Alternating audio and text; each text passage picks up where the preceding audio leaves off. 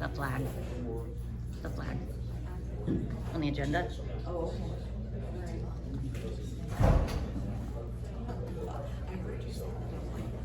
Yeah, they're making a flag policy after their blunder. After. That's my favorite part.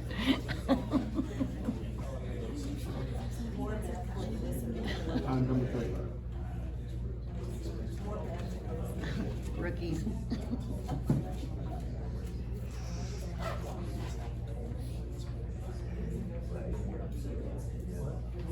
I just like number 2, that's all. Your favorite number, is that what number it is? No, it's number 2. I just said Oh. flag is on number 2. Oh, is it? Oh, so what did the cover? Number 2. Now you got it. Good point, now I got it. That was good.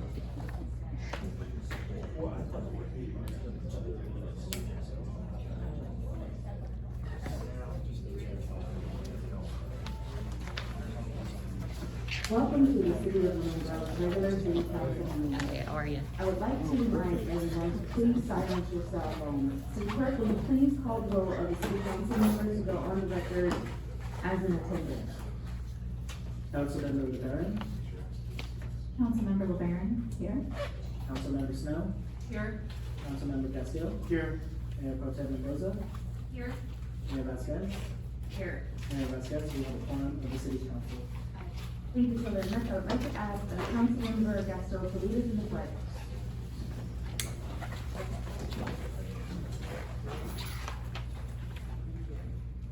Pledge allegiance to the flag of the United States of America and to the republic for which it stands, one nation, under God, indivisible, with liberty and justice for all.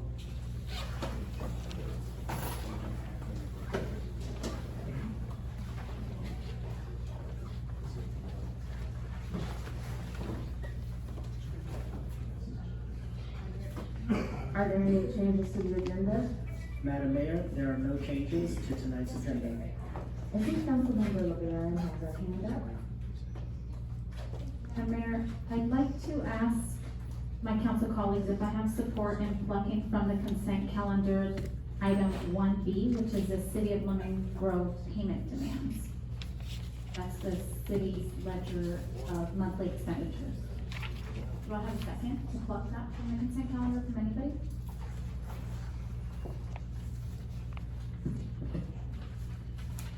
As I do not see a second, for that request, it fails. Thank you. Moving on, here on our agenda, we have a presentation tonight. It's a certificate of recognition for outgoing planning commissioner Miranda Evans. Let's give her a round of applause.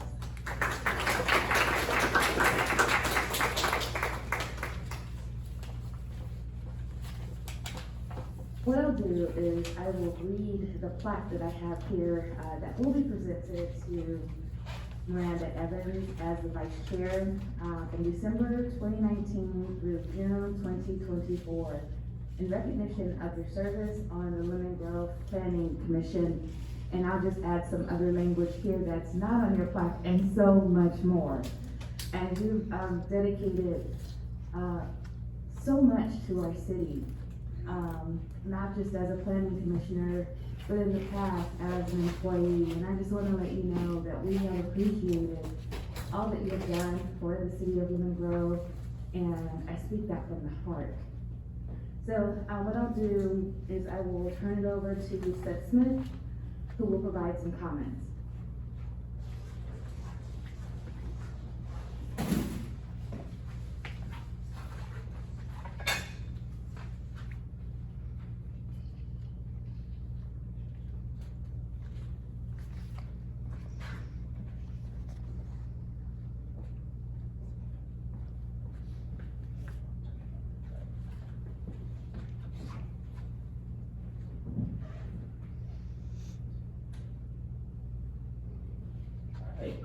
Thank you, Mayor Vasquez, City Council, and a huge thank you to Miranda. I don't know how many of you know, but Miranda is one of the last commissioners who was originally appointed to the Planning Commission and has been here since it was started.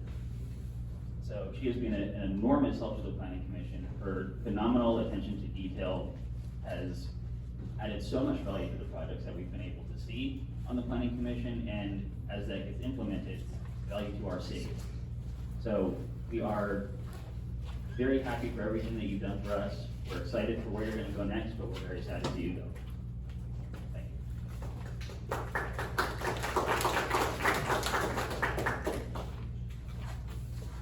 And if you would like to, you can say a few words after you are done saying a few words. We'd like to present you with this plaque and then take a few photos.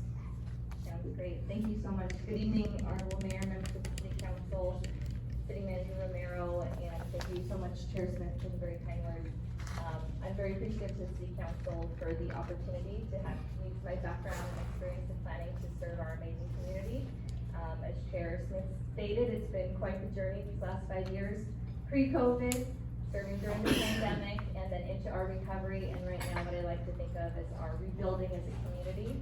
And so many exciting projects and so many fantastic things moving forward for our community. We've added a lot of chickens to our community together, including Popeyes and soon Raising Cane's. So very thrilled for the honor to bring back to our community and to see Lemon Grove continue to do that. So thank you so much. Thank you so much. And now we will join you down there and present the plaque.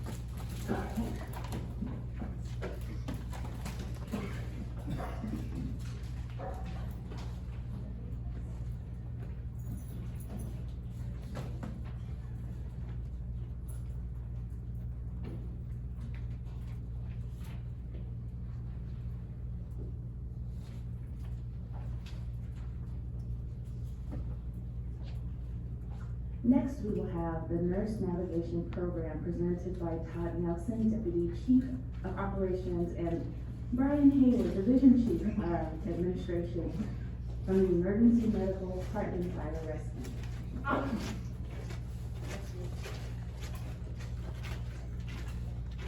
Good evening, Mayor, Council, City staff.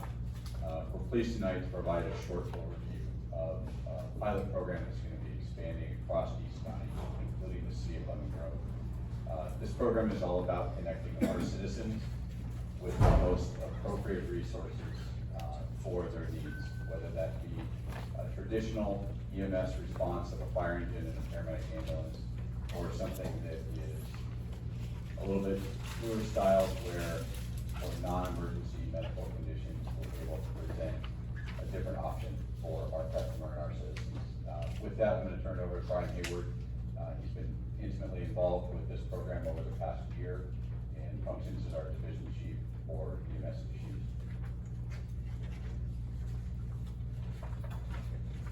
Good evening, thanks for having me. Just like Chief Nelson said, this program's been going on a little while. Just the city of El Cajon itself, and we're planning on expanding this program to the East County. So is that a little better? Everybody can hear me? Okay, good. This program provides the most appropriate resources to the caller's needs. And what I mean by that is we can, our 911 dispatchers can transfer the non-emergent patients that call in central dispatch into El Cajon, and they can be handed off to a nurse hotline, and redirected for whatever type of treatment they need. So we can send an ambulance at a slower rate, up to 5 hours. We can provide telemedicine. We can provide a lift to a clinic, usually based on patient's healthcare insurance and or needs, and then they can also get a lift to a pharmacy for medications that the doctor provides for them. And so it's just a different option for us as far as not sending a fire engine like normal and a 911 ambulance. Next slide.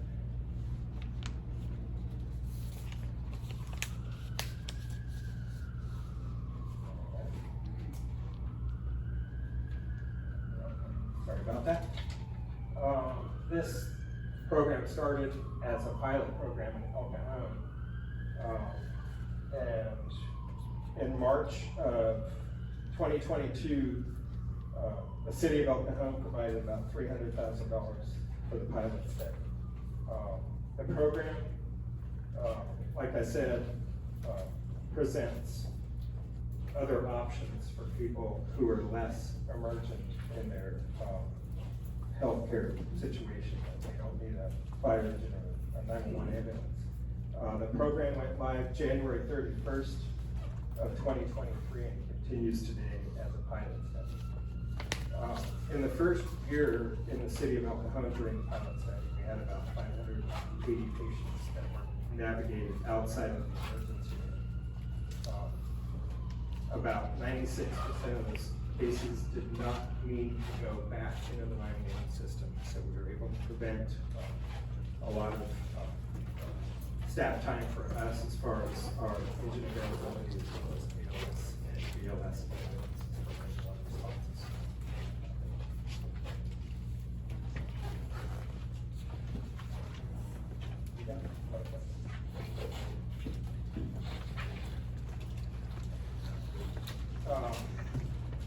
With that, we've avoided emergency costs for patients that, as probably most of you are aware, the emergency room costs are very high. And if we can prevent someone going in an emergency room, the healthcare system itself and insurance companies don't have to pay for those hospital stays inside the emergency room. We've also estimated avoiding costs for the fire department due to wear and tear on our vehicles, fuel, etc. And those are the actual monetary costs, but not including costs to our people's health by running calls for our emergent patients. Yeah, this program was originally designed for underserved communities, so we had to help get clinics set up for the surrounding area that could accept these patients for us. So we've had a lot of partnerships and a lot of positive response from clinics inside the East County that are helping us re-navigate patients. This is the exciting part for all of East County, including Leonard Grove. We're planning on expanding this program. That should be going into effect very shortly. Our current pilot program ends on July 18th, 2024. And we're hoping and planning on expanding this program, so anybody in East County, including residents of Lemon Grove, will have access to this program. And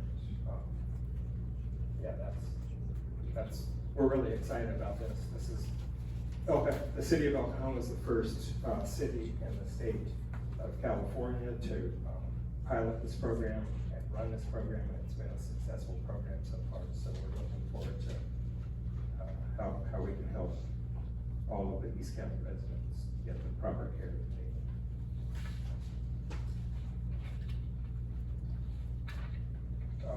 need. If you take note of how this program is paid for, originally it was paid for by the city of El Cajon directly, and then we have a partnership with Rosemont Healthcare District, Heartland Fire Communications Fire Authority, as well as Sharp Rosemont Hospital, and each of those agencies will be kicking in a portion of the monetary value to help pay for this program. So, like I said, we've really reached out to our partners in the community to try to help bring this to everyone at a very low cost for us.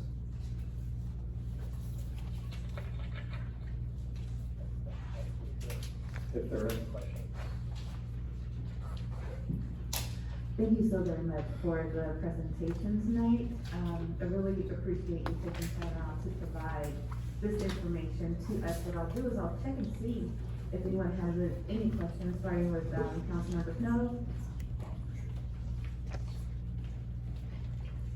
So I'm really excited for this approach, and I'm excited. Have you seen an increase in your ability to respond to emergency calls that are not, because this burden has been lifted from the emergency system? Definitely. We've had more availability of our fire engines as well as our 911 ambulances because of this program. So, and with expanding to the East County and the more popularity that this system grows, we're hoping that just increases. I'm really excited because that allows, my dad had cancer, and so if he fell or anything, I wasn't able to lift him up by myself. We would have to call emergency services because that was the only resource. So something like this, and then I would always feel bad because I might be occupying time where there was a truly emergent situation. So thank you for coming up with this project and bringing it to us. Do you know what the price tag is right now for the Rosemont Healthcare District? Yeah, each member agency thus far, Sharp, Rosemont Hospital as well as the healthcare district, has agreed to provide $100,000 each.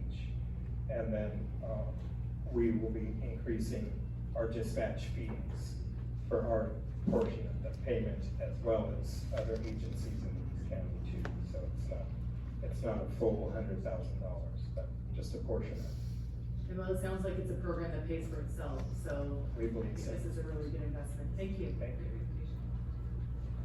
Councilmember LeBaron.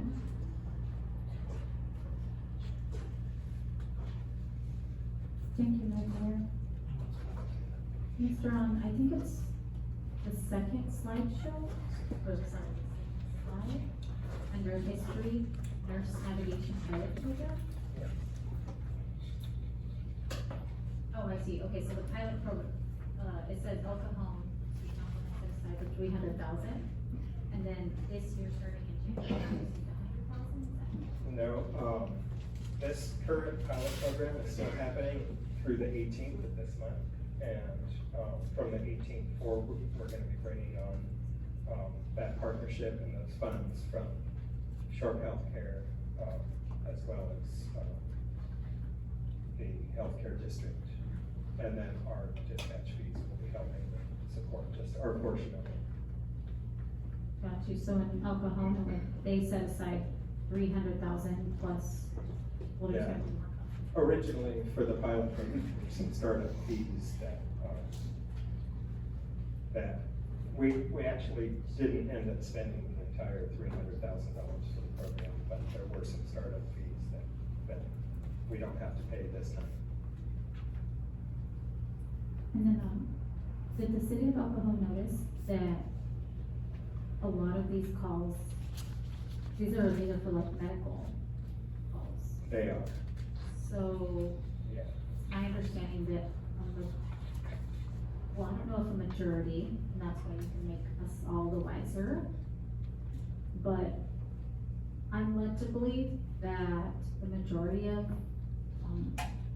calls that are received, or at least a very large portion of them, are like from homeless situations, like homeless people who are overdosing, or there's some situation to where they're needing the first responders, like to Yeah. go out. Is this what a lot of these calls are? This doesn't normally address most of those patients because, they're very non-emergent. So, these would be calls such as somebody has run out of their medication and need to refill. A lot of patients that call either perceive they have a life-threatening emergency, but it's not the fact. They also feel like there's no other transportation options for them, so they call 911 so that they can get a ride to the hospital, when in fact that's probably not what they need in most cases. And then some people just have a very difficult time navigating healthcare system itself, and finding their own doctor or who to call and when to call them. So this program kind of helps direct those people. But we're not seeing, the majority of those calls are not dealing with homeless people. In those cases, for the most part, those people are in a situation where either their medical history is not great, or they're in a more emergent need for medical care. Councilmember Gaston? I don't have any questions. I think this program's gonna be a huge asset. For our residents. So thank you. And Mayor Pro Tem Mendoza? I just want to thank you for being here. I represent our city. I've heard the fire meeting, so I've gotten a few updates on this. I appreciate you bringing it to the full council. And I feel like we owe the city of Oklahoma a thank you for doing the pilot program, and, because I believe that it convinced the Sharp, Rosemont, and Rosemont Health Care District that it was in their best interest also to support this. I look forward to this program going forward. Thank you very much. Thank you.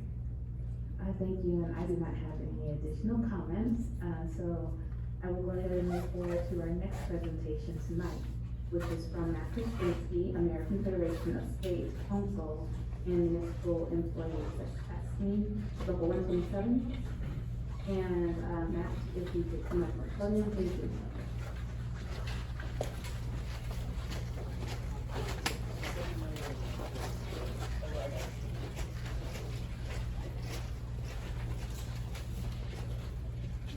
Good evening, everyone. My name is Matt Kostrinsky. I'm with Aspen Local 127. I just want to do an informational only discussion about a couple items about bargaining, just to let you know.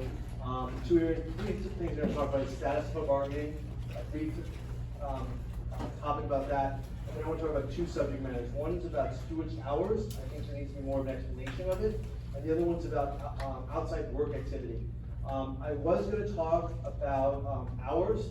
We brought that up at the last council meeting. Council, the last week at bargaining, There was a discussion by city about hours, which we have questions about. I brought it back to our members, and we're still having a discussion about that. So it's totally get clarity for my members. I don't want to discuss something that could confuse everyone, so I want to get more clarity for my members. So I apologize, we won't be talking about hours, but we will talk about stewards and regarding outside employment activities. So if I go to the next slide, please. So it's kind of light, I can't see as well. So I want to talk about this article status. So I just want to say that since we had the closed door session, earlier this year, we saw a dramatic change in the bargaining, meaning that the articles that came to us, we saw that were more, we felt, responsive and more agreeable and so forth.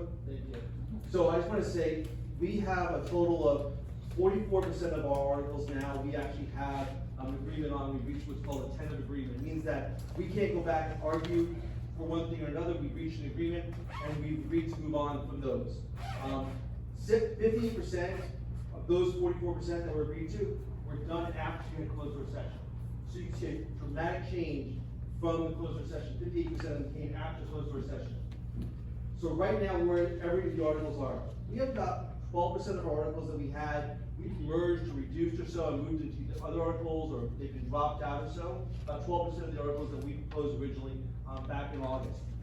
We have 8% of our articles that we proposed back in August that we dropped. We say we're not going to push them, we're going to leave them alone, we're not going to litigate, renegotiate any of that stuff.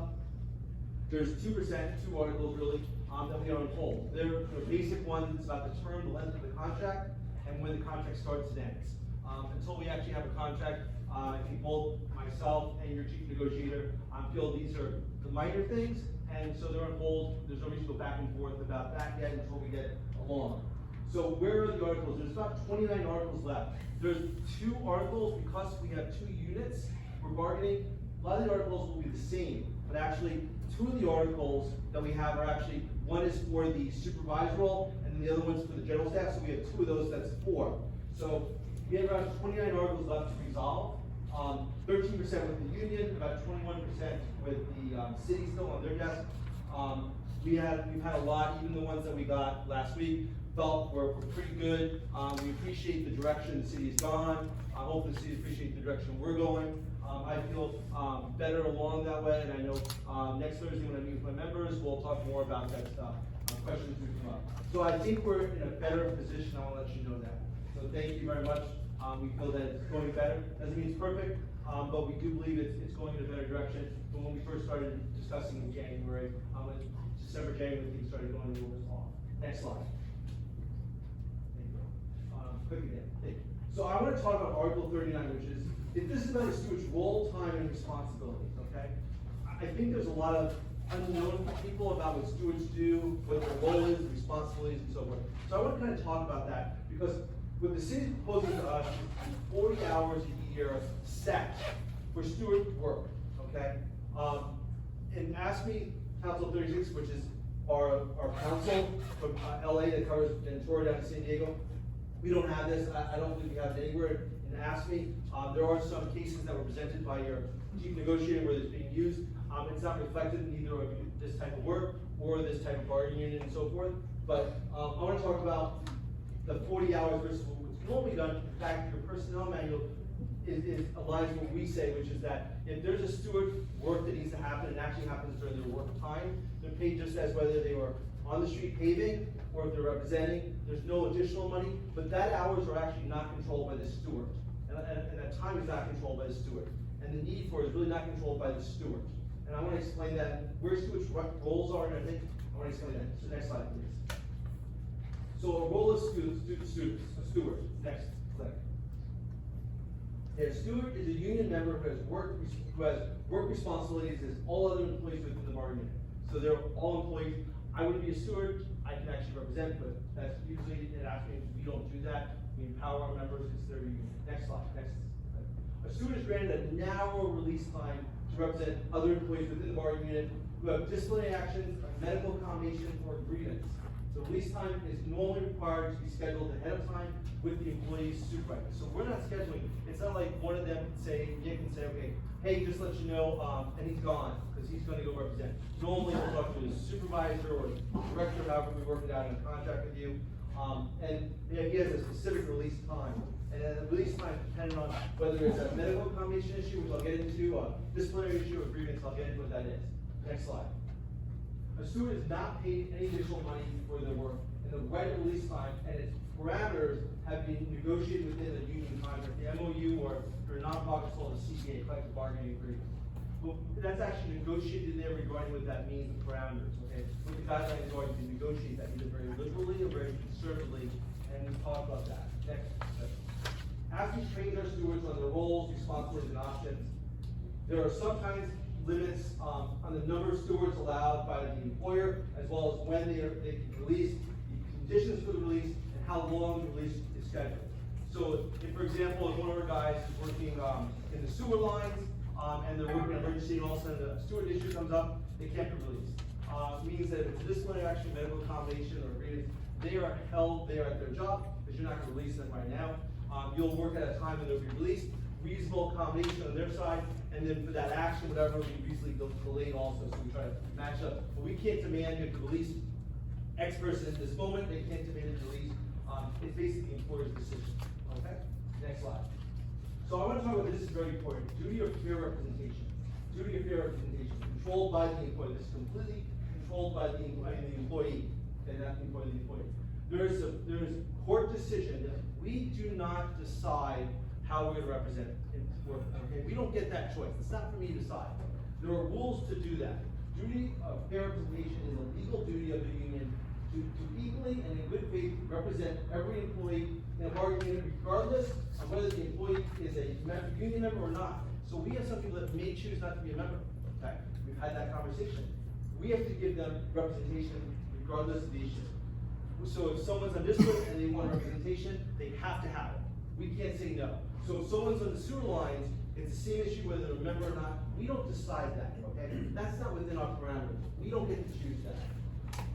This legal duty arises out of the exclusive representative status unions hold under the National Labor Relations Act. A breach of the statutory duty of fair representation occurs only when a union's conduct toward a member of the collective bargaining unit is arbitrary, discriminatory, or in bad faith. So we would held legally accountable if we denied whether a member or not representation. So we don't choose this. They actually will be in charge of this, okay? We are not, the union can't. So if we run out of 40 hours, which is what the proposal is, if that's what we're talking about, we have no choice. We're required of law, otherwise we're sued. So if there is an accountability, we'd rather have the city be legally responsible, saying that we're gonna deny representational rights versus the union. We're legally required to do this. Next slide. Grievances, I wanna talk about this one subject. So I'm gonna go over 3 steps. First one, what is a grievance? A grievance is a complaint by the bargaining unit employee, so it could be any one of these people, asking us maybe, or the employer, you all, about an effect or interpretation of the union contract, CBA, MOU, or any claim violation of, or misapplication of any rule, regulation, effective condition of employment. So personnel records, you may have administrative regulations and so forth. It's a violation of that, and there's a disagreement about how that's being interpreted. Like the Cesar Chavez Day, we had a grievance. In your personnel manual, you don't do a set of hours, you do what we're asking for, is that when there's a grievance, a worker comes during the work hour time, when there's release from the supervisor, and they represent. So that's what a grievance is, it's when it's a violation of such. We don't choose when it's violated. I mean, if we violate it, we cause a violation. If you think we did, then you can file a grievance. If we think you did, what they do, it gets filed. Next. What is the process? Each grievance process is dependent on the union employer negotiated contract and possibly the employer's personnel manual, civil service rules, or government charter, so forth. There's a timeline for how the grievance process will move forward, and it is important to adhere to those deadlines so as not to lose face on timing versus effect. So there's a timeline for it all and how that works. Next one. Level steps of the process. There are normally steps of the process start out at supervisory level, and then escalates up in management to potential final decision by a board like you all, a commission, a judge, or an individual within an employee structure. There's a lot of ways, but there's that process. Okay, and that process is timed out We don't necessarily control it, we just choose whether we think the decision is correct, in that grievance process, or if you don't think, if you think it's correct, if you're filing a grievance. Next slide. So discipline, and this is what mostly you see in grievances, but I've seen all three in all my years. So first of all, every employee has a Weingarten rights. Weingarten is a Supreme Court decision made out in 1976. It says, I always tell people, everyone knows what the Miranda rights are, that a policeman pulls you over, so you don't have to remain silent. It is like this, but it's not. What it means is that if our employee believes that they are about to get in trouble, they're allowed to say, hold on, I want a representative, I want a steward. They call it. I don't say to Matt, hey, I think you're gonna get in trouble, by the way, you need me as your steward. No, I'm gonna make a decision whether I believe it. And if I believe that I can get in trouble, I can ask my steward. So it's not the union initiating this, and it may not even be one of our members. But if they believe they're about to get in trouble, they're allowed to request a steward, okay? It's a Supreme Court decision that allows it. The employer doesn't need to tell us about it. We'd love the employer to tell the union about this. We'd love the employee to tell the employees that they have the right to it, so they have a proper representative. When I have my previous job, I worked for a union, my staff within the union had their own union, and I let them know, hey, you're about to be in trouble, get yourself your steward, because I'd rather set the process, make it clean and fresh. That's the Weingarten rights. Investigatory meeting. So if they are in trouble, you're supposed to do investigation. You're not supposed to say, hey, you know what, you were late, you're fired, or whatever the process is. You're supposed to actually call them in, find out what happened on the other end. It may be very informal stuff, but you do an investigation on it. It's a requirement for you all. Otherwise, your discipline goes out the door. You're required to do it. So it's a meeting conducted by the employer. So you call the meeting, you run the timeline. When the steward comes in, they're working on your time. They may ask to remind the employee to ask for clarity. They give them advice or whatever. They may ask the caucus because there's something that they think the employee's not understanding or whatever, or counselor or maybe grieving or sad, whatever. But they don't slow it down. It's totally in the court of the employer. So I did a grievance with you all. The first one was the same thing. I think it went like for 45 minutes. Then we had another one that was like 15 minutes long. So it was about an hour between the two of them or so. I had one that I just did up in Orange County. It went 2 days, and each one was like 8 hours long. It was run by the employer. They had video, they had recordings, they had a whole interrogation of it all. My person was in tears and all that. 2 days, 16 hours. I don't control that, totally by the employer. Skelly hearing. So if something happens regarding discipline or so, that affects them, there's what's controlled by the employer and the employee. It's the Skelly hearing. Again, this is the appeal of the decision. You can have a Skelly when there's wages or anything that's impacted, which we don't control. We don't control a Skelly. It's named after Skelly River State Personnel Board. The hearing provides the employees with the opportunity to respond to proposed disciplinary action, present their side before a decision is made. We don't control this as the union. It's done by the employee and the employer. So we have no control of this. Next one. Medical accommodations. So if they get hurt or they have an issue, whether it's a mental, physical, psychological, so they have the right for medical accommodation. Guess what? They have the right to have union representation under the law. They can call the union in. Union in, that's controlled by the employer, setting the time and date with the employee, and hopefully coordinate with the union so there's reasonable ability. But that meeting is done between the employee and the employer, and we don't control the time. We have no option for it. So if you have a 15-minute medical accommodation meeting, 15 minutes long. If you have a 2-hour one, that's 2 hours. We don't control that. We have no opportunity to control that. It's also a grievance procedure controlled by the employee. Unions provide a process for filing grievances and so forth. Those are things that are all controlled by the employer and the employee. We have no control over medical accommodation. Next slide. So who's in control? The union, us, that you're negotiating with. We do not control, the union does not control who we offer representation. We don't have a choice for that. The union does not control when we offer representation. The time and issues are outside the control of the steward, i.e. asking Local 127, rather it is based on the city. So when you put a cap of 40 hours on us, and there's an issue of an injury, or a grievance, or a discipline issue, that is all on you all, the city, and the employee. It's outside us. But I will tell you that I cannot, and I've asked the question, is how many hours you need. The city does not have anything like this before. I know the fire department has something that's a little different. They're a whole different beast on that. The city's always like, hey, you're not fire, you're different. We are different. And so we're different than them. They also, regarding money and everything else. So we don't control that. We have no idea whether we need 30 hours or we need 40. you've really never gone through grievances except for, recently in a long time, okay? So there's no idea how long that's gonna be, okay? Next slide. So a student's time, whether it's a banquet hours or pool, whatever you're calling it, that is not for us to do. We don't decide, and if we don't do it, we're in trouble legally. So if the city's intent is to force a arbitrary cap on the number of hours they believe these and other employees here that are in our bargaining unit will all of a sudden have between medical accommodations throughout this year, grievances and everything else, I'd rather you then take legal responsibility, because we're gonna be held responsible. And for the idea that they're gonna take their off time then to do it, or they take their vacation time, which is limited, to do it, I think that's unfair.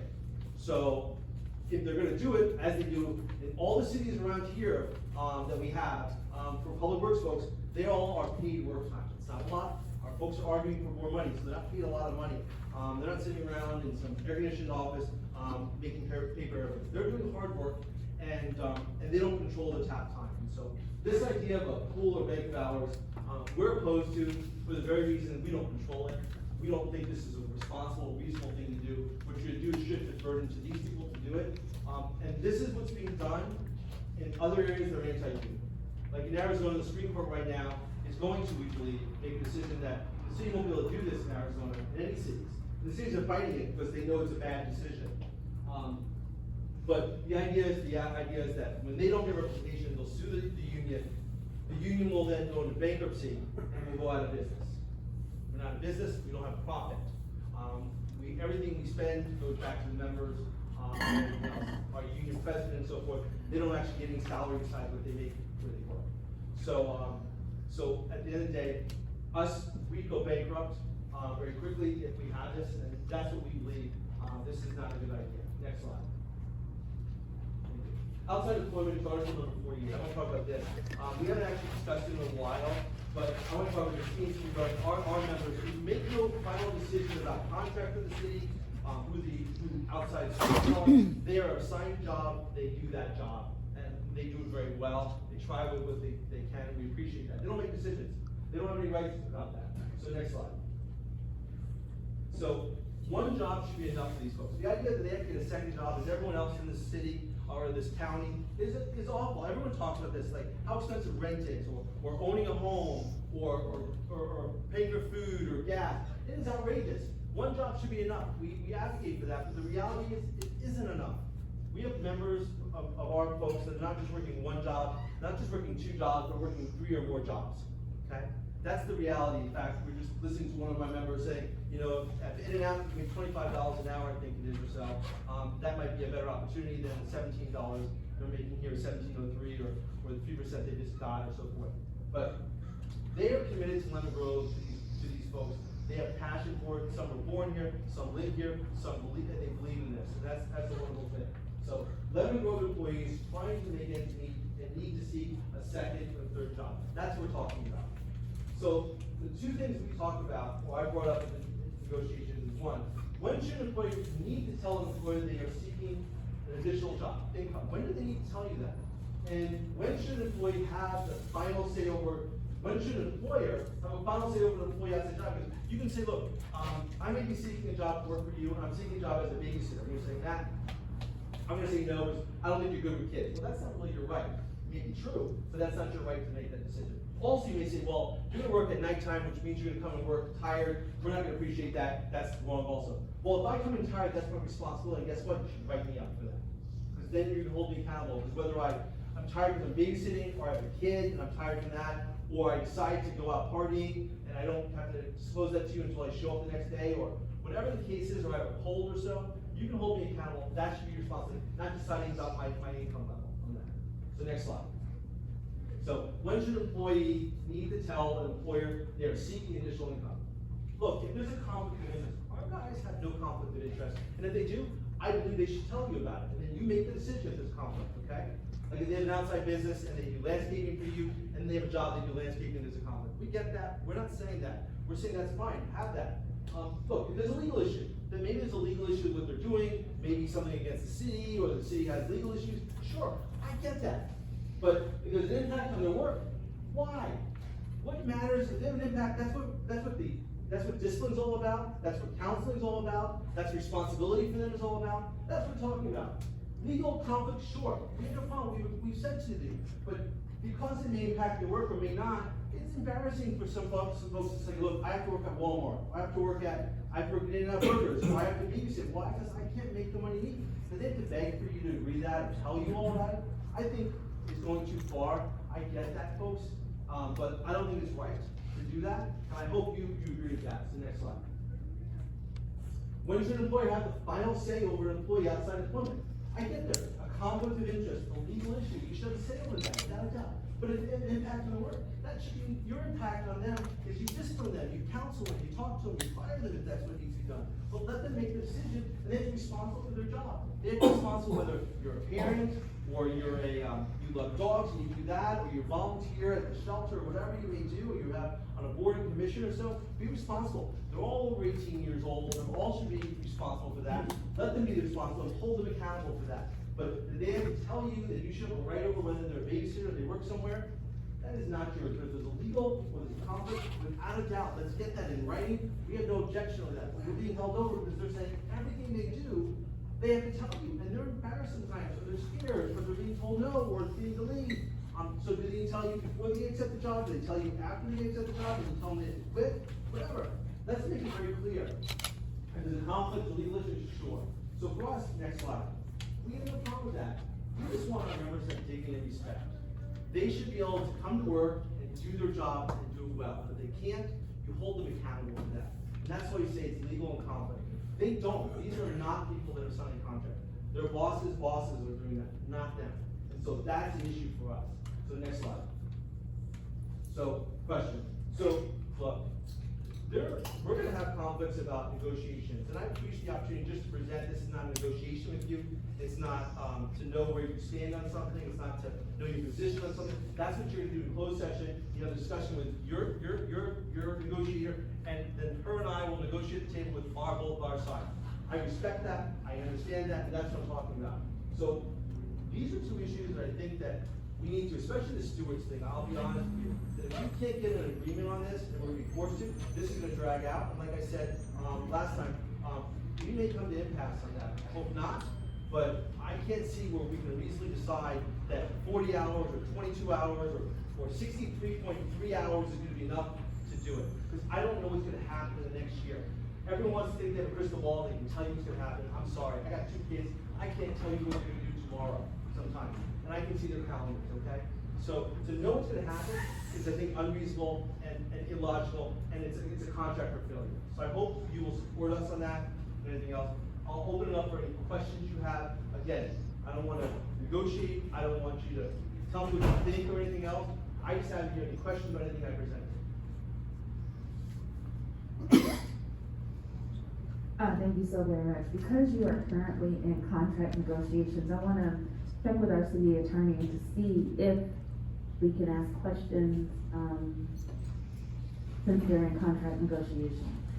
I certainly think it's acceptable for you to ask questions about his presentation, but if you ask about, the city's position or anything in that regard, I would advise you not to do so. We do have a closed session this evening to discuss negotiations.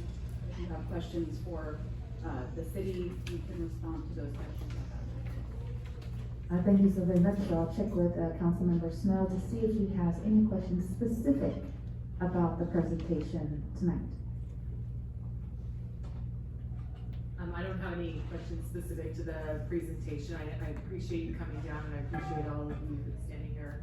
And I'm of the same mind that one job should be enough. And it's unfortunate that so many of us are struggling with 2 jobs, to be able to get this in. But thank you so much for being here, for doing this presentation. And I also want to give out a shout out to our city manager, who during this super busy budget season was able to get these financials over to them and get this thing moving. Thank you. Councilmember LeBaron is not in her seat right now, so I'll go ahead and, go to Councilmember Jackson. Wonderful. Yeah, sure. I appreciate the presentation, and I think once in a while it's healthier to actually get some presentation time as opposed to series of 3-minute speeches. So I have to see if that's pretty good, the 3-minute speeches. Well, first of all, I wanted to say that I have 3 jobs. This is one of them, and I teach for Grossmont College and I teach for San Diego State. So I certainly can relate to the people that need more than one job, since I've been one of them for as long as I can remember. But the question I had in regard to the steward, I wonder if you can give us some idea, because I don't know if we have any good data to go on, but you probably know about cases all over the region. What's typical for a small city in terms of using the steward? So, when we negotiate, we use the word unique. Members will use the word unique to us. Everything is unique. It all depends. I don't know when the last time you had a grievance when we showed up. I will say this: when we grieved about Cesar Chavez, the only people that actually grieved was our union members who we talked to them. But no one else knew to do it that were outside our unit. So it's untested to know how Lemon Grove is. We're talking about 12 to 15 employees that are entire thing. But I don't know what happens if someone gets hurt and they are workers' comp and there's medical accommodations or something like that. It all depends. I mean, look, an investigation, it depends on how in depth it is. So I wish I could give you an answer, council member, but I don't, especially for you all. Look, if it turns out that you may not need any time at all, you may need 3 hours, but they're gonna use the hours that are needed. And if you think that there's something being done, we can negotiate. There's also what's called side letters. It's kind of hard to do those things at night, but I think that if it is a problem, then we can look at language that really taps down about how they're released, when they're released, how long they're released, and so forth. We're glad to talk about that. We just want to make sure we're responsible to our legal requirements and what we fight for our employees' rights. So I don't have the answer for you, sorry. Well, thanks for the time. Thank you so very much. I see that Councilmember LeBaron is back in her chair, and so Councilmember LeBaron, do you have any questions regarding the presentation tonight?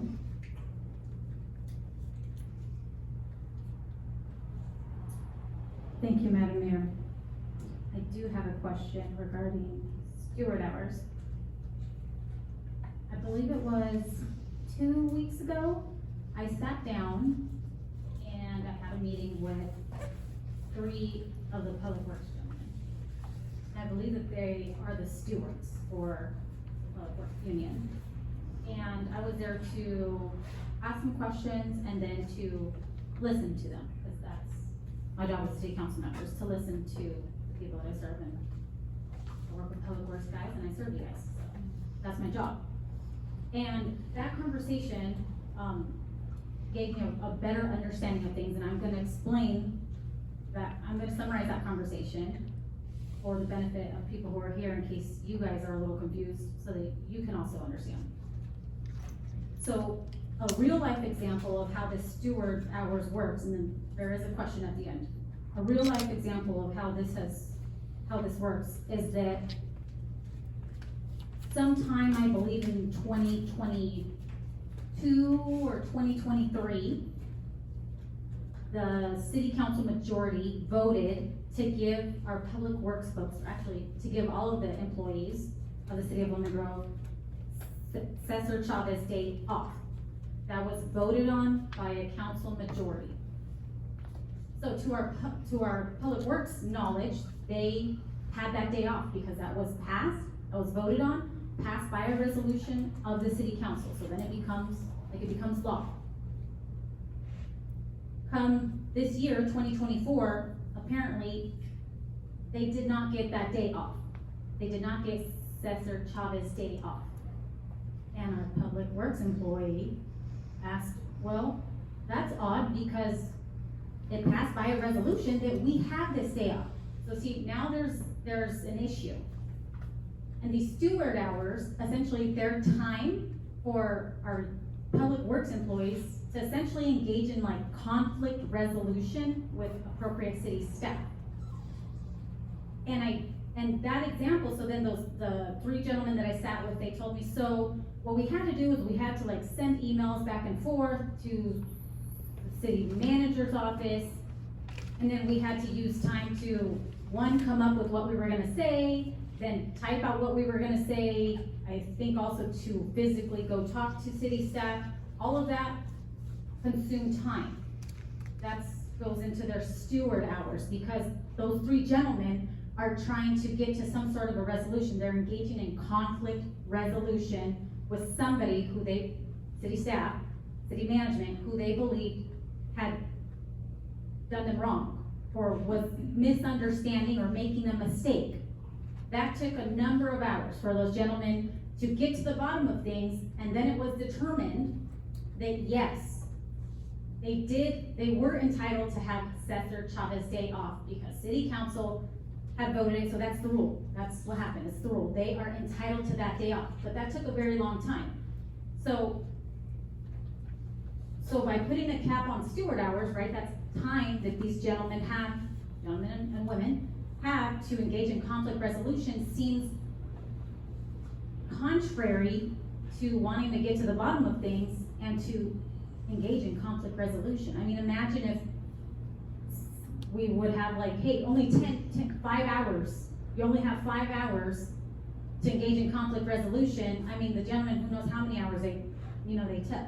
So it doesn't seem to make a whole lot of sense to put a cap, because you never know how long it's gonna take to engage in conflict resolution. Councilmember LeBaron, while you were away from your seat, I advised the city council to speak and ask questions only on the presentation that has been given, and not speak specifically to the negotiations that we're having. I think that you are treading into the territory of giving your opinion about what the negotiations should be and what the resolution should be. And so I'm advising you to back off a little bit from those specifics, please. Yes, thank you, Ms. Stanky, thank you.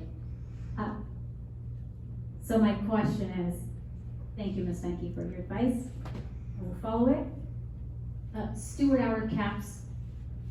Have you seen that other places? Is that prevalent? Is that common practice? So first, thank you for the opportunity to make the motion and then Councilman Snow for us to give this presentation. I'm sorry, I didn't say it. As to the question, for me, I've never negotiated these caps. I know, like I said, your chief negotiator gave me opportunities where it's been done. It's done in public safety. There's a nonprofit, and there's a part-time unit that's really large somewhere up in the north, Northern California, that's done it. I don't, it's different than what's being posed here. And I want to put down also is that the cities in their proposal is going to require us to buy software, for us to then have them tell us what hours they're working, for us to then monitor that, and then us to report that to the city, which we've never done. We don't software to do it, there's probably software to do it, but it's going to put it in a requirement on us to do, where in the past, what we have is they actually have a code, and they drop down like a code that 15 minutes, it's 22 minutes or so. But no, we've never done this on our end, and within Council 36, which is, for us, there's two councils, there's the northern and the southern. In the southern part from Ventura down to San Diego, we don't have anything like this for any of our membership.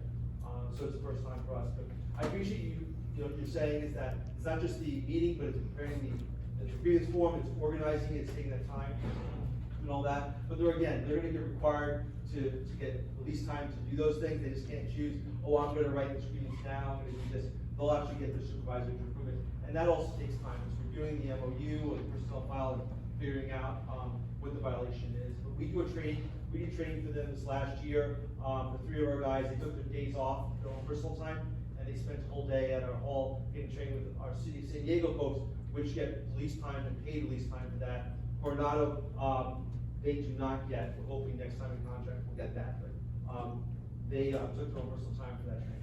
So thank you. So did I answer your question? Yeah, it's not common. You've never encountered it before, just No. here in the city of Flamingo. I've only seen what the city found for me, but we don't actually have it in our database. So ASME has a national database of articles, and we don't have it in. No one's ever uploaded an article about this pool or bay. But I was able to research on our. I mean, if I can find other places, but that was an ASME for us to see the articles. Thank you. Thank you so very much. Mayor Pro Tem Mendoza. I have no further questions. Thank you for your presentation, and thank you all of you for being here. And, I'll just say thank you for your presentation. Thank you, Madam Mayor, thank you for council. Thank you, staff. We will now move on to the general public comment portion of this meeting. During the general public comment portion of this meeting, the public may express their concerns not pertaining to items on the agenda tonight. Please note that in accordance with state law, the city council is not permitted to respond to any comments expressed by the public. If appropriate, staff will be directed to follow up with the speaker, or the topic will be brought back to the council for consideration at a future date. Per the New Grove Municipal Code, Chapter 2.14.150, all remarks must be addressed to the city council as a body, and not to any individual council member. Each speaker will have a maximum of 3 minutes. When speaking, please observe the green, yellow, and red light timer at the podium.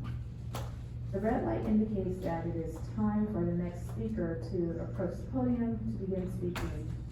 I do have the speaker slips here, and so I'll call on Brenda Hammond, followed by John Elwood.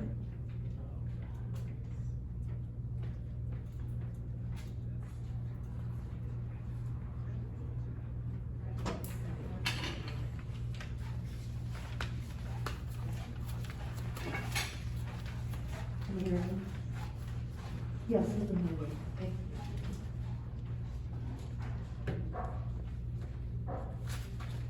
Okay, when I'm house sitting in another city, I still go to all the East County summer concerts, different cities, and when I'm asked, the past 2 weeks I've been asked, at 2 different summer concerts in 2 different cities, if I went to the Lemon Grove special meeting for the tiny houses.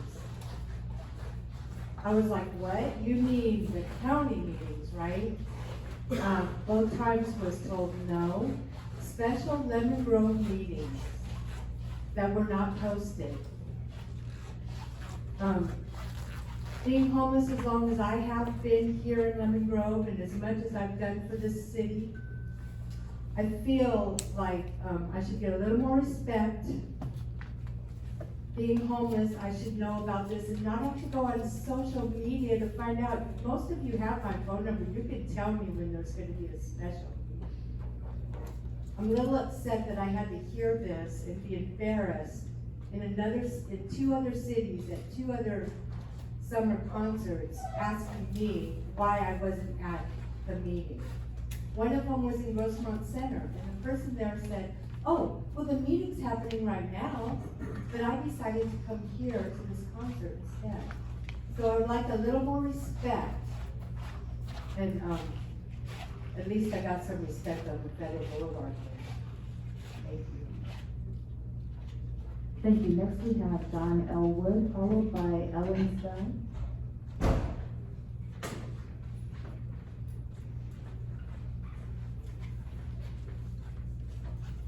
Meetings that aren't city meetings. John Elwood. I have some wonderful information for you. I received a call from my neighbor, 2:35 in the morning. I believe it was Thursday morning. There was a collision again on Central Avenue. It was on the opposite side of the street, and it was one house down from me. There seems to be a problem on Central. I've been telling you about speed humps for a very long time. And the speed humps I'm talking about are adjustable. So the fire department can drive their fire trucks, their ambulance, whatever it is, down Central Avenue without going over the speed humps. But nobody in this time has done anything to check into it or do anything about the speeding on Central Avenue. And I'm very unhappy that that's the way it's been. I've been coming here since Mr. Dorman was mayor of the city. And that was a long time ago. So I would ask you again to do something about the speeding on Central Avenue. Thank you. Thank you. Next we have Ellen Stone, followed by Craig Carruthers, and I apologize in advance if I mispronounce your name. Good evening. You hear, okay. So easy. Good evening, Honorable Mayor and council members. My name is Ellen Stone. I'm founder of Tiny Home Central and co-founder of the local chapter of the American Tiny Home Association. Our mission is to promote tiny homes as a viable, legally acceptable, permanent dwelling option for a wide variety of people. I'm here today to highlight the use of the term tiny house for tiny homes as an umbrella term with many uses. And this goes as information that is currently, you all are considering tiny homes in many different uses. And so I just offer the definition for you, that there's no organization that defines what a tiny home is. So it could be confusing when someone says tiny home, knowing what they're talking about or what they're pointing to. Therefore, we urge you to consider that these smaller structures can be used for permanent housing as standalone homes and as built-in backyards, commonly referred to as ADUs, and even as movable tiny homes, which are now legally permitted in the city of San Diego. The term tiny home has also been used to describe temporary housing units for populations experiencing homelessness. And we just want to make sure to clarify for folks that the temporary housing type, sometimes also referred to as a sleeping cabin, is just one of many types of tiny homes. And that just as there are many types of tiny homes, there are just as many types of people. So I'm here to applaud you for your interest in learning more about how these smaller structures can help you meet your arena goals and offer our technical assistance should that be of use to you as you learn more about tiny homes. Thank you. They're already having meetings. Thank you so very much. Next we have Craig Carruthers, followed by Ken.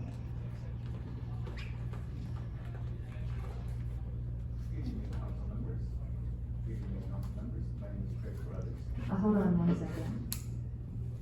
If you can speak directly into the mic so that we can capture what you have to say. Yes, that's better. Thank you. Good evening, council members. My name is Craig Carruthers. I'm a full-time student at SDC and an intern working for Tiny Home Central. Our objective is for the advancement of tiny homes being used as an affordable method of occupancy for people that have been struggling to become first-time homeowners.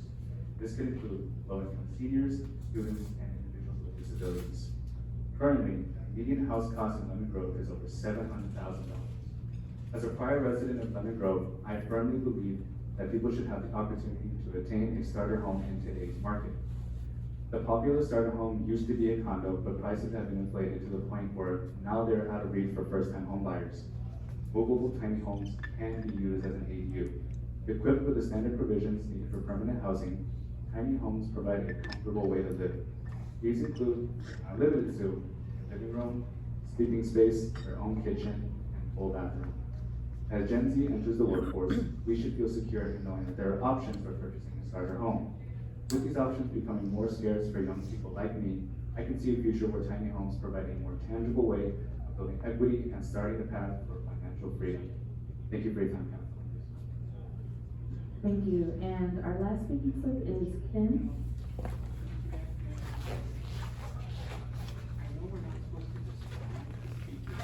I'm so sorry, but we are in the public comment portion of the meeting. Usually after we're done with that, staff will provide some follow-up comments, if there are any comments, and then we will move forward, with our meeting. Thank you so much. Around and depending what people were talking.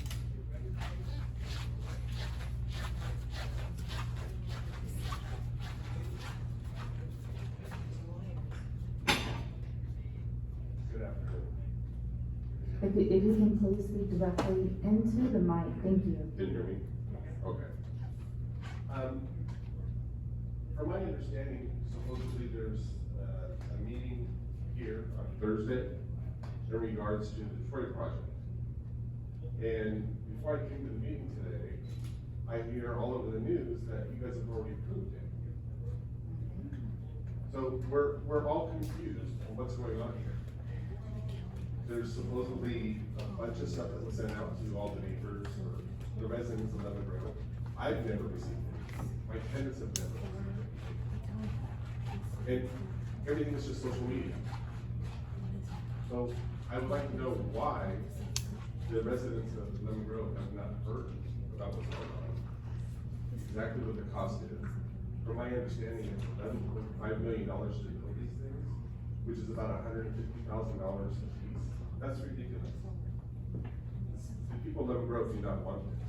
I've talked to my neighbors, they do not want this. So, I want some clarification from you guys on what's actually going on. Thank you so very much, and now what I will do is turn it over to staff to provide that clarification, and thank you so much for elevating the questions that have been elevated here today. I'll turn it over to our city manager, Lydia Romero. So the meeting that Mr. King has spoken of is actually sponsored by Supervisor Monica Montgomery, not the city. And this city council has not approved anything. The Board of Supervisors, I was reading, just got word that they approved 4-0 for the staff to continue to move forward to explore the project. But right now, we're just in exploration stages. Nothing is beta complete. So there still needs a lot of discussion. There needs to be negotiations with Caltrans. So this is just the beginning stage of the project. I think Supervisor Montgomery is holding an initial outreach meeting to get feedback. So we would encourage you to come to that meeting. We did not set it up. We did not send out the flyers. That came from Ms. Montgomery's office. Do you as get to District vote? 4, as District 4. Does the city get to vote on it? So, I think that's the important part of that. so again, I would encourage you to go to those meetings and ask questions of Ms. Montgomery and our supervisor for this 4th district on that particular project. We do not take questions from the audience. Thank you very much. Yeah, you don't answer questions on email either. Thank you so very Thank you. much. And are there any other comments that you wanted to provide? I know that there were some other issues that were raised by some community members, and I just want to make sure that if there's a possibility to respond right now, please do so. Yes, Mr. Woods, your item is part of myself and the Public Works Director project list. It's gonna take us some time to do some studies, to come back. So we're gonna need some time to do it. So yes, we're not gonna be able to move in 24 hours. We're gonna need at least about 3 months to take a look at some engineering studies and talk to engineers, to look at the specific street, to look at the length of Central Avenue and take a look at it. So we can't get it done within the 2-week time frame of council. We will be bringing it back at some point in time.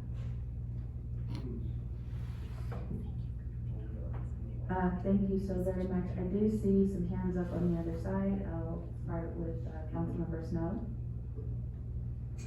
I just wanted to make sure that, Mr. Wood knew that at the last meeting, we had approved, traffic calming measures, and so it is definitely on the list. Councilmember Leanne.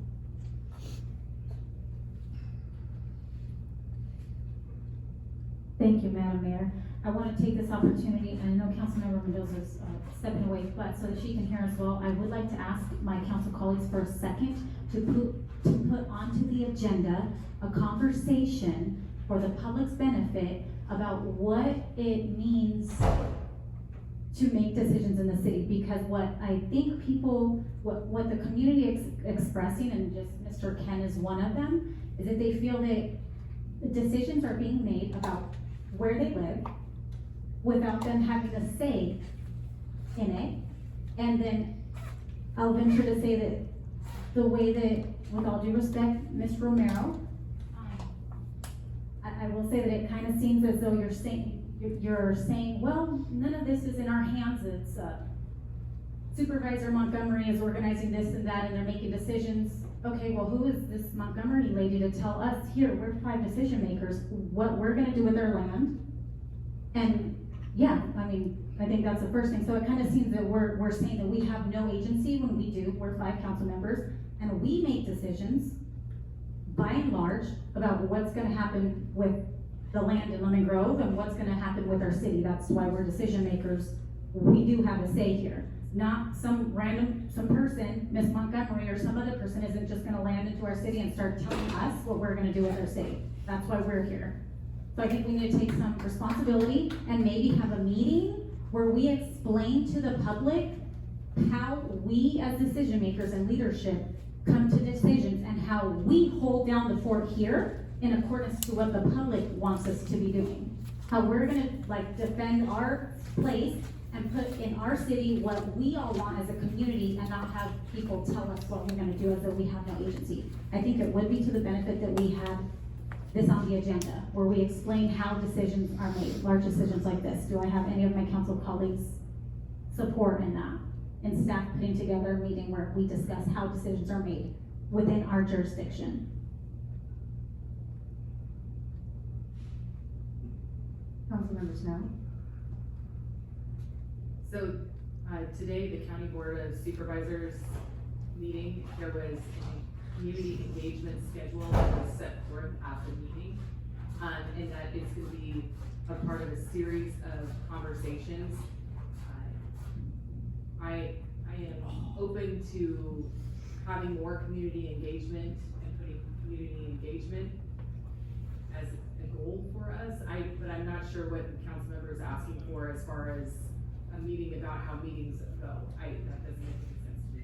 But I know, because I attended the meeting today, that at the County Board of Supervisors, there is a robust community engagement portion of this, and that the County Board of Supervisors, who is over our area and is fighting for us there, and community engagement was not only there, but she requested that it be extended for the length of the program as it's being established, that there would be community engagement at all stages of that. So I know that community engagement is a big quotient in this, and nothing's gonna go forward without that.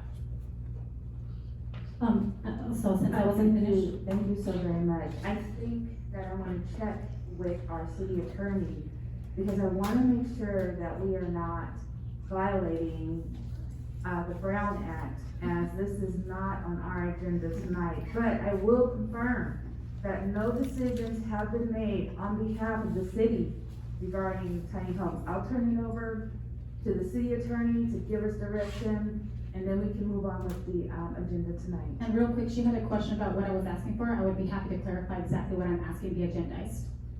In terms of the Brown Act, you can have short responses to the public during public comment. The reason that we can't discuss things in detail, as I've said in the past, is because it hasn't been agendized. What I'm hearing is a request to agendize something. Correct. And seeking clarification for what you are seeking to agendize. Correct. And so I think that engagement is okay. Yep. Where if you're crossing over into having a discussion or a presentation about this quote unquote project, I would advise you not to do that. Yeah, none of us are. Thank you for that. Thank you. So since she's asking that I clarify, as evidenced by at least 2 people here, they're confused. We have one lady in the back wearing glasses who's asking, well, are we gonna get to vote on this? And then he's asking what's going on, the news is saying one thing and all this. So clearly, there's some confusion, and if, I'm sure all of you guys can see on social media, our community is confused. So it behooves us as city leadership to probably have an informational meeting, not very complicated, that would educate our community, bring them some clarity, and I don't see to whose detriment that would be. It would only serve to help the public, the people that we serve. So I'm asking for my colleagues' support, at least one person, to put on an agenda sometime within the next 1 month or 2, because this is not a complicated topic whatsoever, that we agendize a conversation where city staff does a presentation the same way that the union rep here did a 15-minute presentation, that city staff put on a 15 to 20-minute presentation where they explain how decisions of a large scale, such as something like homeless sleeping cabins, are made, including what it means to have a public hearing, what public noticing means, and the legal processes that the city has to go through in order to start something like that. Also, probably explaining how the city of Lemon Grove has agency. Those are the specifics of what I'm asking the city staff please discuss in a 15 to 20 minute presentation. Do I have any of my council colleagues support in that? Let me just say what I'm thinking, and if I'm understanding this, see if I'm understanding this. Because in my view, we've been talking about something the county brought up that the county is considering, and council member is saying that we want to educate people and mitigate the confusion. I want to make sure we be doing something that does in fact lessen confusion. My concern is that if we pick it up, people might think it's a Lemon Grove initiative, and they might get confused about it being a county initiative. And I also thinking it might be smart to see what's covered on Thursday at the 18th, because I think it's probably pretty likely that the people doing the presentation on Thursday, which is a county presentation, it's not our presentation, that they'll explain the process that's involved and they'll explain the role of the county.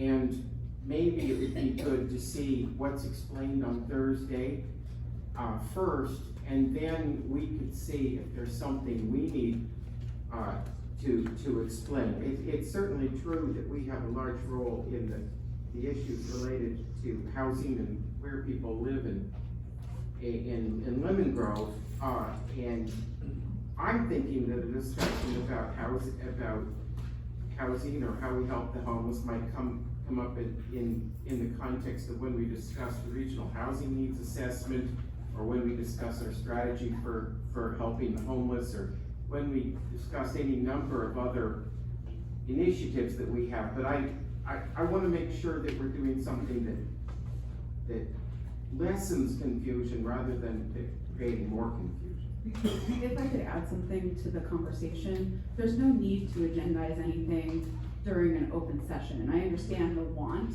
to say what your desires are to see in the future, but there's nothing wrong with emailing or contacting the city management or me or both of us or any of us, frankly, with two people in favor of agendizing something. That is not a Brown Act violation. That's part of our procedures and policies. And so if you have two people who are interested in agendizing something, you don't have to do that at this meeting. And as Mr. Gaskell pointed out, you could go to that meeting that the county is hosting and see if something comes of that. And, Just yeah, and I'll go ahead and say that Councilmember Gasto, you're 100% correct, and you're right in everything that you shared. I did get one more speaker slip, but I did already announce that Ken was the last speaker tonight. You didn't close it though. So, You didn't close it. you know, I'd request that we allow the community to comment. if you could please not talk over me, you're talking over me, Councilmember LeBaron. There's something called decorum, and I can respect that. And let me continue to say what I was getting ready to say, which was Ken was the last speaker. But in this instance, I will go ahead and accept this speaker slip. But just know that the public speaking portion, the public comment portion of the meeting is closed.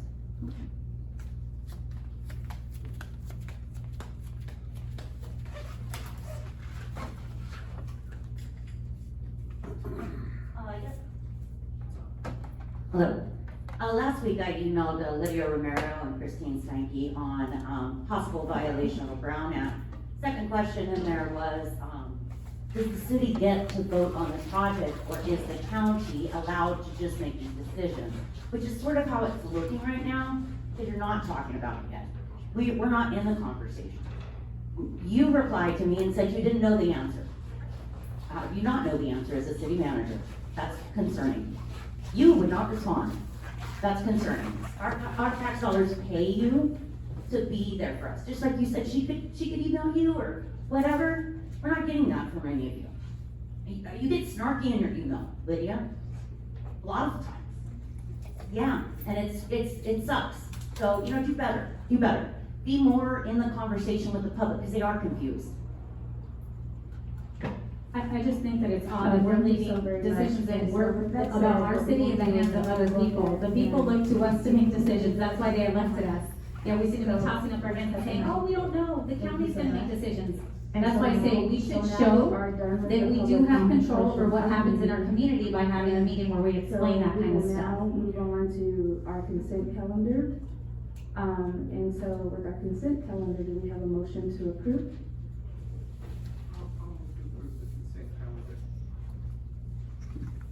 We have a motion, do we have a second? I'll second. I'll ask our city clerk to call the roll.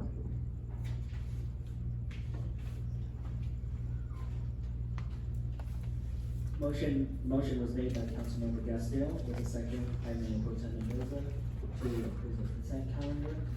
With the roll on the record, Councilmember Snow, Aye. Councilmember LeBaron, I have questions about how the city leadership spends the public's money. I can't ever get any answers to that, so no, I'm gonna be voting no. I don't put my name or trust in anything that I can't verify and can't be discussed publicly. So no. Councilmember Gasdale, Yes. Mayor Pro Tem Mendoza, Aye. Mayor Vasquez. Aye. Motion carries on a vote of 4-1.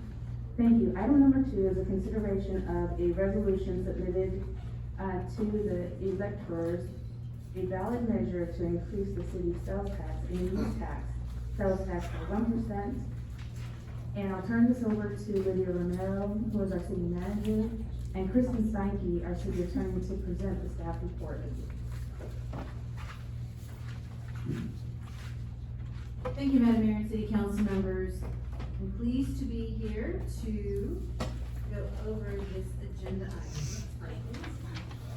So, as some background, the City Council in their strategic priorities in fiscal year 23-24, which we just completed, and 24-25, had on their work plan to look at other revenue options that the city could take a look at. The Mayor Vasquez appointed a subcommittee consisting of Councilmember Gastel and Councilmember Snow to work with staff to look at different proposals and to work with professional consultants and professional staff as the type of revenue measures to bring forward to the City Council. At the City Council's June 4th meeting, as a result of some of that work that the subcommittee has done, the City Council heard a presentation from Dr. Tim McClarney of True North on our public opinion poll and about the potential measure before the city voters. There were 3 items that poll took a look at.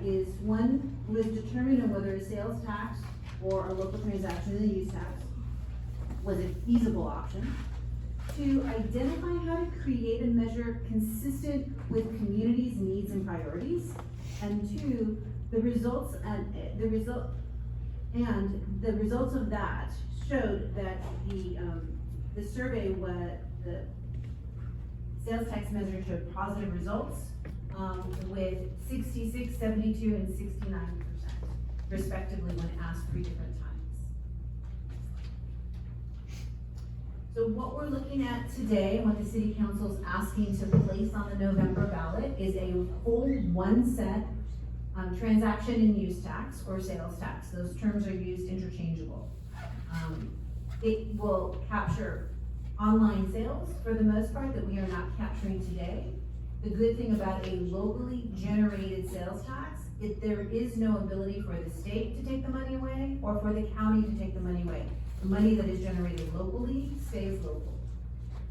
The 1 penny of this new sales tax would generate an estimated $5.9 million. When I was reviewing the information for tonight's presentation, The survey results, had about a $4 million price tag. We refined the numbers after the survey went out, and it's now up to $5.9 million that we would get on the additional 1 cent sales tax. Next slide. Just to put in context for the city council, there are 9 cities in San Diego County that currently have this locally generated sales tax. And I'll read them. Chula Vista, Del Mar, El Cajon, La Mesa, National City, Vista, Imperial Beach, Solana Beach, Oceanside, and the County of San Diego, which is largely the Sandex tax, our transportation tax. 3 other cities in the county are currently talking about putting a measure on the ballot. That is the city of San Marcos, the city of Escondido, and the city of Encinitas. And I know the city of San Diego is discussing it, but I'm not too sure where they've landed on that process yet. So of the 16 cities in San Diego County, over 2/3 are looking to put a sales tax on. Again, locally generated, keeping funds locally, to spend locally on local programs. Next slide. Based on some of the survey results, the new revenue, if this is put on the ballot and passed by voters, would help our aging infrastructure, our streets, our sidewalks, our storm drains that are over 50 years old. It would also help us with our backlog of a $1.71 million or $171 million infrastructure need, largely in the storm drain and sidewalk area.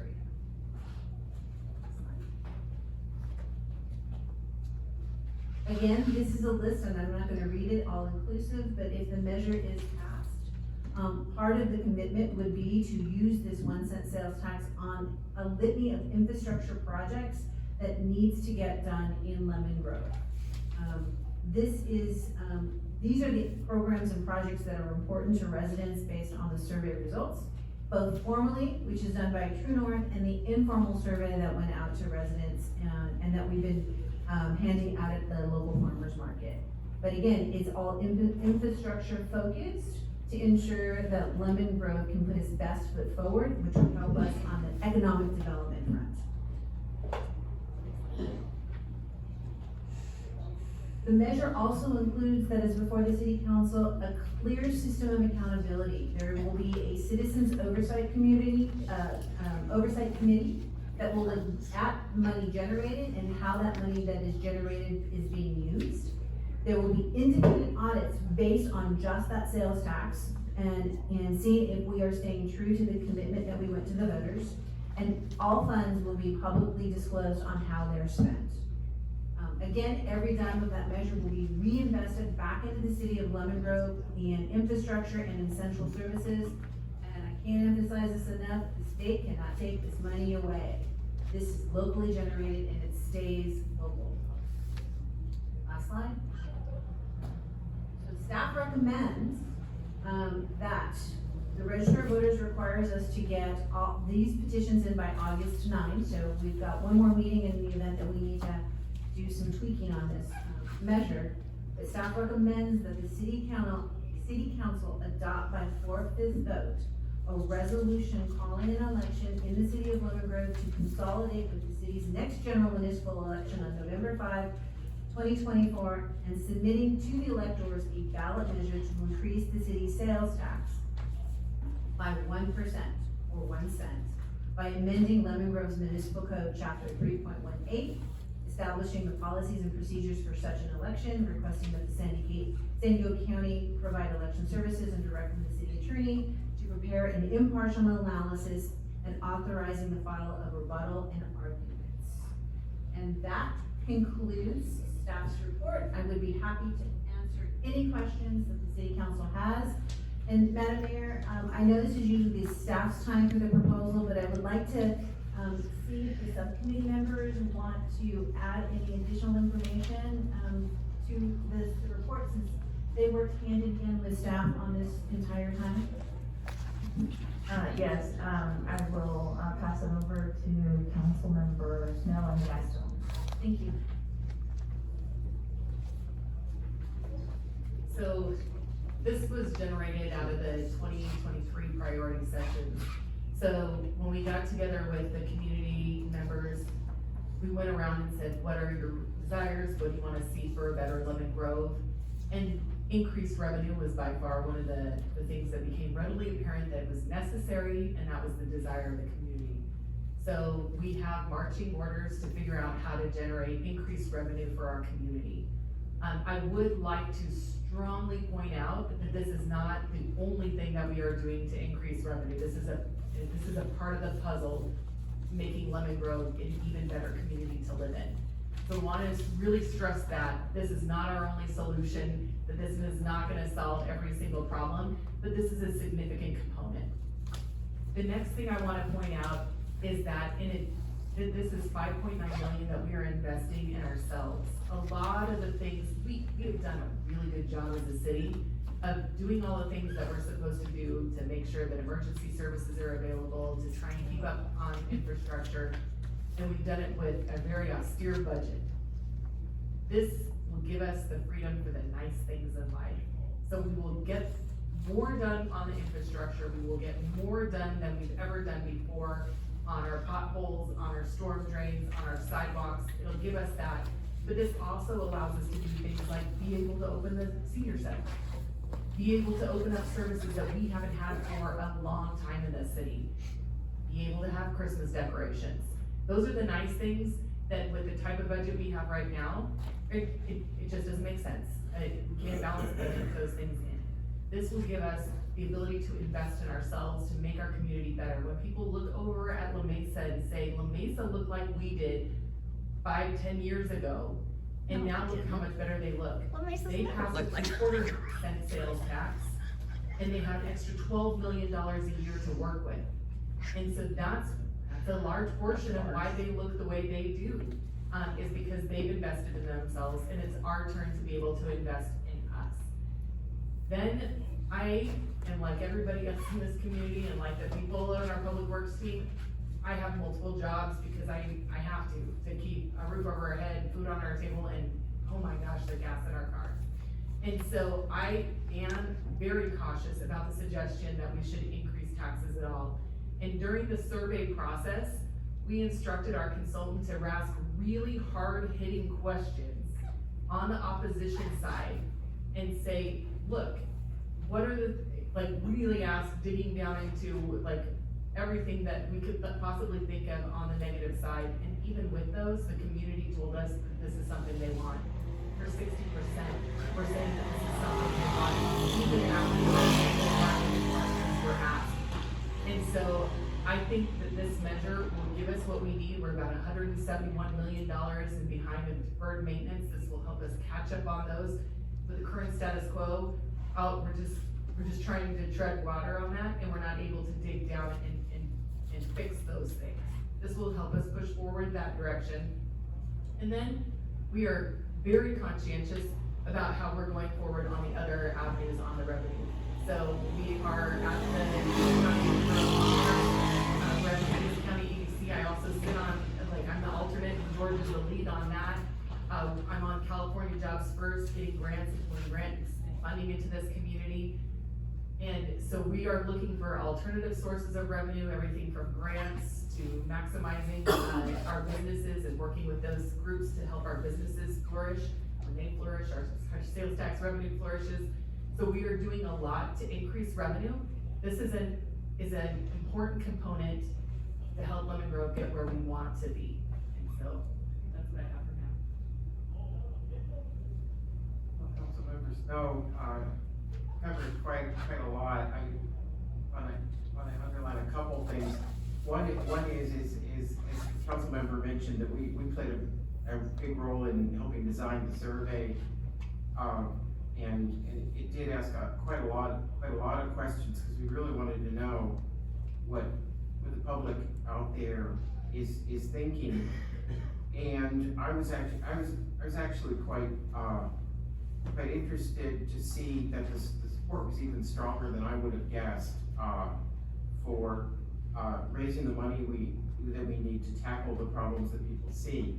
And our consultant even commented that the amount of concern about streets and public works and storm drains was among the highest he's ever seen in a city. It's common for people to have a lot of things they're concerned about, but for so much of the concern to be so overwhelmingly in those areas was unusual. And the problems are big, but in a way, it's good that there's so much clarity about what needs to be done. It's not as if people are talking about 15 different things. A couple things I wanted to underline. One is I want to echo what the council member said about this. This is just one of many things that the city is doing to deal with the revenue situation. I tell people it's like the cereal companies would say, cornflakes is part of a complete breakfast. The sales tax, we could put that on the center of the table, but we'd also put economic development. We'd also put the fact that this city is really tight with the buck. We're probably the most efficiently run city around, and because we have no choice. We also want to raise property values any way we can, and that's another way we raise money. Some of the money that we generate for the city will be indirect, because the sales tax money can be used to improve streets, which improves the property values in a neighborhood, so we get benefits indirectly through increased value on the homes. And if we attract more people to Lemon Grove, there people come to visit the businesses. It's not just the additional penny on the sales tax, it's the fact that more people are coming to Lemon Grove, which really is the most important thing, is for people to see this as an exciting, vibrant city that they want to spend time in and want to spend money in. So I feel good about where we're headed. And the other thing I wanted to mention is that I don't know if people have noticed 72 segments of streets being worked on recently, a lot of progress on our infrastructure just in recent times. That's being done with federal money, and that's being done primarily with federal money that's going away. So, in other words, when this federal money, what's often called ARPA, American something, Rescue Plan, when that money is gone, we want to continue the work that we've been doing, which means that we need another source.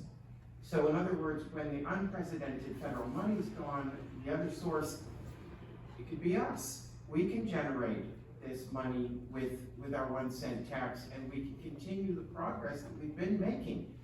And we could do another 72 segments of streets, we can do more storm drains, we can do more improvements in the parks. So I'm very excited about this, and I want to thank all the people that have been working on it so far. I urge us to continue.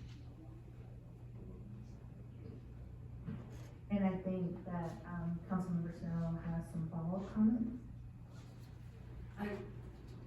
So we also, in addition to the initial survey that we did through our consultants, we also as a city conducted another survey. And so a lot of people received mailers and they were able to provide responses to those surveys. And from those surveys, we are also reviewing those. They're compiling them so that the city council members who were asked to provide responses back can respond back. But one of the things that I wanted to make sure that everybody knew is that there is accountability. Fiscal accountability was a huge part of how we're developing this. And so the current version of this requires a citizen oversight committee and independent audits. So in the past, we had heard, requests for audits, and the citizen oversight committee would be dedicated just watching over this pool of funds that comes in. So I think that is a really important quotient and a good response to the concerns that were raised in the voluntary surveys that were conducted through the MAN. Thank you so very much. And so now I will move forward to the public comment portion of our meeting. Just know that when I say we are on the last speaking slip, that means that the public comment portion of this agenda item is over. So I'll move on to Austin Evans, followed by Matt Kuczynski.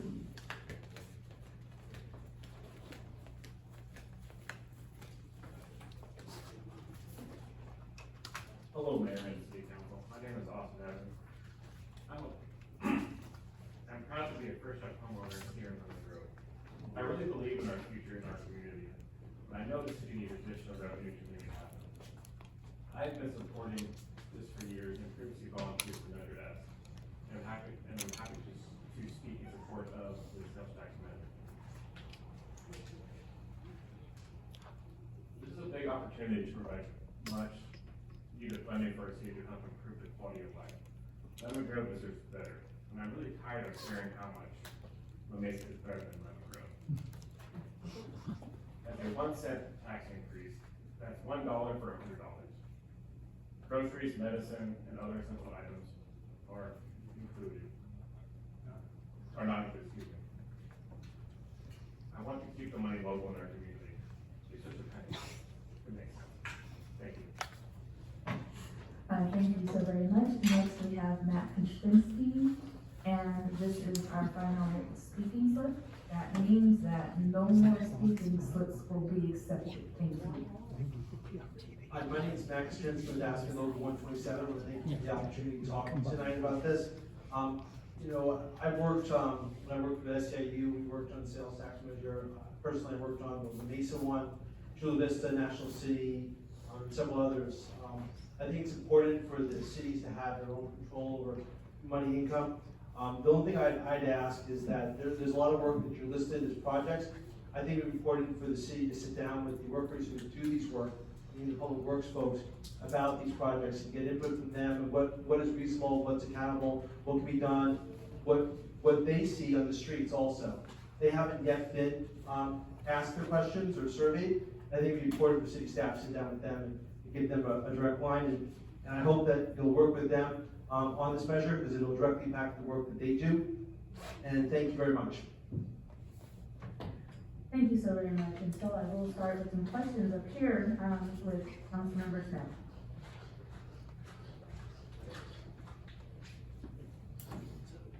For city staff, if you can go into a little bit more about what I was just left off on the fiscal accountability and the measures that this measure was put in place.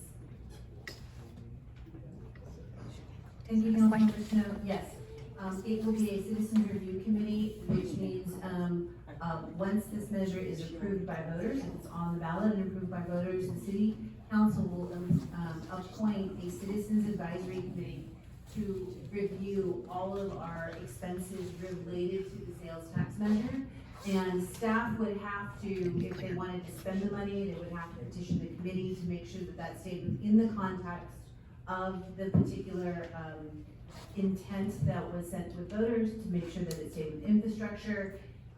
And the subcommittee would then recommend to the city council, not to staff, but to the city council, whether to approve the expenditures of those particular items. So there's very tight controls. In fact, City Attorney and I were speaking today that the Citizen Review Committee is probably one of the tightest and most onerous oversight committee that there is for a sales tax measure, but I think it's important, especially in a community like Lemon Grove that is so small, that we make sure that we have all of the checks and balances in place to ensure that folks have confidence not only in the governance structure, but that their local money is being spent for the projects they want to see, which is the infrastructure projects.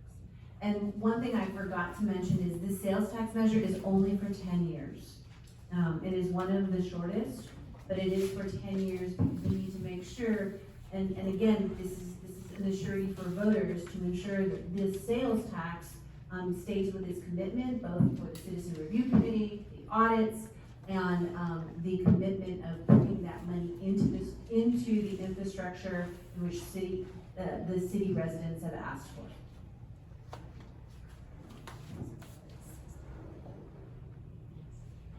Thank you so very much. Next is Councilmember Williams.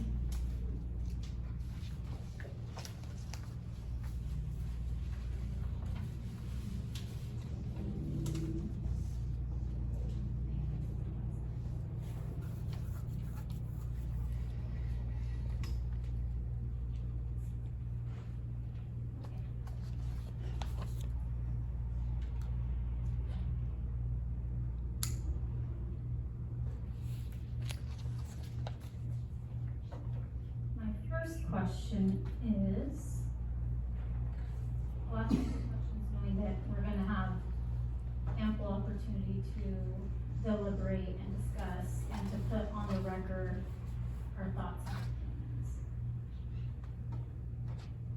My first question for staff is in reference to what is written on page 4 of this agenda item.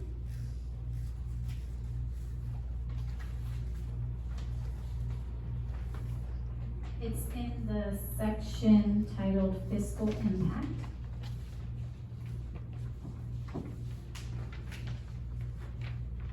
So it says, in that paragraph, it says, the cost to place a measure on the November ballot for a city measure is $30,000 to $45,000 for 10 pages, or $40,000 to $55,000 based, oh no, sorry.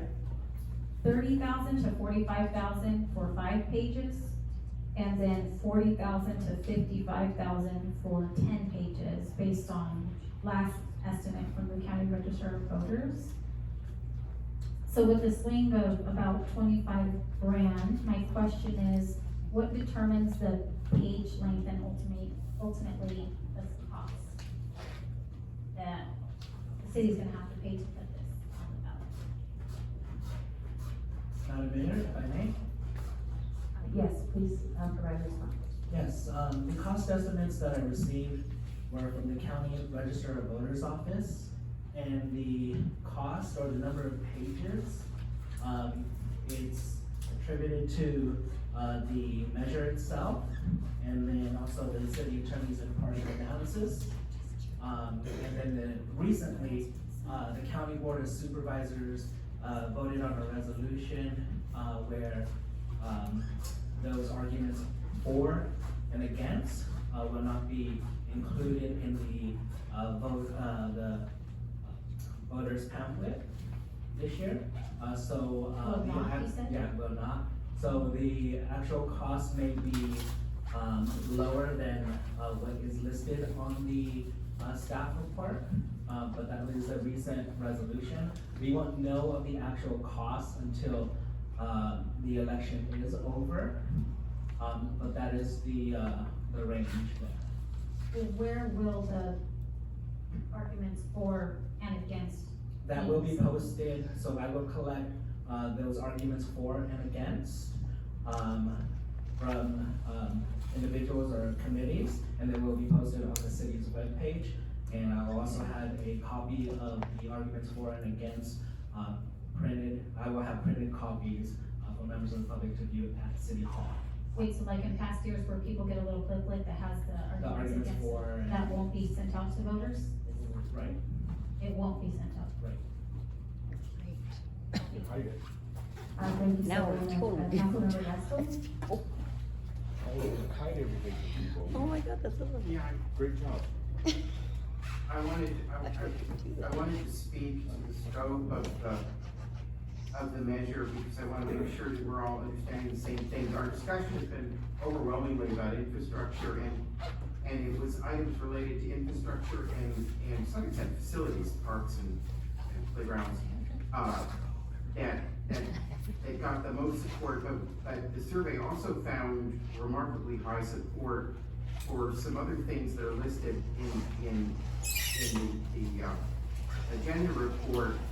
Keep trash and pollution out of our local creeks and waterways, provide fire protection and paramedic services and quick response to 911 emergencies, and address homelessness.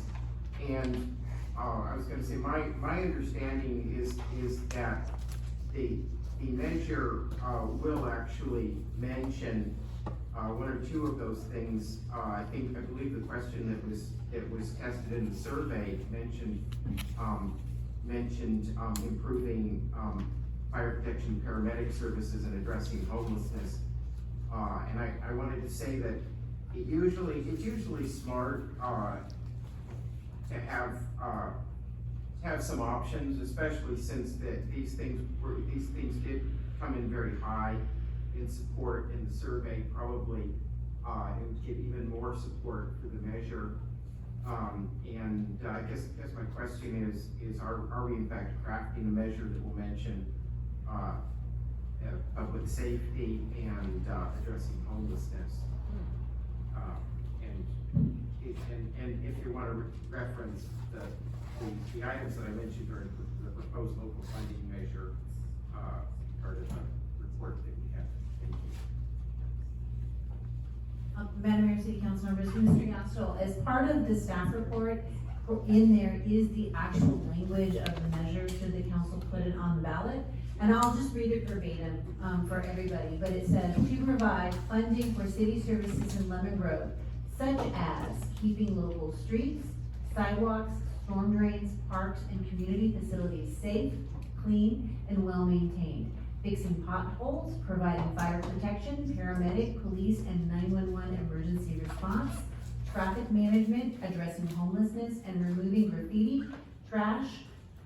And then the next question is, shall the city of Lemon Grove's ordinance establishing a 1 cent sales and use tax be adopted, providing $5.9 million annually for general government use to sunset in 10 years with citizens' oversight, independent audits, and all money locally controlled. Thank you, that's the question I remember, and I want to make sure people that, I'm fine with that language. I think it's good to, though I think that I think there's overwhelming support for infrastructure, but I think you probably get even more support when you mention the public safety and addressing homelessness. So that's certainly great with me if it's great with everybody else. Oh, do we have two questions? Because I don't know. Yes. My other question is, I was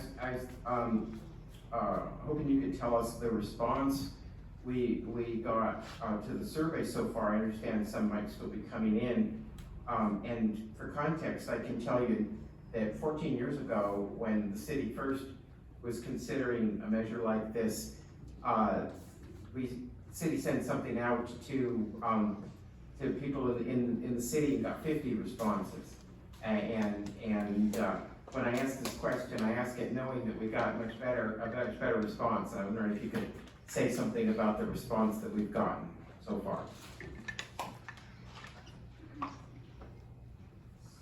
Councilmember Gastel, I'm gonna go by memory because we had a subcommittee meeting last week and the consultants were sharing with us, but our rate of return is close to about 200 of the physical surveys that were sent out. Those went to 7,800 households around Lemon Grove.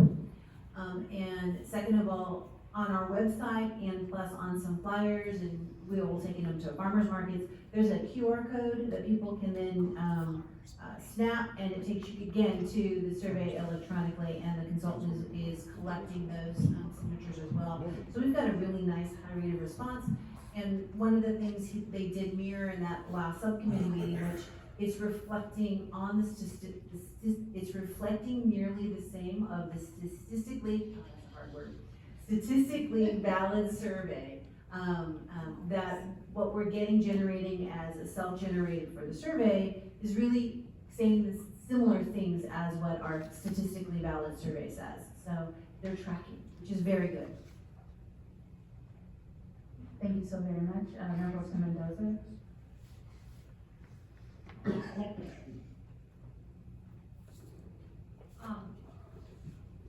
Actually, I think I answered my own question here.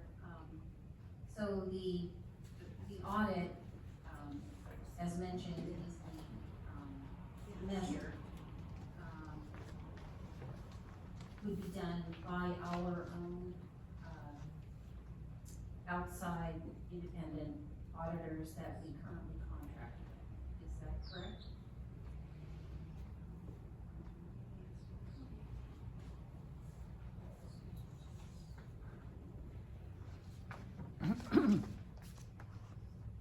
That's correct. The audit is conducted along with the city's audit. In addition, there's line item accounting, so all the revenue generated from that tax measure will be included as a line item in the budget itself, identifies this specific tax measure. So you will see how much money is coming in from this measure itself. That's included in the measure itself. And then,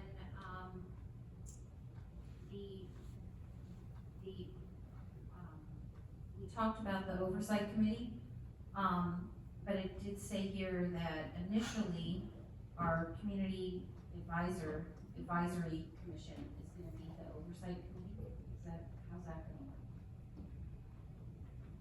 work? As soon as, if the measure passes, as soon as is reasonably possible, the council is called upon by the measure to convene a citizens oversight committee that will be independent.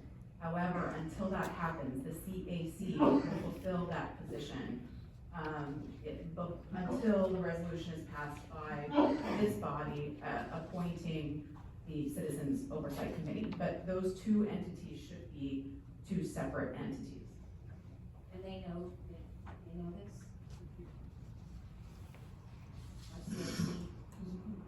They will. Once this gets on, I'll make sure that the chair, vice chair, and our other permanent member does know this. But also to, if this does get on the ballot and we know on election day that it is met with affirmative approval by our residents, city staff can actually start crafting what would be an independent audit committee and bring that to council in fairly short order after that. So we could have something up and going at the beginning of the year as the sales tax starts to generate for us. Thank you. I'll just put my two questions out. Number one, what are the next steps? Number two, what do you need from us? So the next steps is to have a motion and a second to move the recommendation to put the 1 cent sales tax on the ballot for the November election.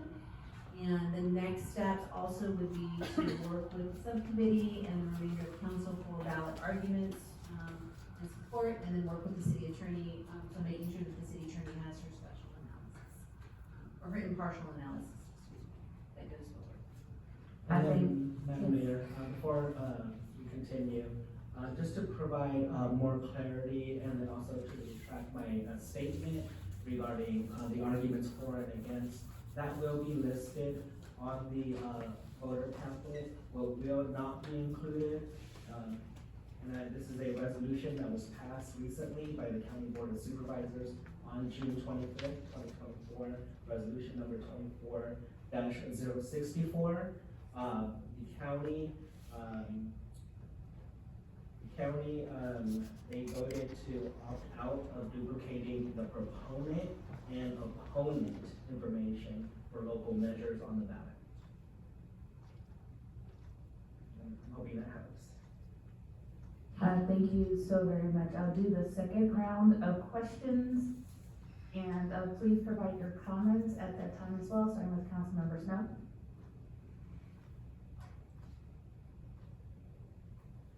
So when I was originally tasked with participating on the revenue committee, this was something that I went into very, very cautiously. I don't take the dollars that we work really hard to earn lightly. It is difficult to be able to go out to the community and ask to give more, especially during this time period when inflation is going out of control.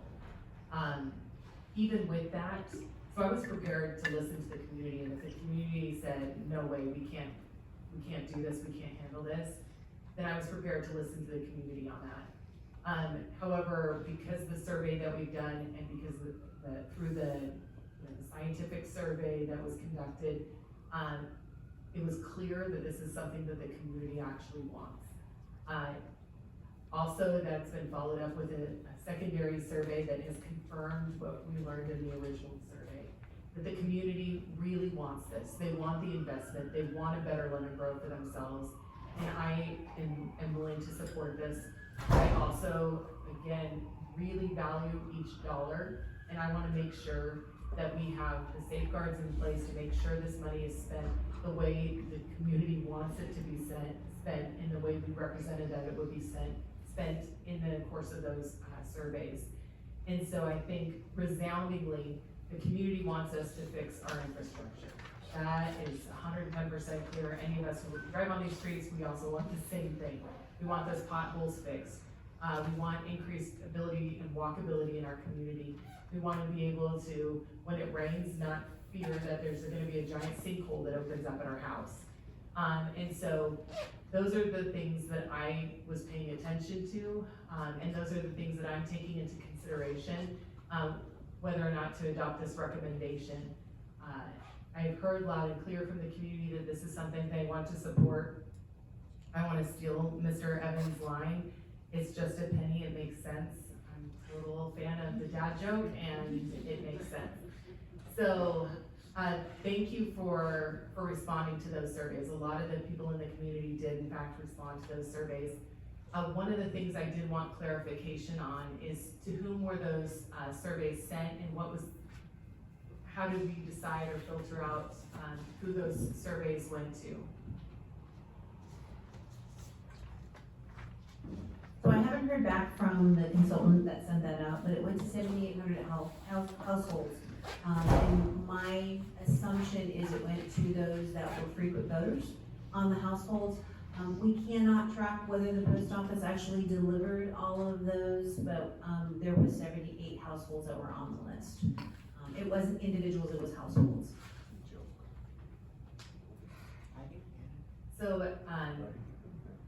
so just to conclude my comments on this, is that I feel that this is an investment in our city. I think people are ready to invest in our city. This has a sunset clause, so if it's too much, it's only 10 years of this. And it's also, a lot of people are coming and spending their money in our community.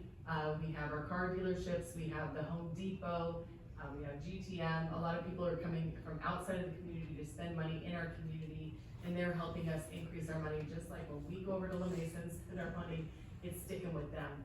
So this is being able to really capture that money. And it also captures, I don't know if you caught this at the beginning, the online revenue that we haven't been able to really be capturing very well. And so this will help increase that ability as well. So we'll get more from the increased online sales. And these days, my daughters only buy things online. It's hard to get them to go to a store. So I'll be in support of this. Madam Mayor, I need to make one more clarification on what I said. I meant to say 7,800 households, not 78. 7,800 households. And just so that you know, the first time when you said it, I actually noted that you said 78,000 households received it. So I think by saying it 3 times, maybe we all heard it. Yeah, I'll move on to Councilmember LeBaron.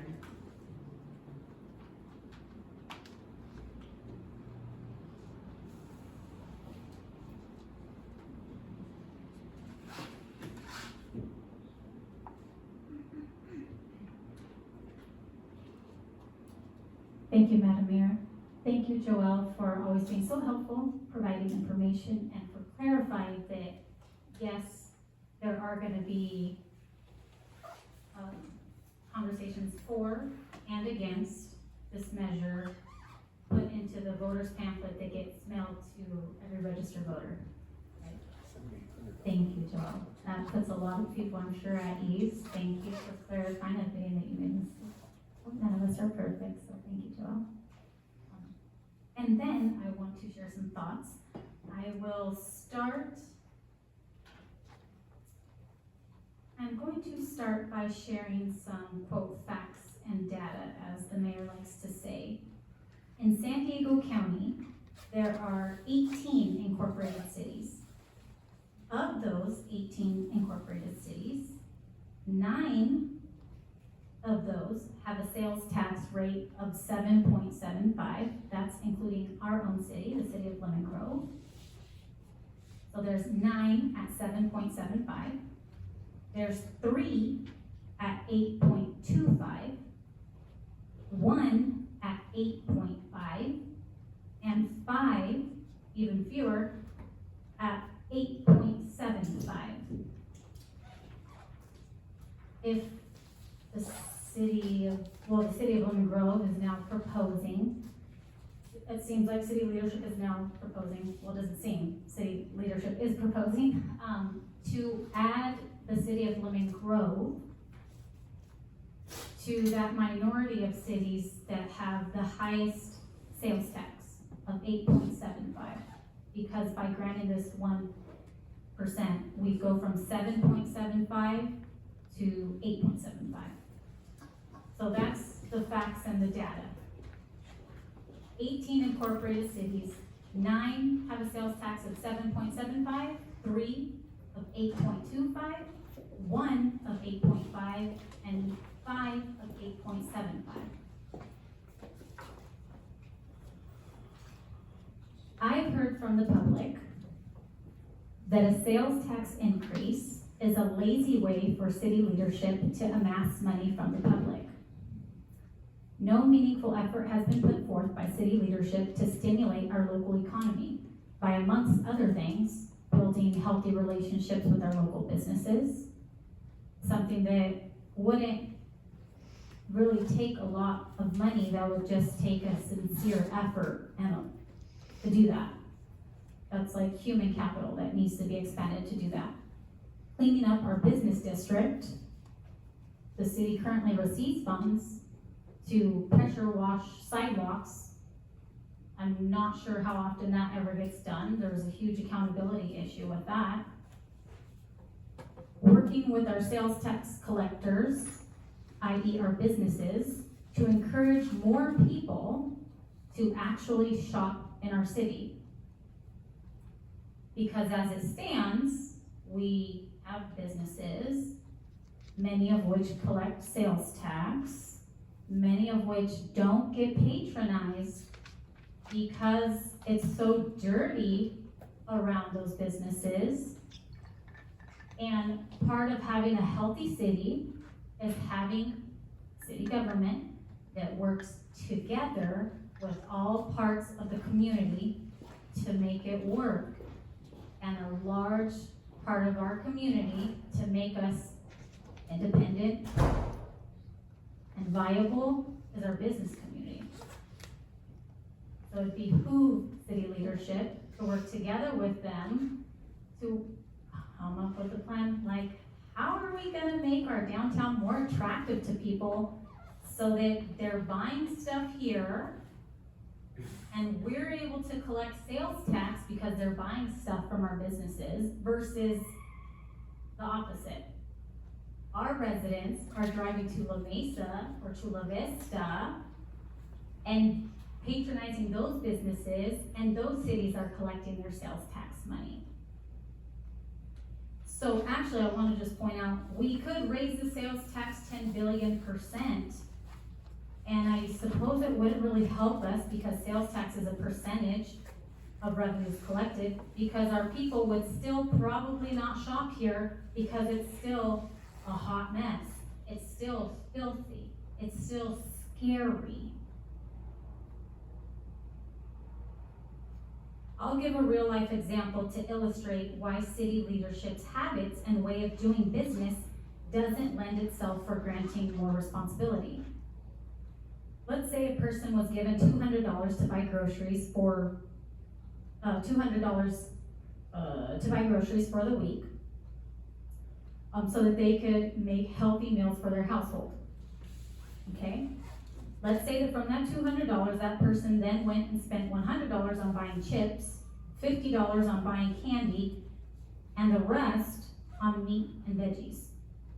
Well, a reasonable person would likely not trust that same person to make wise decisions about,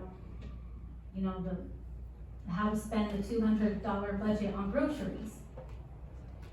That said, a reasonable person would probably not want to give that same person more money, let's say $50 more, towards their grocery budget based on that person's spending habits.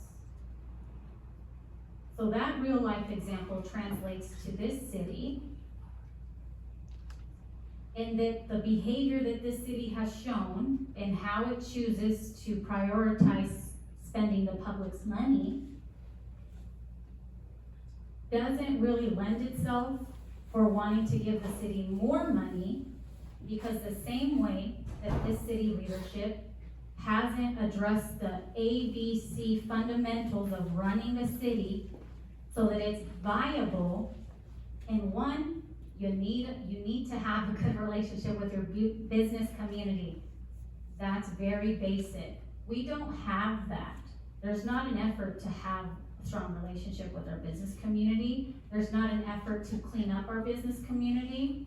That's not an opinion. We can all walk right now to our business area and we can see it's disgusting, it's filthy. That's why our people don't want to go there. They want to go to La Mesa because it's clean. It's very simple. The sidewalks are clean, it's not gross, and it's not scary.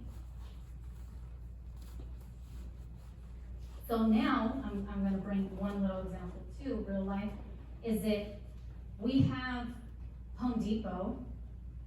Our current sales tax is 7.75.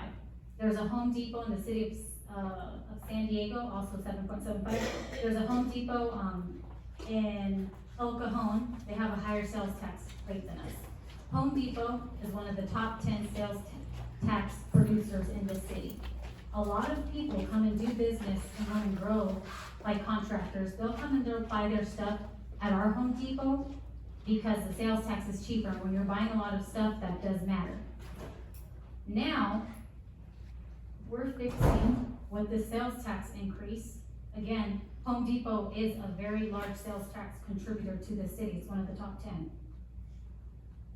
We're now proposing to have a sales tax that's higher than El Cajon,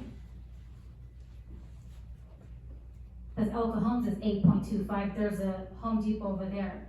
So now the draw that we have a lower sales tax that's cheaper here. That's one of our highlights, our draws to this community. Now we're gonna be higher than El Cajon, higher than La Mesa. Why would people want to shop here if it's dirtier versus, and more expensive? This is why I say it seems it's like a lazy way of collecting more money so that we can balance the books. Because with the money that we have, we're not really making do, not showing the people that we can do basic things, ABCs that don't cost too much. Another thing, other thoughts that I have are that in this measure, well, when I went door to door for Measure S, people were telling me that was a sales tax increase. At that point in time, I was in support of a sales tax increase, and I went door to door asking people for support. And people told me that they didn't trust how the city spends their money. So no, they would not be giving the city more money. Okay.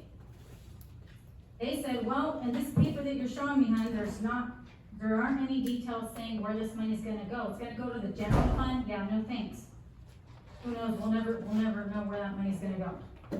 So with this, unless I'm reading this wrong, it doesn't seem that there's any details about how the money will be spent.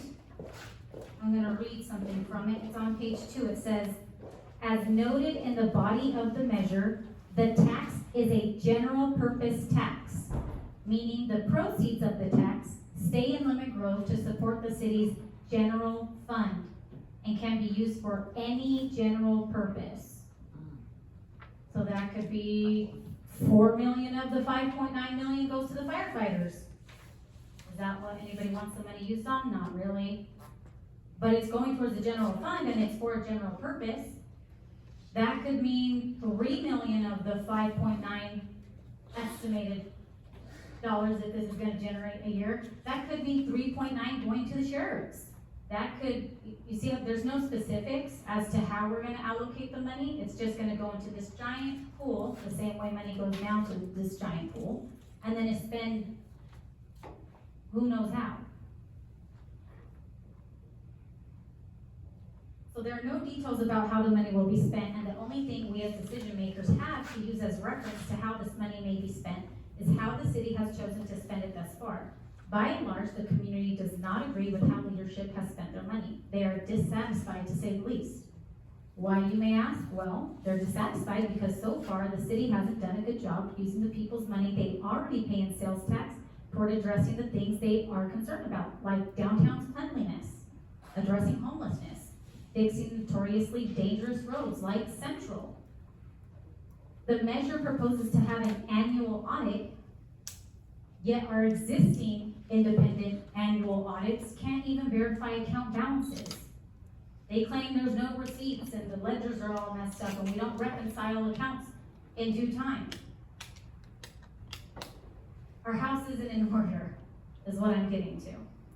We haven't proven to the public that our house is in order and that we know how to run the city like a well-greased machine, like a business, because that's what the city is. It's a business. It's the people's business.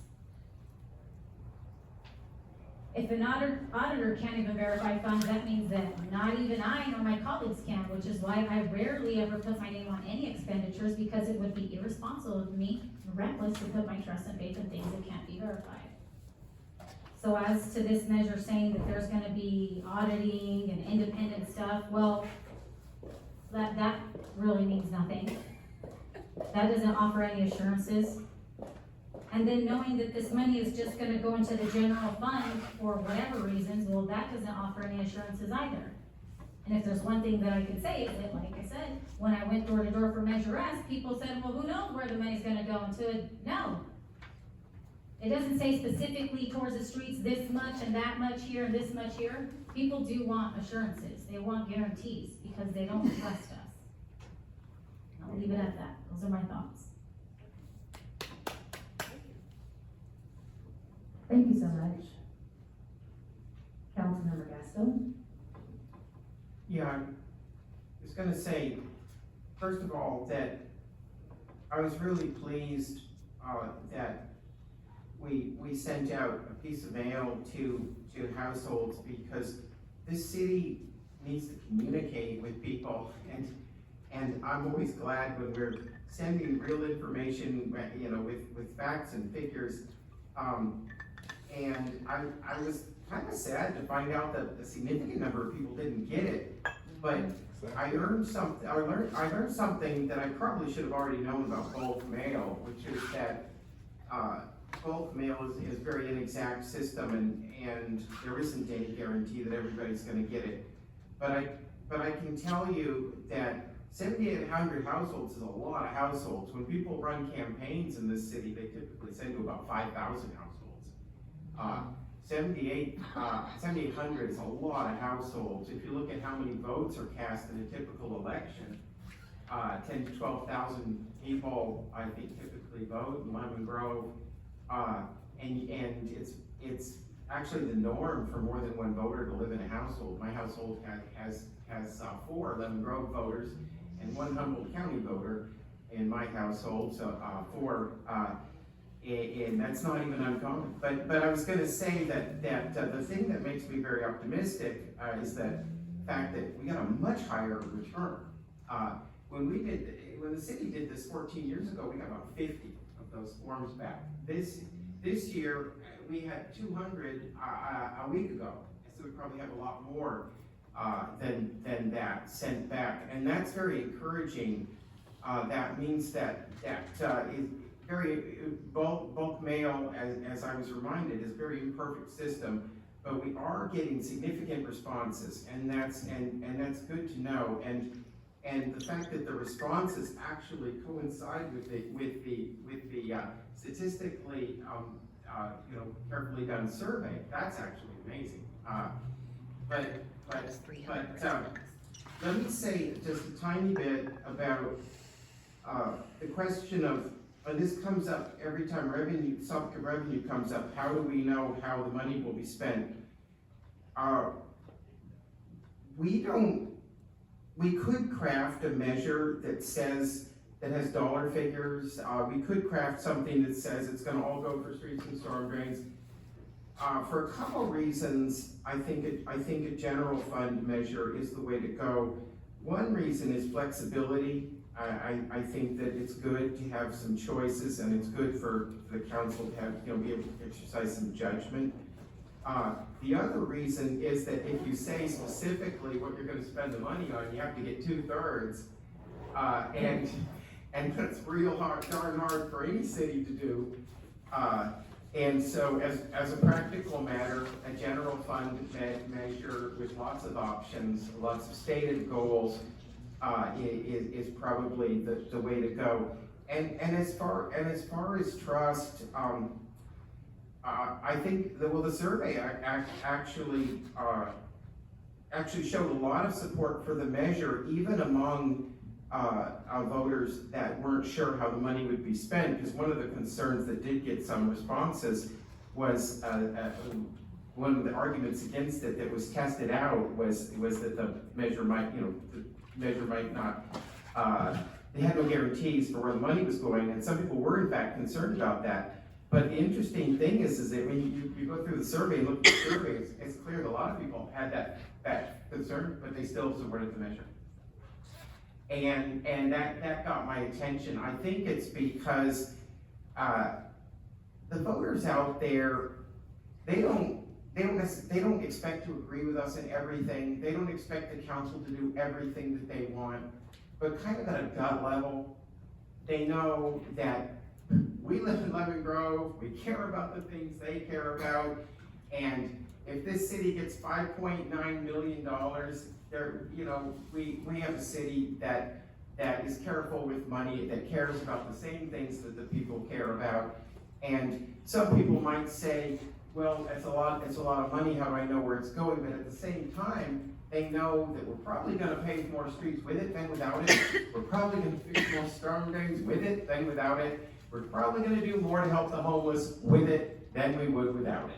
And that's really what it comes down to. People talk a lot about problems, and it's time for us to be focusing on solutions. I can't say enough that what I'm hearing from the survey is that people want to work on solutions. They like the 72 segments of streets that we've done, and they want to see 72 more.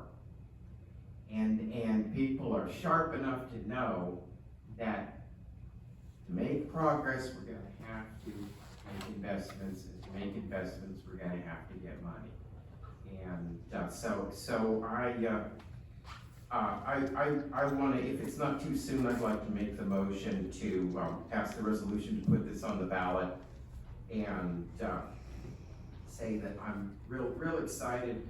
But let me also say that Gaskell's opinion isn't the one that matters. What matters is what the voters out there think.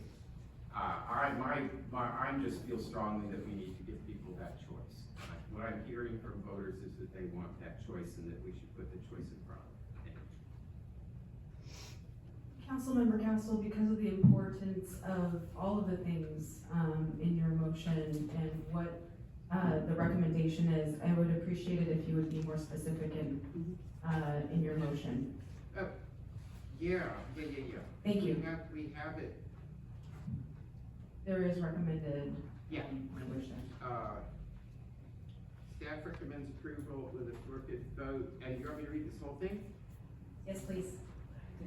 Lucky you. All right. You make the motion. Thank you. Yes.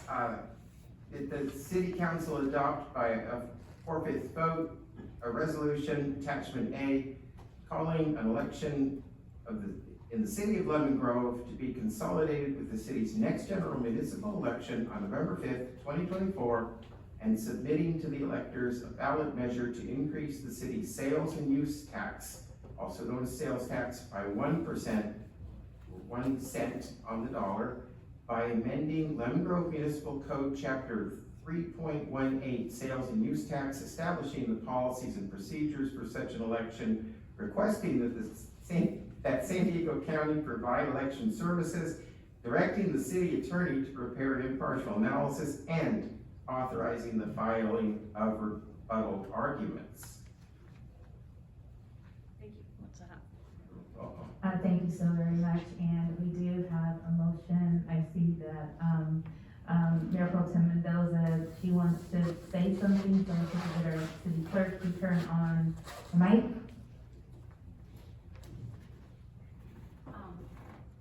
Okay, well, I'll get this out of the way. I'll second the motion, but I did want to make just a couple comments. And first of all, I want to thank Councilmember Snow and Councilmember Gastel for their work on this. We needed two people to step up, and I really appreciate you guys, the time and consideration that you guys put into this, project.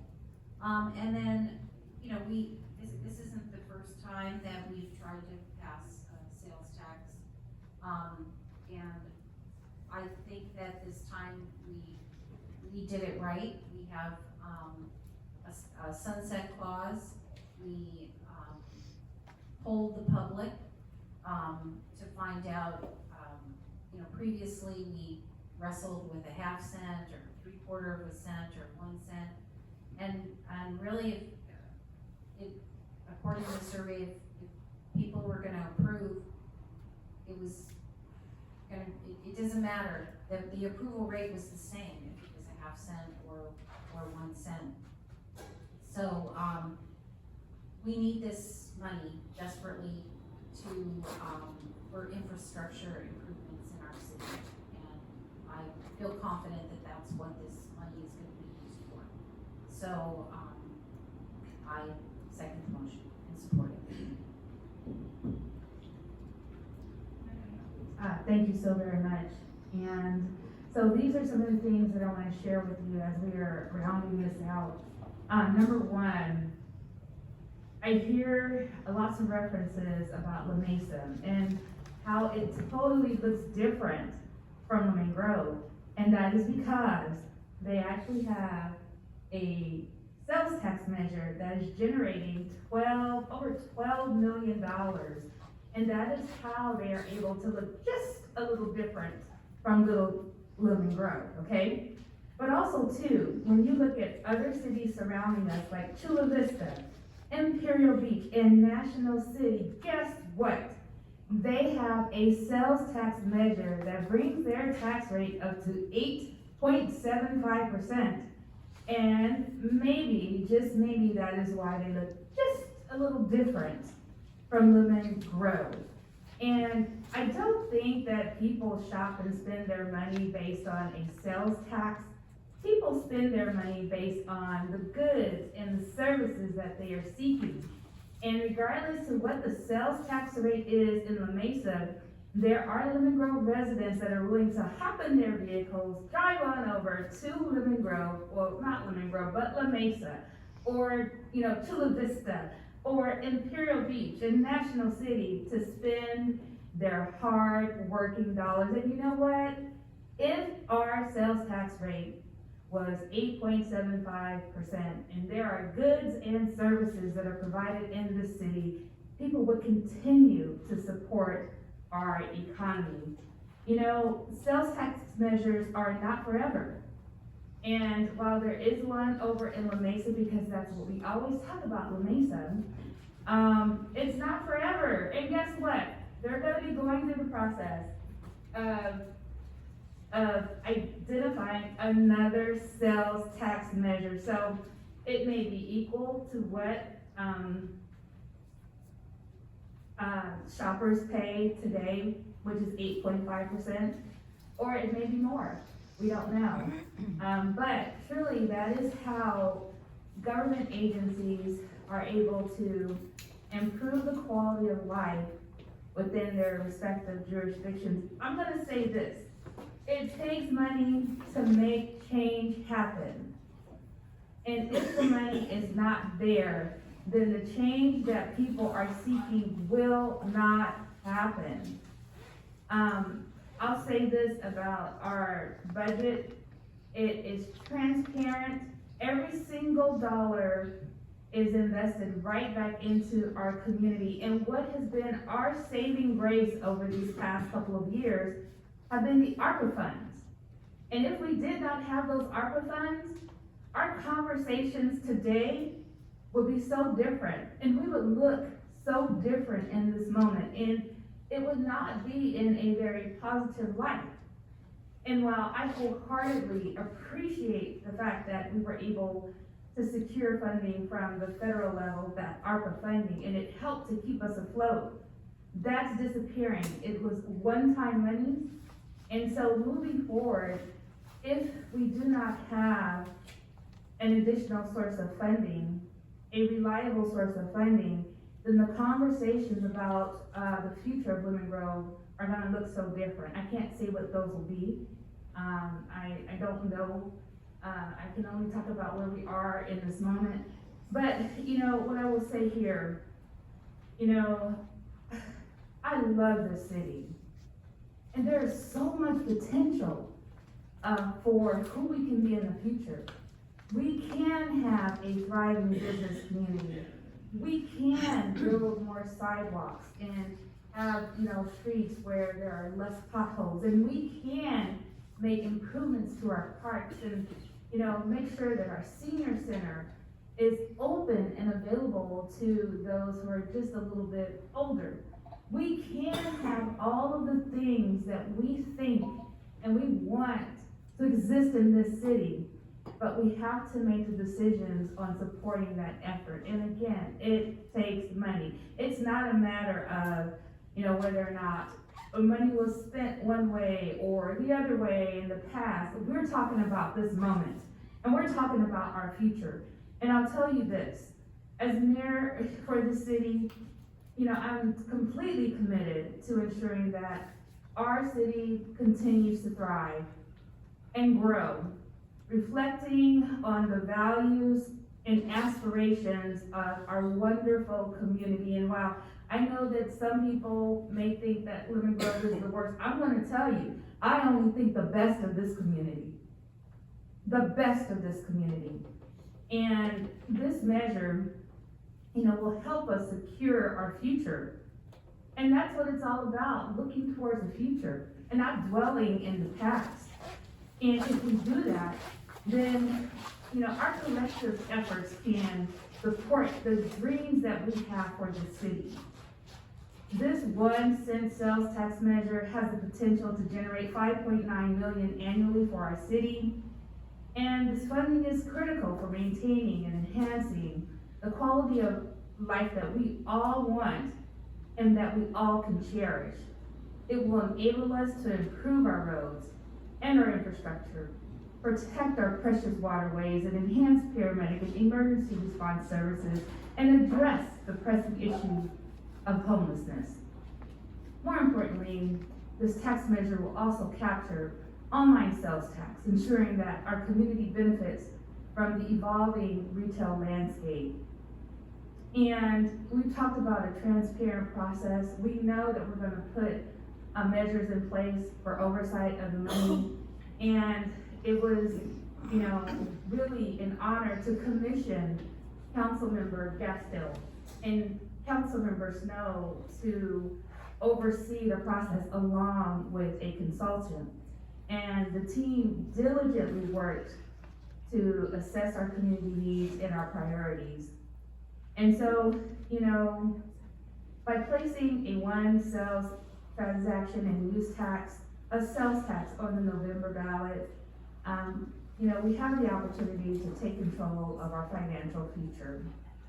And, you know, the measure is not just about securing funds, it's about empowering our community to shape the kind of city we all can proudly call home.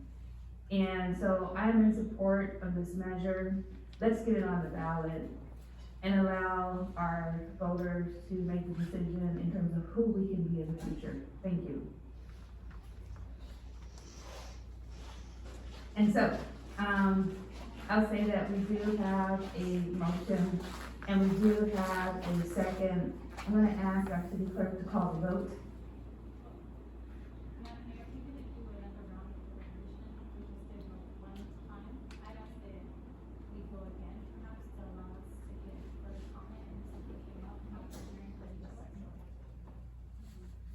So, I don't know, I have several notes here where people have asked questions.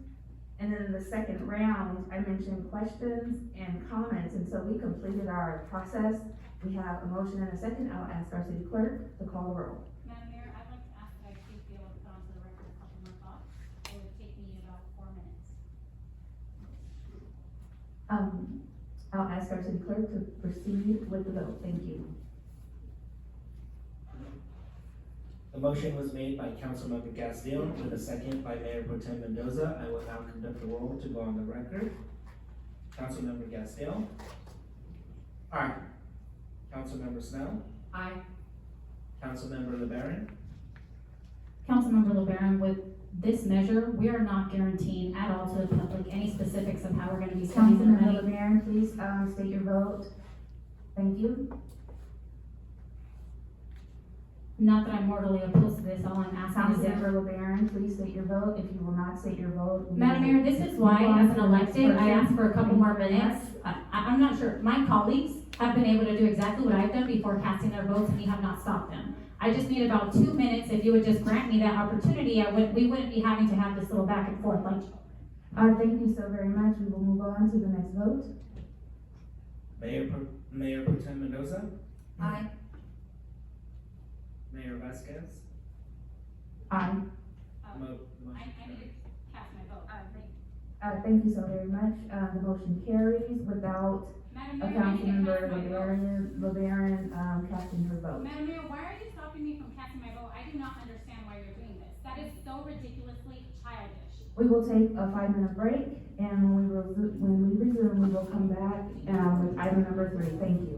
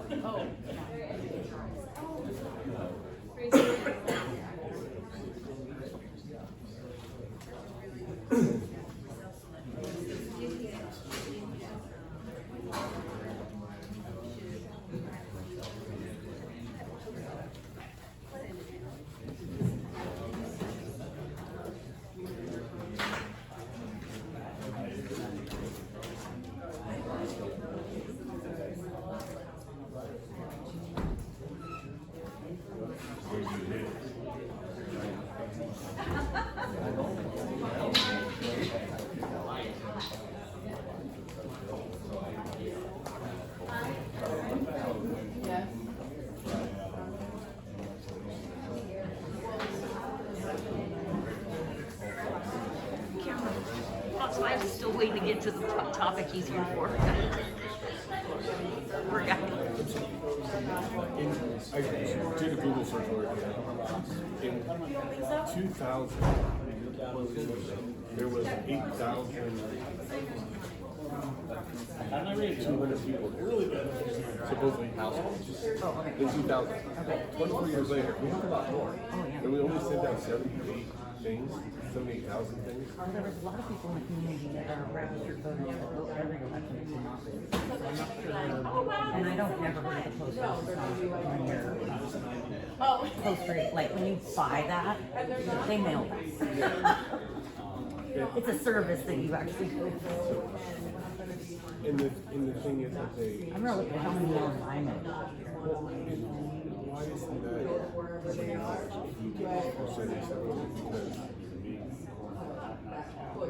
There's obviously these certain people in certain areas that they're saying.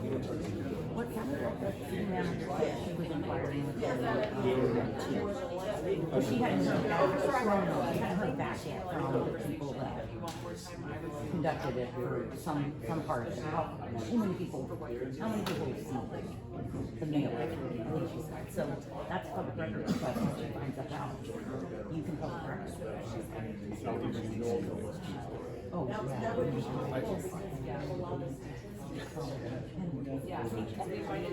I went last week and asked for Oh, yeah.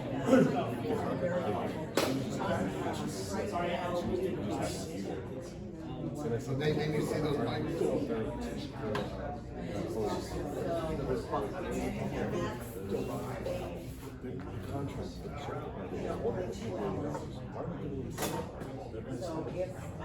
For one officer. And then for That was the last one. The last one.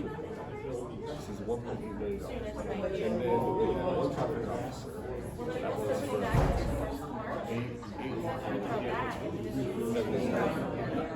but that was it. For $2 million. The main state has 7 police officers. Their budget's $22 million. But if you break down what we pay for our sheriff and what they pay for theirs, they're paying the people about $250,000. We are paying our sheriff department $500,000 per person. That doesn't make any sense. And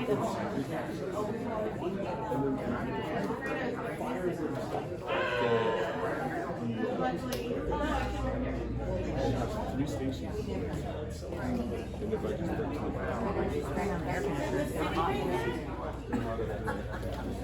that's not it.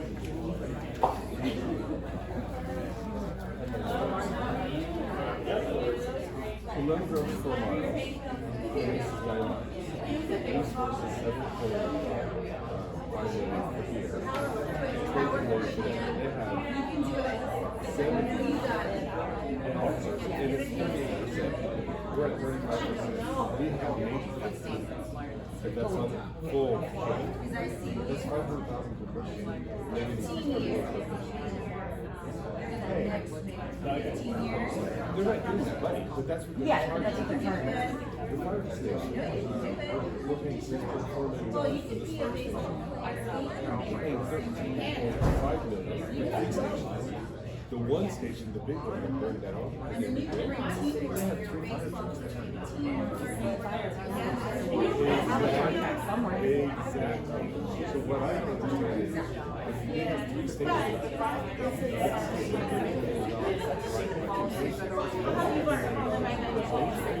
why are we paying $6.4?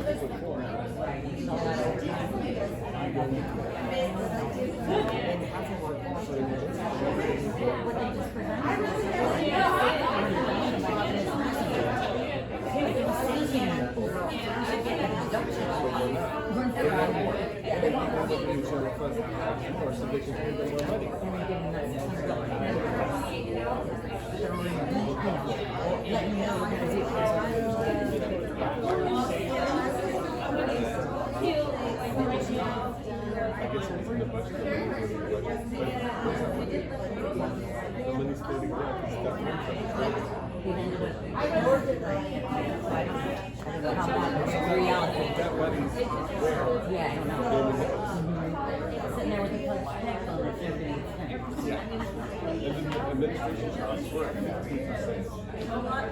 2 million. And then the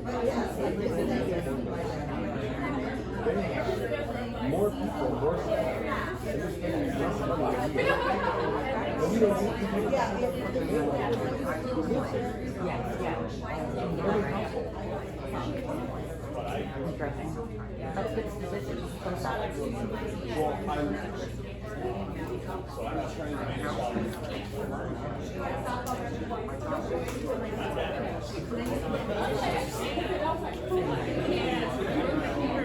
the fact that we can't say anything to them, and they're like,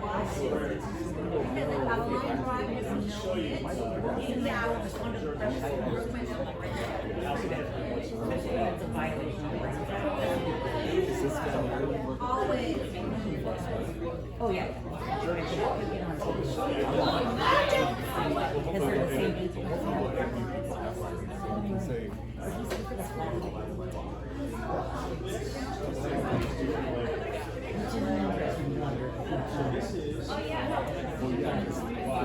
started at home.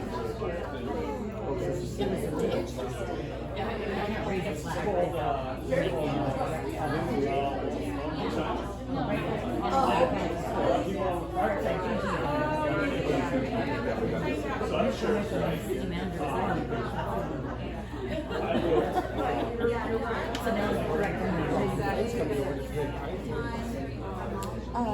Snow just told me that somebody was passing out flyers door to door with my name on it, saying Teresa Rosiak. They used Teresa Rosiak. Wants the tiny house. Well, I mean, you're in the press about it, that's weird. I wonder who's spending money and using my name. And yes, I would. I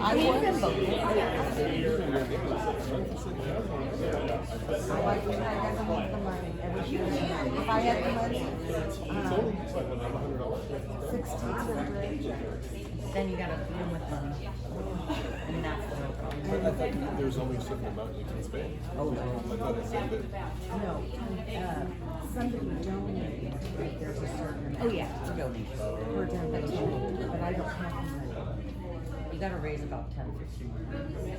Oh, I could do it on less. Yeah, but to win it. So that's only child, right? I live right here. Well, should the person sending out the flyer say Something about mosquitoes in this room, Karen? I know. I keep getting bit by mosquitoes in here.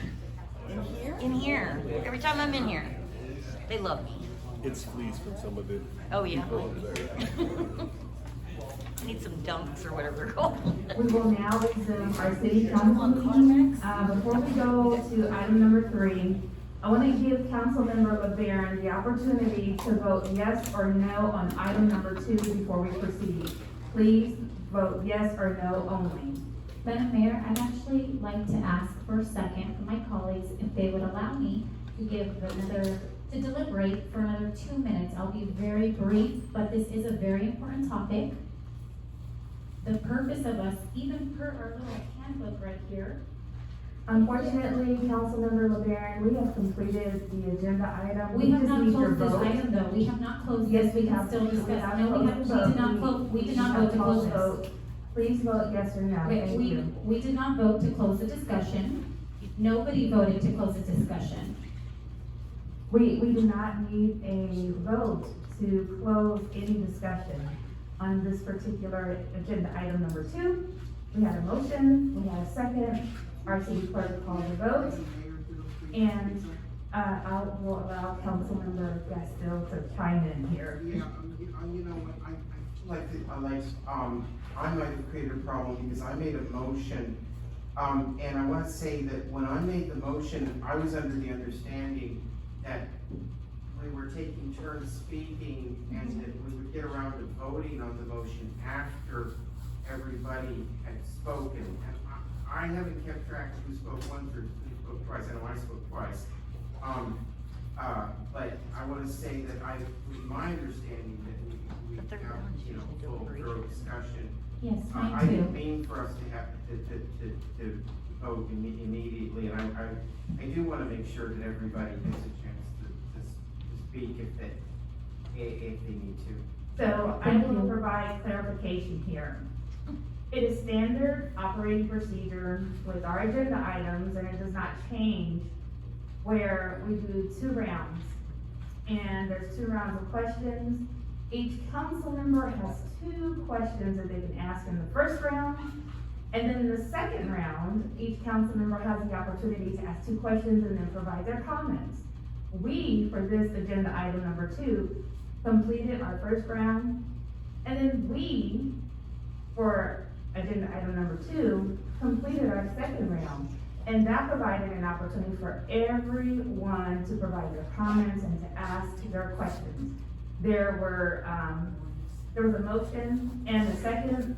This is standard operating procedure. What the council member is asking for now is, while we are voting, to have an additional 2 minutes to speak and to continue the dialogue for this agenda item, which Yes, we that's were what we would like. The majority of us are nodding our heads that we would like to have a little bit more dialogue. Right now, we Madam have Mayor. already begun the voting process. What we need from Councilmember LeBaron is a vote. Okay, you're trying to censor us, we're elected You officials, know what? all I'm asking is for a little this more is opportunity. what I will do, because I am not interested in, You're debating censoring or me, that's what you're deliberating doing. with you. So, what I'll do is, I'll let you have your 2 minutes. If you could, put the timer on for 2 minutes.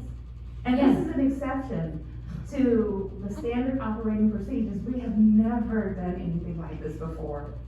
We deliberate all the time. I'm really gonna have to sit down with the city attorney to figure out next steps, because this is outside of the standard operating procedure. So, I'll ask our city clerk to put 2 minutes on the timer, and you have 2 minutes, thank you.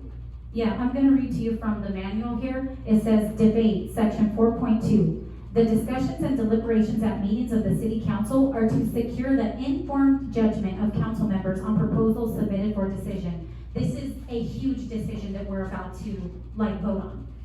It also says this purpose is best served by the exchange of thought through discussion and debate, Madam Mayor. That's what codified rules and laws say. The 3 of us are asking that we please continue to have a thorough discussion. That's all we're asking. What you're wanting to do is censor us and treat us like children and move on. This is something that's very important. George says that we can craft a measure that says it'll go towards certain things like roads, storm drains, having no, so that's what George was saying, okay? That we can have a measure that has specifics. But he says that he likes that it allows some flexibility and that we don't have specifics. Okay, I understand that. I can understand that, yet we have, well, this is my opinion, and this is why I value us discussing this. I get that, and that it's not specific, so it grants us flexibility, but what I'm thinking is that the voting populace does want a little bit more specifics. I'm not morally opposed to the sales tax. I just feel like, based on what we've seen and heard from our constituents, that if we gave them a little bit more specifics as to how we're gonna spend the money, that would suit the city better. We might have a better outcome, and when we're talking about, spending all this money on this thing, maybe we should talk about this. Maybe we should talk about tweaking it to where we're a little bit more specific. The first time, and George, I worked with you on Measure S, and people did say they didn't really trust that it wasn't so specific. So, and I feel like I'm under the gun, because I'm on a timer, and I can't even deliberate and talk back and forth with my colleagues, but that's kind of what I wanted to say. Thank you so very much. What I'm gonna do is, because we are in the middle of a vote, I've never seen anything done like this before, but I don't feel that it's fair that Councilmember LeBaron would have the opportunity to speak 2 more minutes without allowing, Councilmember Snow or Councilmember Gaston or even Mayor Pro Tem Mendoza and providing additional comments. I want things to be fair and equal for everybody. So I'm gonna check in real quick before we get to Councilmember LeBaron's vote, because that's the only thing we need is her vote. Everybody's already voted. But I do wanna check in just to make sure that anyone else here, do you have anything that you want to share, Councilmember Snow? Mayor Vasquez, if you're gonna reopen the deliberations, you need a motion to table the motion that's currently on the table. There should be a motion to table. Correct. The motion that's before you, get a second to table that motion, and then take a majority vote, so that the motion is set aside and you can continue deliberation. So, I am going to check with the council members and see what they want to do. And so, I think, I've never done this before, and I hope I never do this again. I think I'd like to make a motion to table the vote, so that we can start fresh, with another vote later on. Is that what the city attorney would? so we have a motion and a second. I'll ask our city clerk to call the roll. The motion was made by Councilmember Castile, with a second by Councilmember LeBaron to table the motion on the floor. We'll now conduct the roll to call the record. Councilmember Rivera, Aye. To table and keep discussing. Councilmember Snow, Councilmember Castillo, Aye. Mayor Pro Tem Mendoza, No. Mayor Vasquez. No. Motion carries on the vote of 8 to 2. Thank you so very much. And so now, because we have a motion on the floor at the table, what I'll do is I'll start with Councilmember Snow, to provide, because we've never done this before, so would it be comments It's called only? deliberation. Or what would it be, I'm checking in with our city attorney. It's deliberation. Thank you. Okay, so. You do it all the time. We have not done this a lot of times. This is the first time ever that we've done this, and so, I will start with Councilmember Smith. So, taking into account the question Councilmember Rivera had asked. So this is one of the things that we discussed, when we were meeting with the staff and the options for bringing forward a sales tax measure before the city. And I'm an extremely visual person, but, my understanding is that if you have a sales tax, and you say generally what it's going to go for, then you need a 50% plus 1 vote to get it across the finish line. If you itemize out exactly where you're gonna spend the money and set limits, and this has to go there, and this has to go here, then you need a 2/3 vote in order to get that passed. Having done the survey and having seen what the support was for a sales tax measure for this type of measure. We could do a bond, if we wanted to do just storm drains, we could do a bond for just storm drains, and that would take a 2/3 vote to get it across the finish line. I don't think we have that kind of support to get this across the finish line. And what the people who were responding to the survey said was that they would prefer a sales tax measure that gives us some flexibility. We do, however, have inside what the proposal is infrastructure, homelessness, park maintenance, those kind of things are already spelled out in there.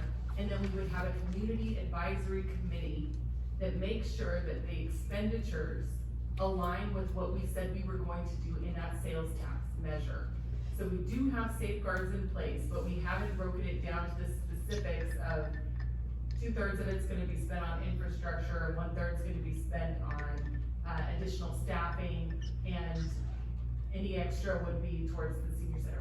We don't have it that way because of the nature of the vote, and what the community told us that they wanted.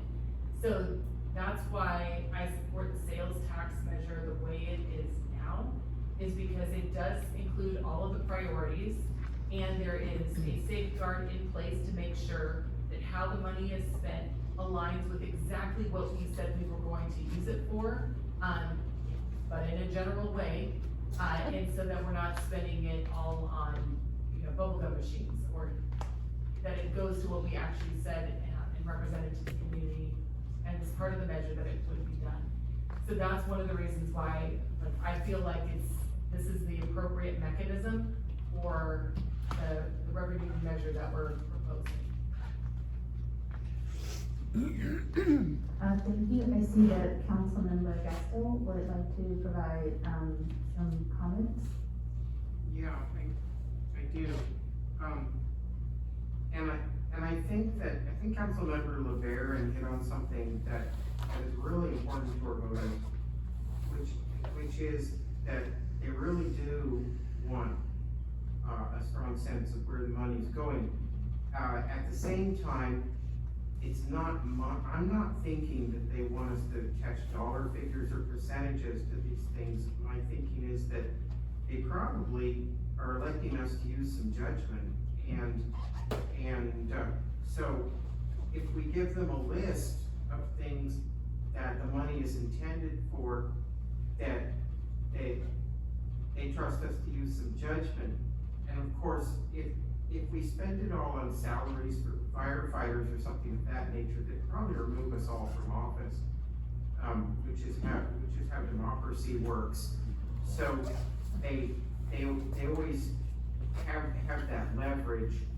I want to suggest a couple things. One is that I think that the language that we were looking at earlier, you know, it's field tested, and I don't want to mess with it because it does elicit support. But I do want to say that if you look at what's in the resolution, I think I'm probably going to have to make a new motion later on. But if you look at what's in the resolution, it doesn't specify the ballot language, and what it does is it authorizes the city to put something on the ballot, and I'd be, you know, I would be willing to leave it to, you know, to leave some judgment about what exactly the wording of the measure is when it's actually put on the ballot.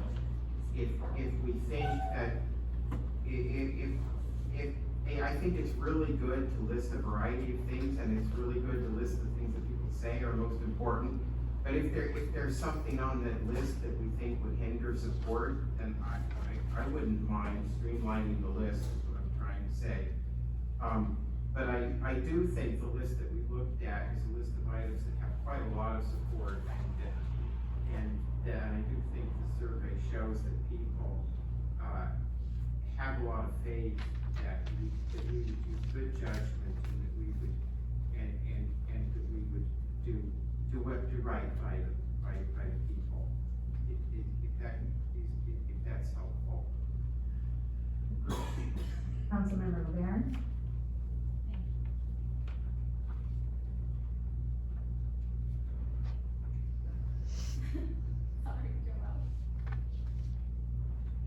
Okay, so first I want to say thank you.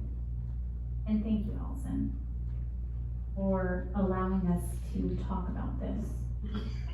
Honestly, that's all I want most times, is for us to just discuss stuff openly for the public's benefit, for our benefit, because by talking things through, that's how we come to consensus. When I was, and an understanding, when I was on planning commission, I had the most wonderful chair who allowed us, each one of us, to speak our mind, to give our opinions. We would go round and round, and we would discuss. And it was amazing, it was beautiful. Here I've noticed that it's not the same scenario, and we have a head of us who creates a hostile environment to where we can't discuss, and that's our job to do. Literally, it's codified. So thank you. Thank both of you. Really, seriously, thank you. Okay. To what you said, well, thank you actually, Allison. You made me the wiser. The reason why we've chosen, and this is why it's so good to talk, because now you're informing all of us, now we're the wiser. The reason why the city leadership has chosen to be vague and ambiguous with the language in this measure is because it would require less community buy-in. It would only require 50 plus 1. So by having general verbiage and putting things in generalities, it's a smaller threshold. And if we were to be specific, well, it would require a larger threshold, right? It would have to pass with more certainty. So this is where I ask you folks, as my colleagues, well, aren't we confident enough? Aren't we folks confident enough in this measure and the city's effort to where we can be specific and we can get 2/3 vote? I mean, if we're putting something forward that's gonna have a huge financial impact, Councilmember Mendoza, would you like to have a seat and listen? This is for your benefit as well.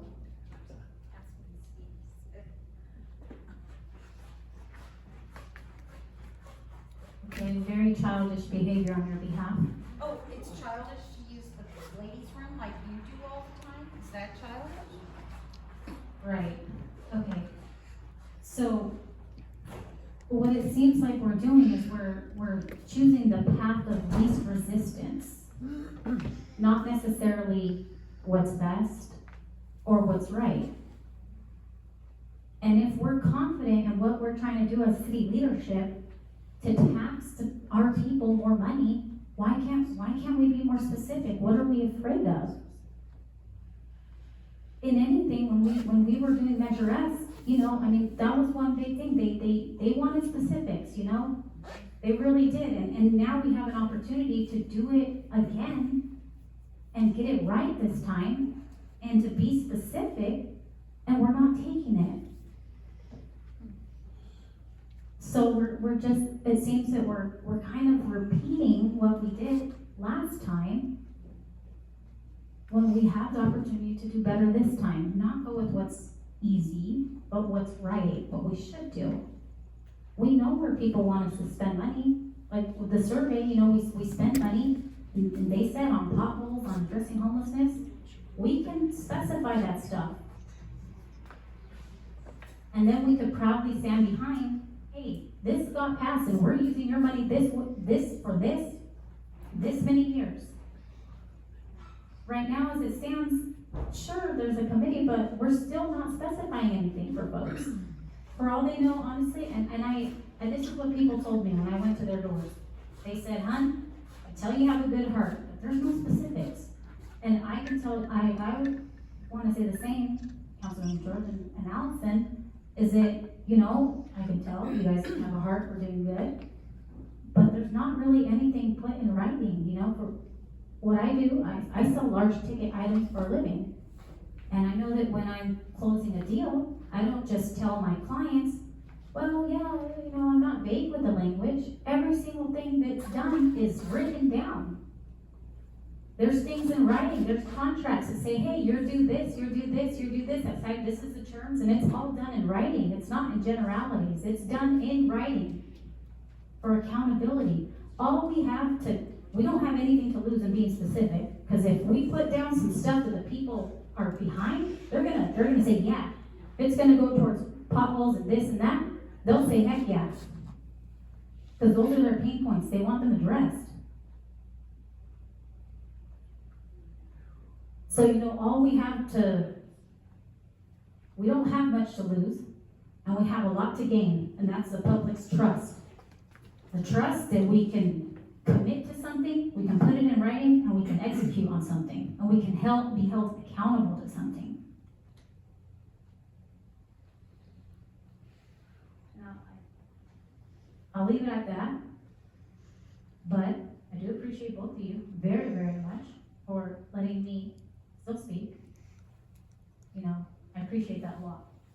And I sure appreciate that. Thank you.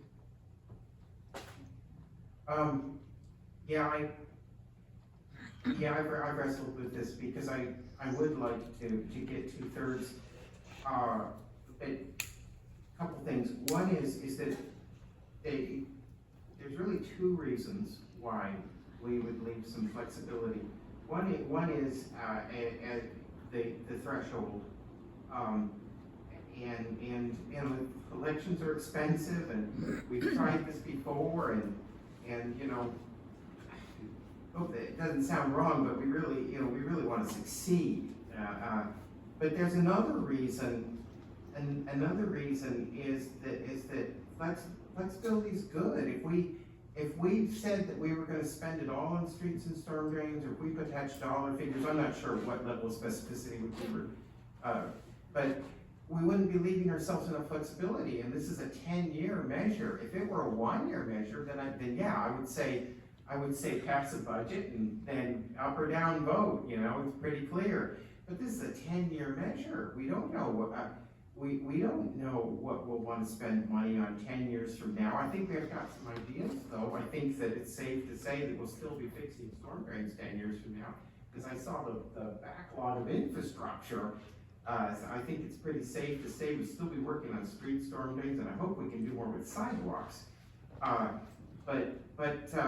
So I think the flexibility is a big factor. I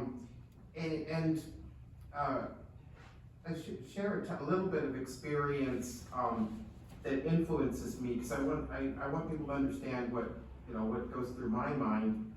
And a lot of it has to do with experiences, like, I remember when we had a library bond, here remembers this too, I'm sure. Probably Councilmember Mendoza remembers this, I don't know who else will remember this, but we had a library bond on the ballot that people were really excited about. We were gonna build a library where the park is, where Civic Center Park is. And we were so excited, and it got 65%. 65%. It was really close to 2/3.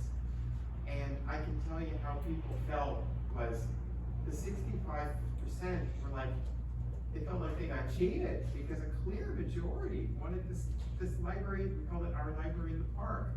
A clear majority wanted it.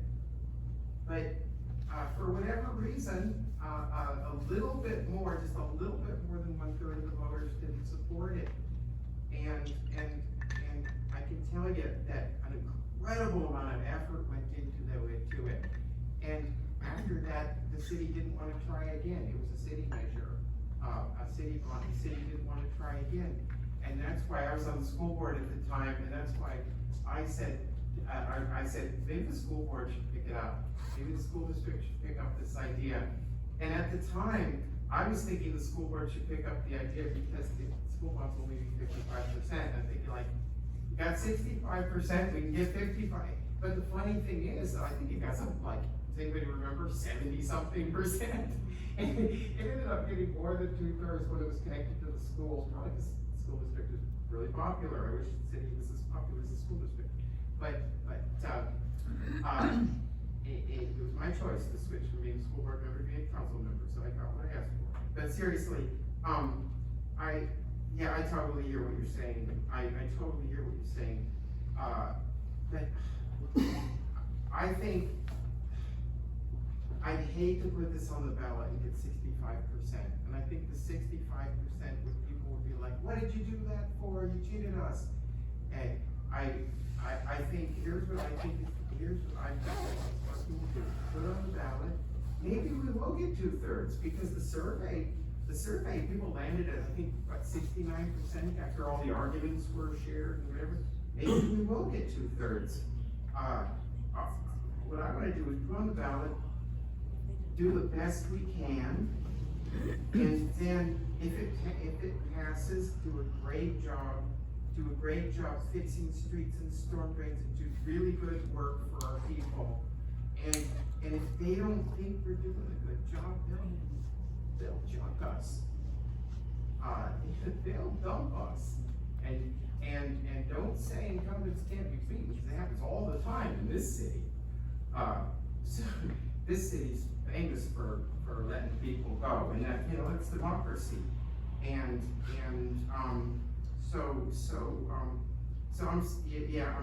I totally understand what Councilmember LeBaron is saying, but I want to stick with the flexibility. I will say that if it helps to take something off that long list, I wouldn't mind.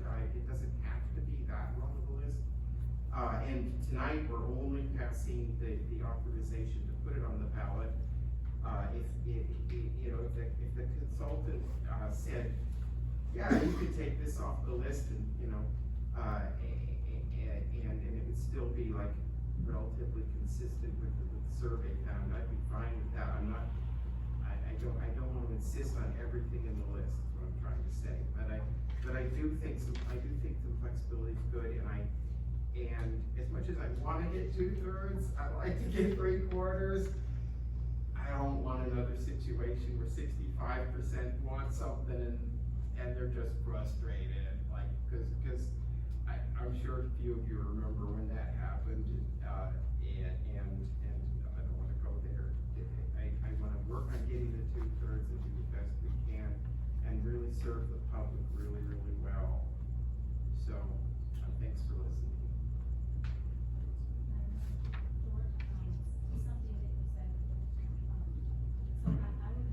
So,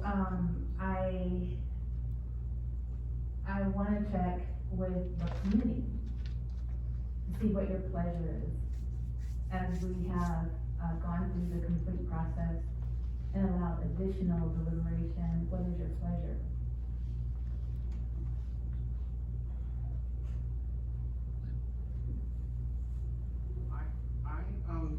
I was thinking I'd make the motion again, but I wanna hold off and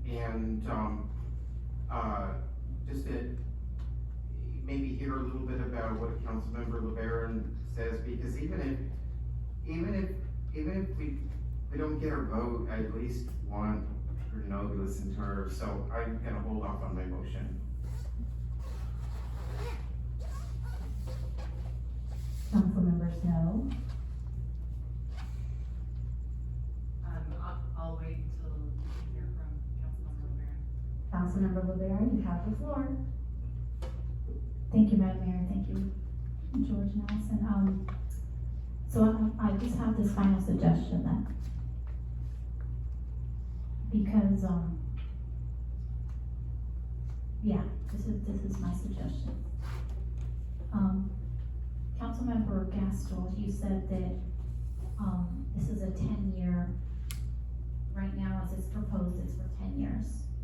Well, yes, that is true. Now, just because it's proposed for 10 years does not mean that we need to adopt this for 10 years. I mean, city staff created this. We can just as easily edit this and amend this and change this. That's the whole purpose of tonight, is to discuss, and if we need to make amendments, we can do that. So what my suggestion would be is that if we wanna really do things right, I suggest that we change the length of this sales tax increase, we shorten it to perhaps 5 years, and we make very specific commitments. For 5 years, we're gonna raise the sales tax, and we're going to commit to using it towards fixing the worst streets, blah, blah, blah. And I can guarantee you, if we hit the public's pain points and we commit to fixing the top things that they want, promise you they'll support us. I stand behind that confidently. And we should too, knowing our people, that if we put it in writing, committed that we're only gonna raise the sales tax for 5 years, and we're gonna use the funds from this increase towards this for these 5 years, after those 5 years, we actually get those things done, our people are gonna trust us. And when we have to, and again, another body has to do this, is considering doing this again if they need to or feel they want to, it'll be easy peasy. It'll be 4 to 5, it'll be 5 votes to yes, put it on again, and the public will be like, yeah. Or perhaps we don't need it, I don't know, things change, but 5 years, and we actually commit to specifics. And we earn the people's trust, we earn their vote. We earn the right to ask them for their money. That's my suggestion. I would like to make everyone aware that if we specify a specific use, then that will require a 2/3 vote. And I'm not sure if 5 years is enough time to plan and implement such a lofty goal. So I just wanted to make everyone aware of that. We would automatically push for 2/3 vote, and it could not be considered as it is written today. Thank you.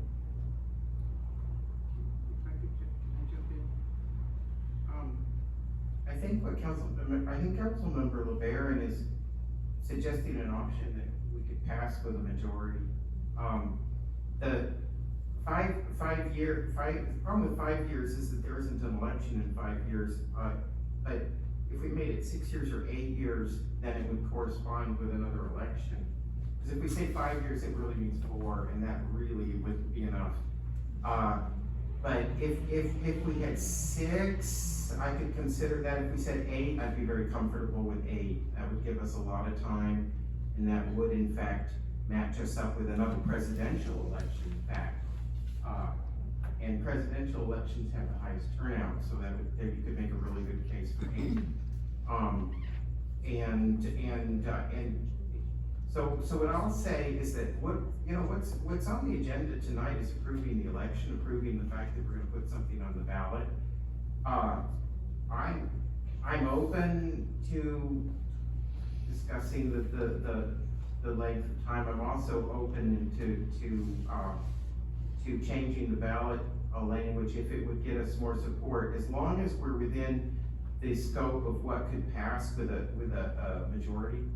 That's, because I remember what it's like to be in that 65%, the frustration level is just too high.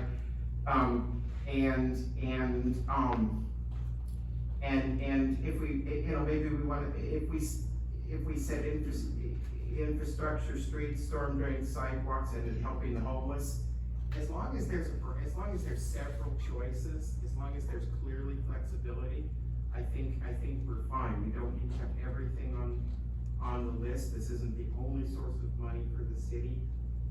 So I want to say that what I'm going to say that I'm open to is passing something tonight to authorize putting this on the ballot, and I'm open to some compromising or tweaking on the specific language.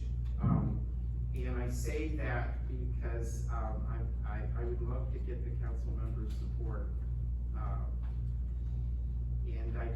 And one of my rules is don't try to please everybody,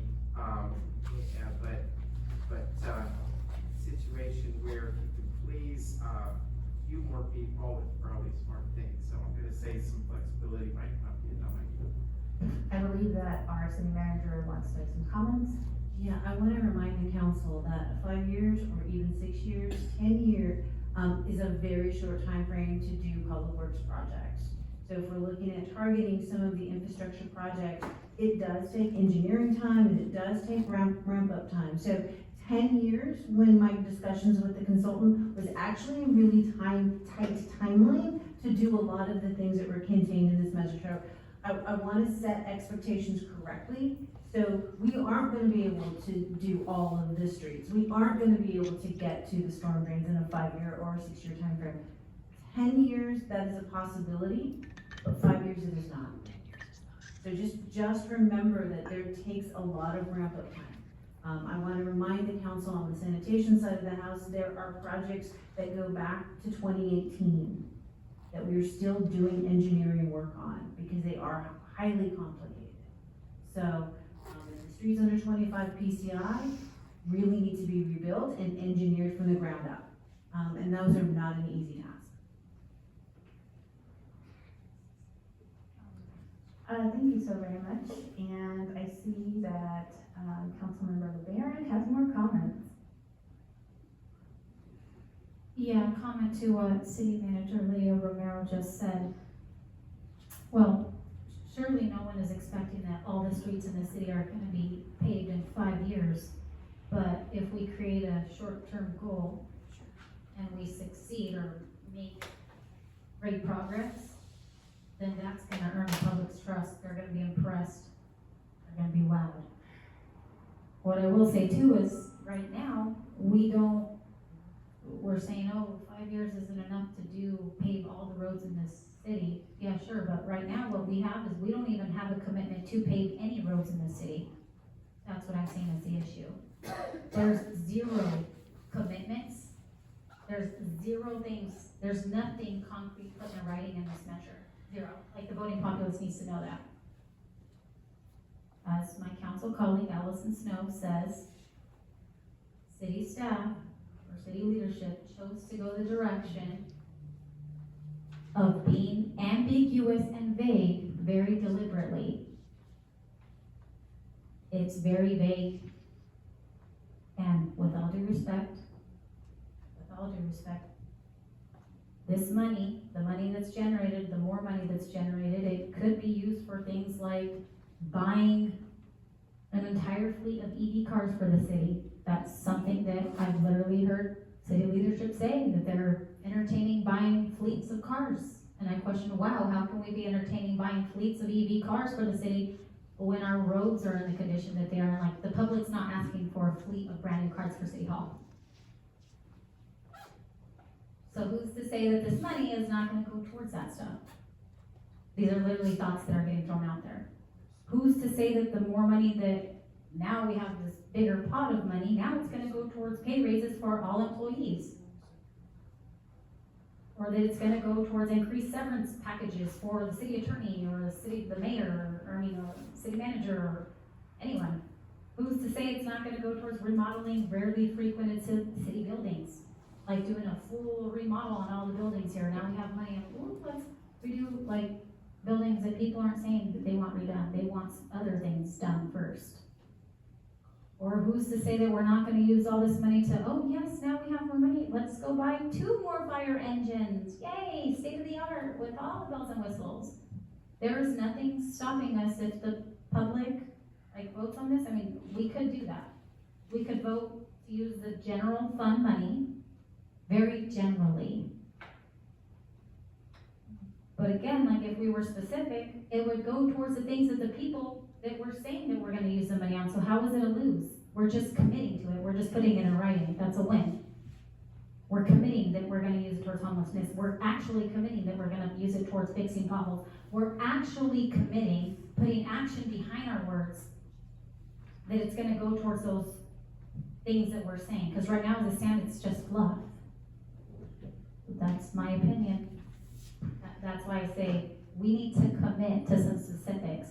And if we just did a poll and it said that that's what they supported, why wouldn't the public be in support of it? Thank you so very much, Councilmember LeBaron. What I will Thank you. do is turn this over to our committee as they supported the idea of further deliberation. And so, Councilmember Snow, please let us know what is your pleasure. And before you do that, I see that the city manager wanted to chime in here, but as you open this up for more deliberation, I'd like to know your pleasure. I just would like to thank you very much, Mayor and City Council members. I'd like to remind the City Council of the survey presentation that was done. The ballot question that is attached in your resolution was what was tested by the survey. That exact language, the 75-word ballot statement that is shown today at the City Council is what was tested.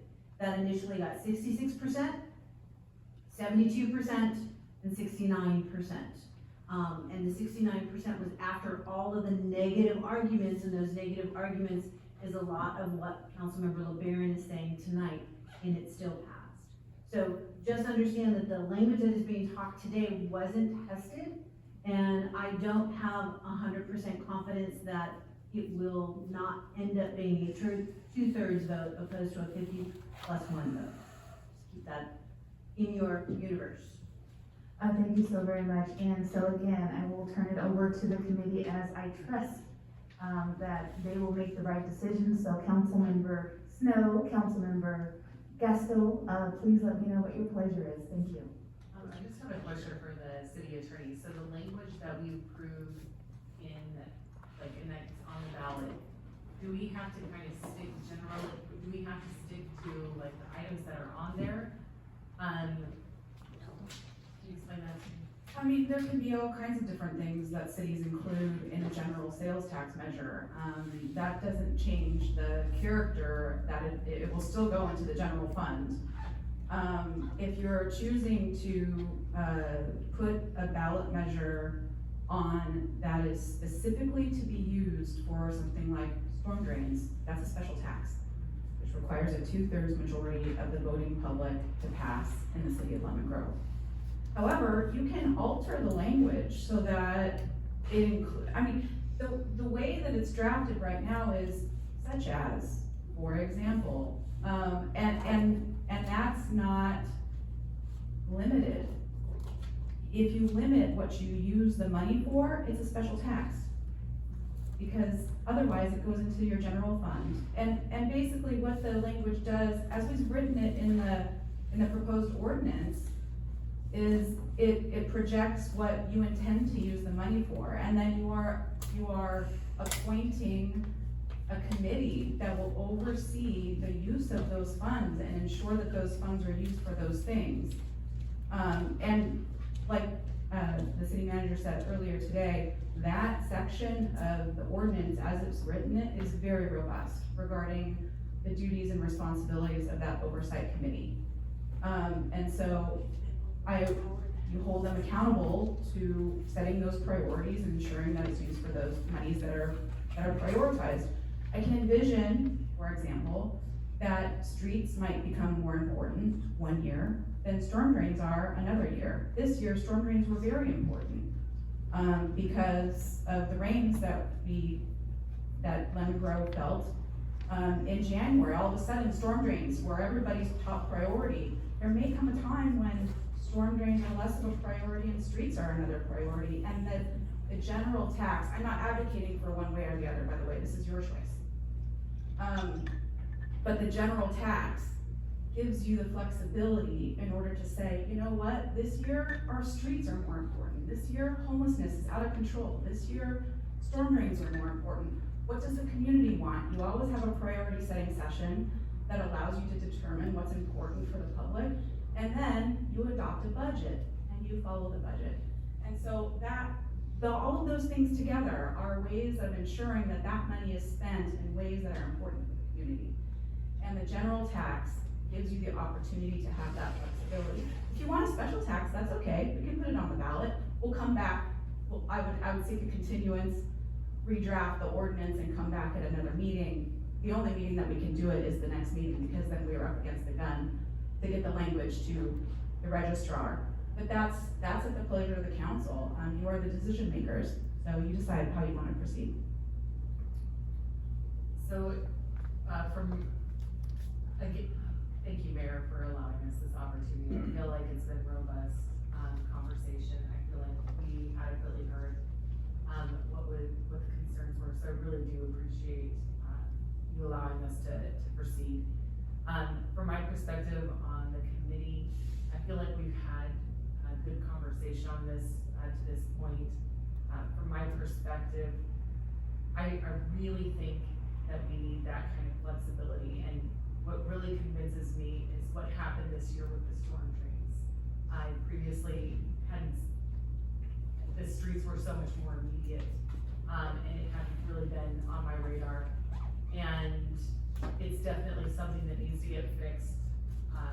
And then when the floods came, it really highlighted how behind we are in those things. And we would need to be able to address those, and I would like to be able to use the funds when emergencies like that come up, or when instances and priorities change, that we are able to adapt and change those. If we had a specific city project like the library, or really cool skate park or something, I think that would be appropriate for a bond measure. But I think this measure, what I resoundingly heard from the community, the results of the survey, the additional survey, everybody was in support of this, which is a 10-year sales tax of 1%, because that allows us to get done what we want to get done. It's not too onerous, and it's not too long, and then we can reevaluate. But 10 years goes by really fast, and I think this gives us flexibility, allows us time to be able to do what we can do. I appreciate Councilmember LeBaron's comments. It was a lot of what we put into the survey to test out, and this is what got the support. So I'm ready to go ahead and move forward with the vote.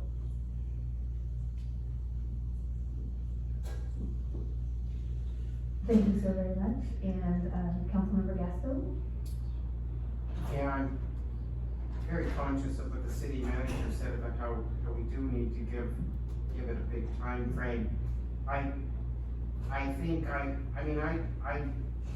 be happy to say 2 years if that was helpful, because that's 2 presidential elections away. El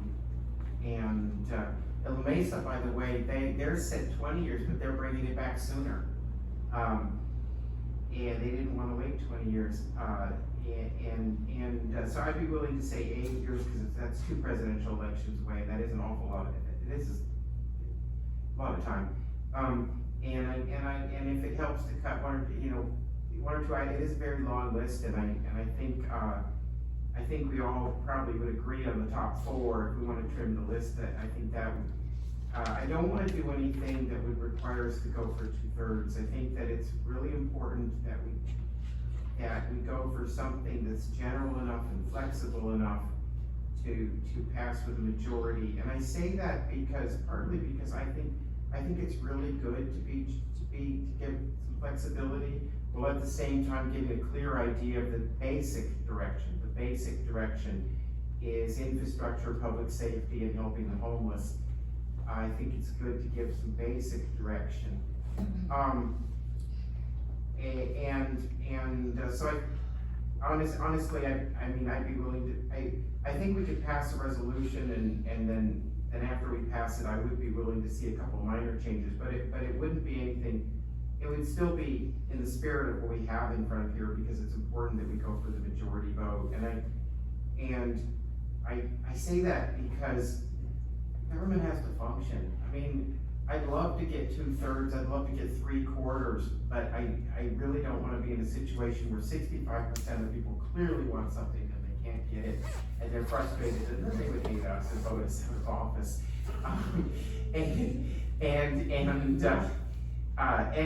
I think that there's a couple things I can say that about accountability. One is that you can't guarantee accountability with a measure like this. That in LeMay say it's 17% of their budget. For us, it would be more like 20, maybe even almost a quarter of our budget. It'd be an awful lot if we have a general fund of about 18 million. If we generate 5 point something, and we don't know exact. It's a fairly probably a credible estimate. But here's the thing. We could say, even if we did say it's gonna be spent in X, Y, and Z, there'd still be an $18 million or something in that ballpark general fund. You know, if the council was corrupt, irresponsible, had the wrong priorities, they could still waste that 18 million. I'm not saying they would. If they did, they'd be thrown out of office. My point is though, is that you can't guarantee that the only way that we can safeguard the public's fund is to elect responsible people. And if the people don't make responsible choices, you vote them out of office. That's really that's the guarantee that the public has. That's the guarantee the public will always have. And so I'm happy to remake the motion. I think I'll leave it to Councilmember Snow and then I'll second it. But I'm happy to see the motion back. I go back on the table, and I'll say that I think a tiny bit of flexibility on the wording would be okay with me. I can't speak for everybody, but it'd be okay with me as long as we stay within what would allow us to pass with the 2/3, and as long as it's capturing the basic essence of what we found support for in the survey. Thanks for listening. Thank you so very much. I will turn it over to our city attorney. I believe he has some comments. I just want to be clear because there's a motion that's been tabled. And so if you want to renew the motion, you can renew the motion. If you would like to amend the motion, you can amend the motion as the maker of the motion. If you want to kill the motion, you can table the motion with a 2/3 vote to kill the entire motion. If you would like to do a substitute motion, somebody can do a substitute motion that will be heard first and continue the item to the next meeting so that we can get your notes on what you want exactly in the ordinance as it will be adopted, and we'll bring that back for the council's consideration at the next meeting. I think those are the options that you have right now.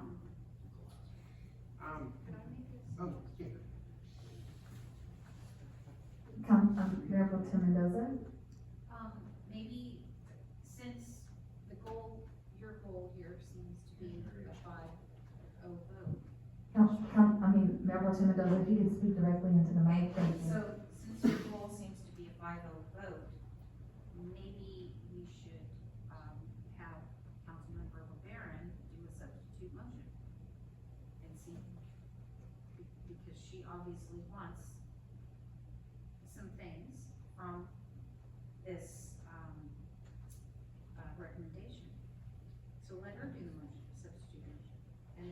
take a vote on it. If we agree with it, and if we don't, we'll go back to the original motion. Otherwise, it makes no sense for us to keep talking about it. Well, somebody's gotta make a motion. Or we Yeah, will be so, here all night. I do know that we have our committee members with our, Councilmember Gastil and Councilmember Snow.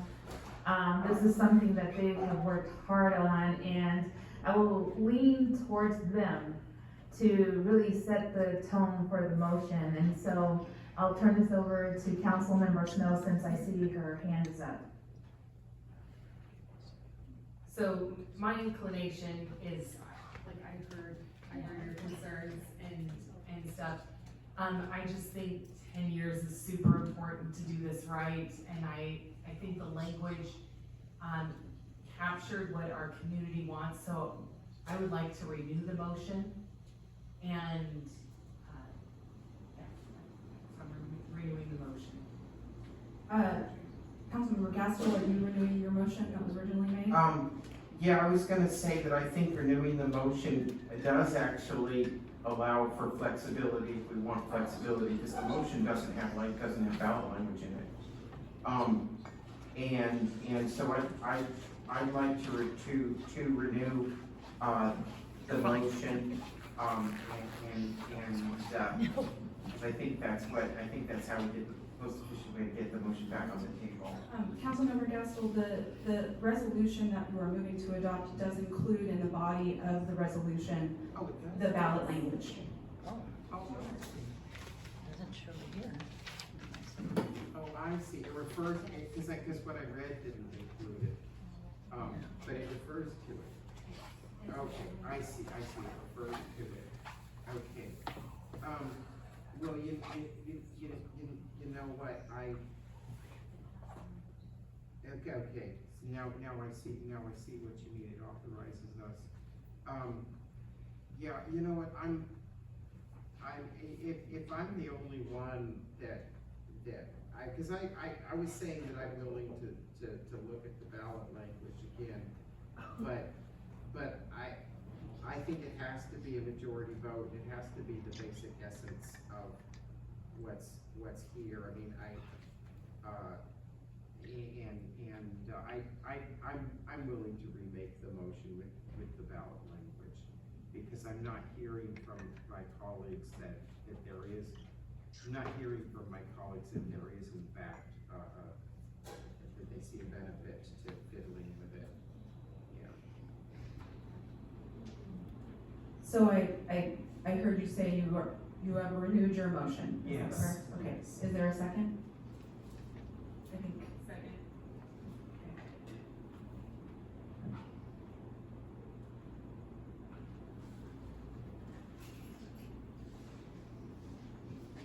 The motion was made by Councilmember Gastel with a second by Councilmember Snow. I will now conduct the roll to the record. Councilmember LeBaron. Councilmember LeBaron, thank you. Councilmember Snow, Councilmember Gastel, thank you, and it's a no. Councilmember Snow. Aye. Councilmember Gastel. Aye. Mayor Pro Tem Mendoza. Aye. Mayor Vasquez. Aye. Motion carries on a vote of 4-1. Thank you so very much. Item number 3 is consideration of a resolution adopting a formal policy for flag displays on city property. I'll turn this over to Lydia Romero, who is our city manager, and Kristen Stanky, city attorney, to present the staff report.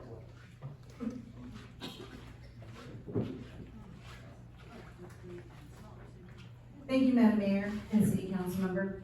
This item actually, and we failed to put it in the staff report, is a council member initiated item. This item, is before you because 2 council members asked to have this, item before the city council. So one of the items is because both the city attorney and I did not have a good sense of where the city council wanted, to do, we provided you a draft policy as discussion purposes. You can make a motion and adopt what we've provided, and we would be happy with that. But this one, I think there needs to be a discussion with the city council as to how they would like this policy to be developed. The parts of the policy, it's a very short policy. This is a city council policy that will be adopted via resolution, and any policy adopted via resolution can be changed also via a resolution, opposed to adopted by ordinance. But the policy just states that unless the city council fully votes for a particular flag or a particular interest, that the only two flags that could be flown at City Hall and the fire department is the American flag and the California flag. That is it. Again, because this was a city council initiated item, the council has an opportunity to discuss this policy, to refine it, to reflect the pleasure of the city council. And that concludes my report. Thank you so very much. And so I want to give the two council members the opportunity to provide their comments as to why this particular agenda item is for consideration today. I just want to verify who the two council members are. I apologize, Mayor, I failed to say that. It's Councilmember Snow and Mayor Pro Tem Mendoza. Thank you so very much. So I will turn this over to Councilmember Snow.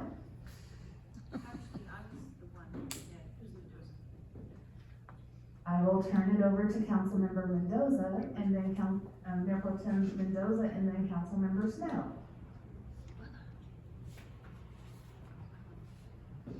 So I recently became aware that we did not have a flag policy in Lemon Grove, and a lot of cities do. And so I did forward, when I made this request, a document called the Guide to Public Display of Flags on Government Buildings. This is from the League of Oregon Cities, which is very limited, similar to the League of California Cities. And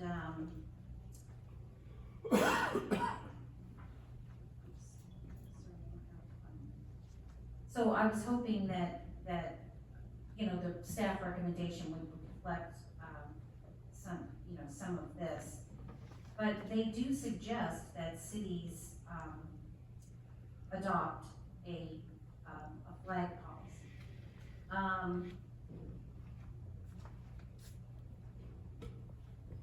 Just to promote consistency and you know, for other reasons. But I'm going to read from this. When a city or other government entity chooses to fly a flag on city property, this is considered government speech. Unlike the public's First Amendment right to freedom of speech, the government is not required to display any and everything that is requested by members of the public. Rather, the city may choose to fly the non-governmental flags and commemorative flags of its choosing. It is recommended that the city council develop a policy regarding the types of flags the city will fly, whether by request of a member of the public, city staff, or the council. Cities have broad discretion on the extent of its non-governmental flag policy.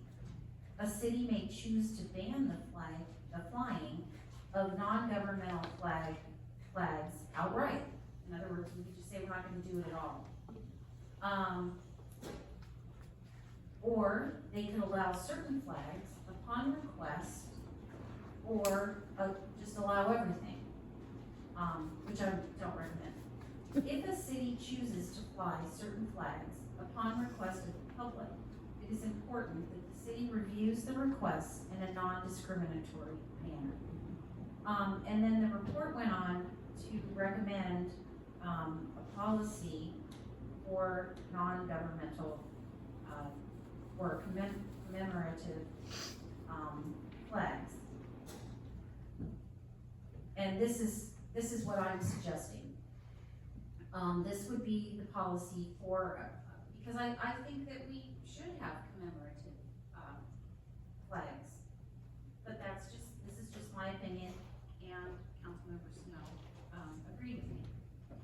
As an expression of the city's official government speech, the city council may authorize the display of a commemorative flag to fly at city-owned or city-maintained properties.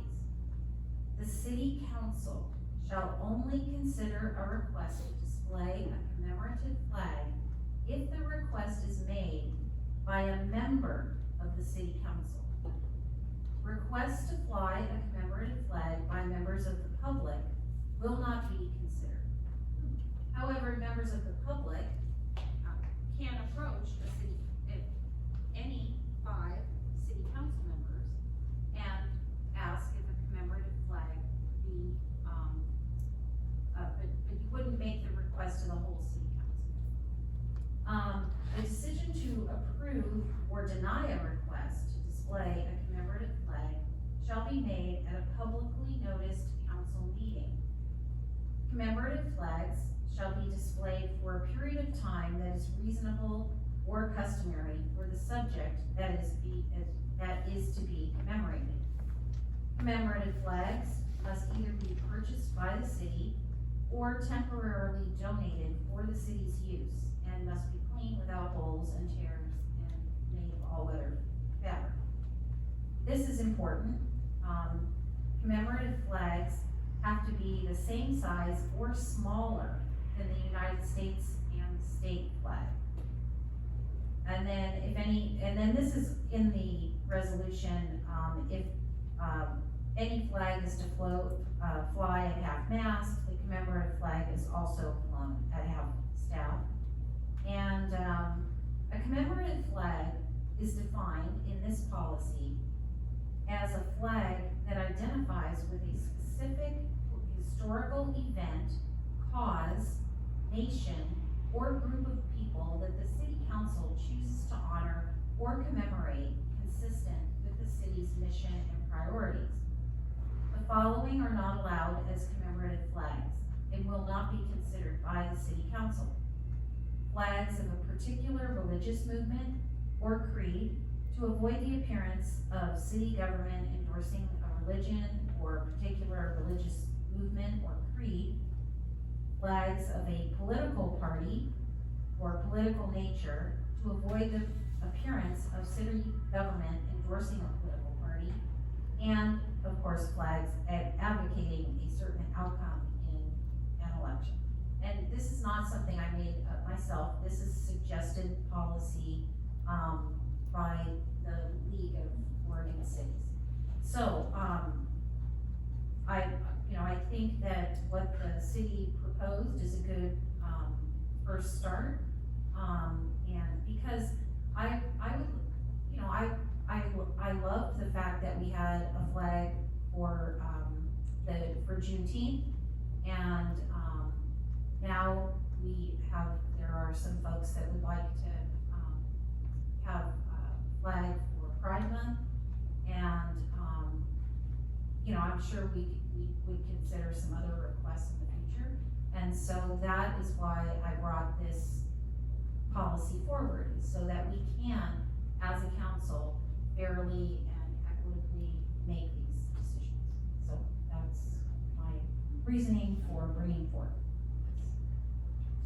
Thank you so very much, and Councilmember Snow.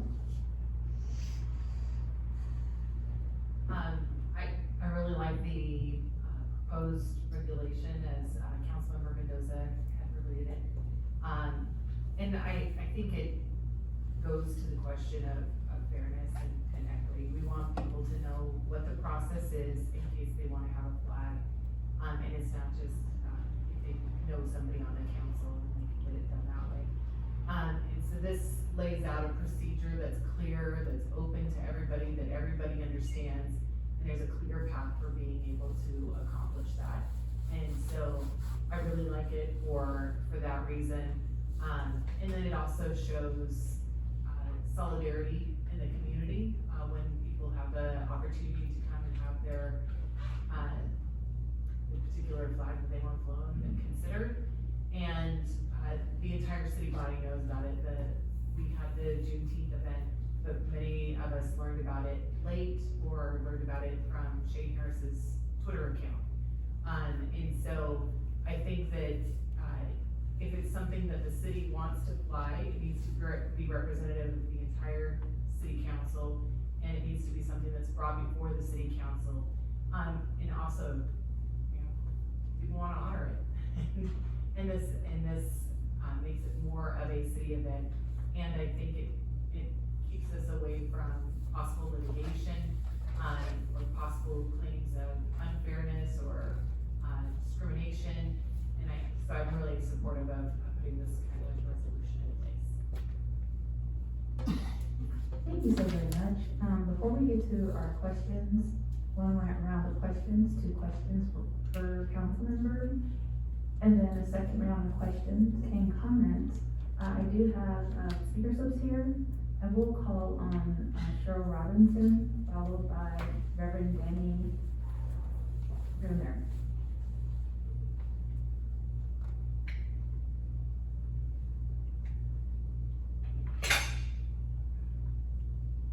Hello? This is the parade flag that was supposed to go up in Lemon Grove yesterday. You know, last year amid hate and attack at Grand Hills High School, where a student burned the pride flag on campus, I approached our mayor and, about this very thing, and a lot of, I'm sorry, it was a long night, there was a lot that's happened, but I approached our mayor about a joint community effort to make sure that the people of our community who are LGBTQ+ knew that they were accepted and affirmed. And as part of that effort, this effort is actually more than a year in the making, and this year is the 50th anniversary of the San Diego Pride Parade, and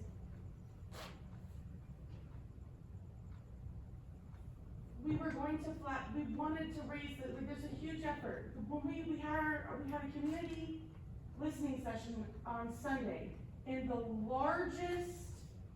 most persistent themes that we heard from the community were, you know, we don't necessarily not feel safe, but we don't necessarily trust that we are. And they voiced that they wanted to have safety, visibility, and there was another one, I'm sorry, it's so late, you guys, you talked forever on that last thing. So for an hour and a half. I'm not inherently opposed to a flag policy. I don't necessarily think it's necessary, but I'm not opposed to it.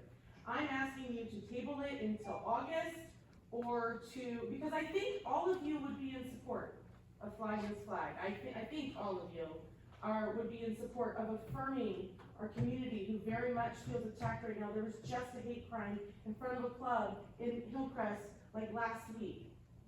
This is not like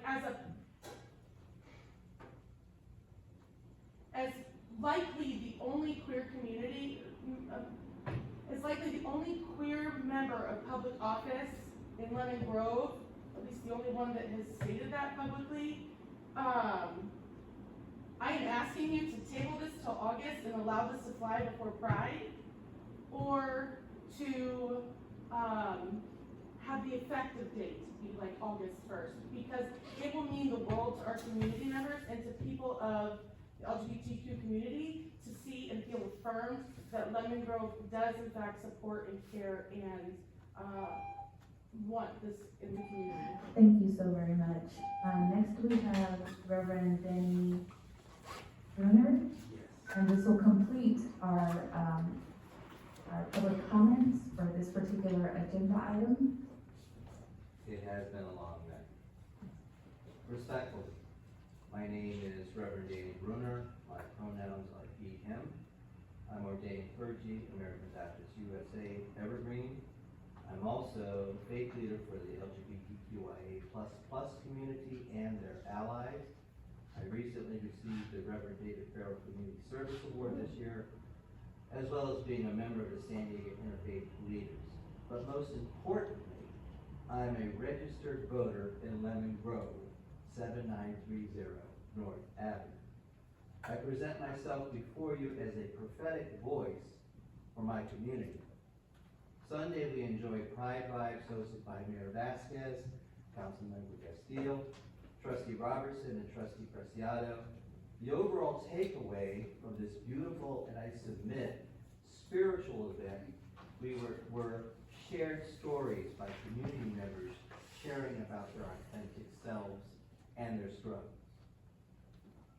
The importance of the pride flag represents safety, understanding, a commitment to inclusion to build a community based on respect and community and unity. Councilmember Mendoza shared with me that Lemon Grove could become the Hillcrest of East County. I share your vision, Councilmember. The pride flag says to my partner Matt and me, there's a lighthouse from tumultuous seas, safe harbor, a place where I can land, a home where I can serve and thrive. Our youth see it as a symbol of the deepest form of acceptance because symbols matter. The pride flag matters, and so in whatever way this resolution can be passed and the pride flag fly this month, that is my tall ask.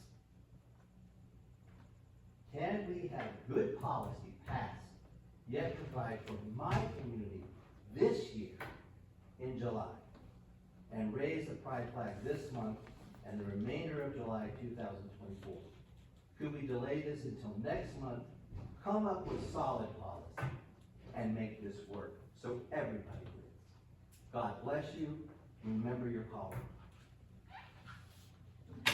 Thank you so very much. And so now I will check in with our council members, starting with Councilmember Smith. So Trustee Robertson indicated that there was something in the works for more than a year. The first time I learned of that was at the Juneteenth when I told her that I had spoken to the city manager about something. And so why wasn't the rest of council informed that there was something in the works for over a year? And why are we learning about it 3 days before they wanted to put up the flag?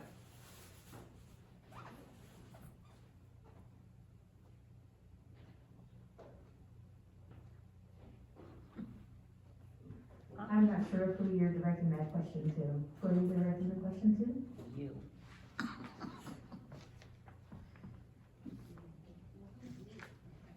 So can you clarify who she indicated that the mayor and her had something in the works for over a year. So how is it that it was in the works for over a year and the rest of the city council doesn't know anything about it? So, let me say this. I think it's important that we recognize how different we are as most of our city in the county of San Diego, but also how much we are alike. And conversations do come forward with intent to make sure that everyone feels like they're included in our community. Once a year, we have a joint meeting with the San Diego School District. That spurred the opportunity for us to have these conversations as it relates to our joint meeting. But at that time, the conversation fell flat because the meetings were pushed. And they were pushed in such a way that they were way far off from Pride. But conversations do happen, and people want to be recognized. It's not just a 3-day initiative. Just know that, and I'll reflect back on the Juneteenth flag. We had our senator at the time, Joel Anderson, who partnered with me to have a news conference calling on the County of San Diego to declare Juneteenth a holiday. And I'm not sure if you or Councilmember Mendoza know how important Juneteenth is, how important Juneteenth is to people of color. And Mayor, that is really offensive. And I'm not offensive, sure I if you deserve an know apology and for that. understand how important it is to I understand people it's of really color. important. Point of Mayor, order, you're out of order. you're out of order by being offensive.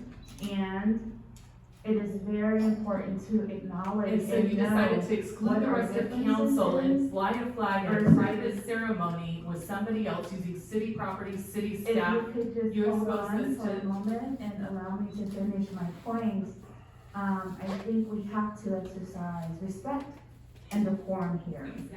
And so, our Senator Joel Anderson and I called on the county to declare Juneteenth a holiday.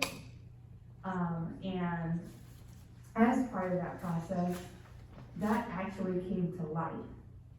And the County of San Diego subsequently raised the Juneteenth flag. And I was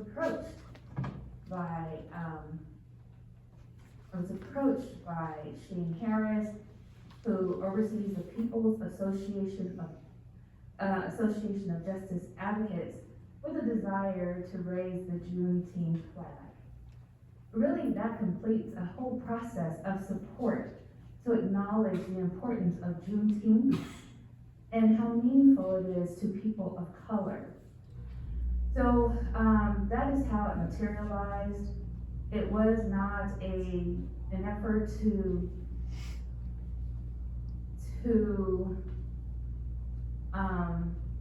I know that there are ideas out there that may not be in support of raising the Juneteenth flag, and I recognize that, and I accept that.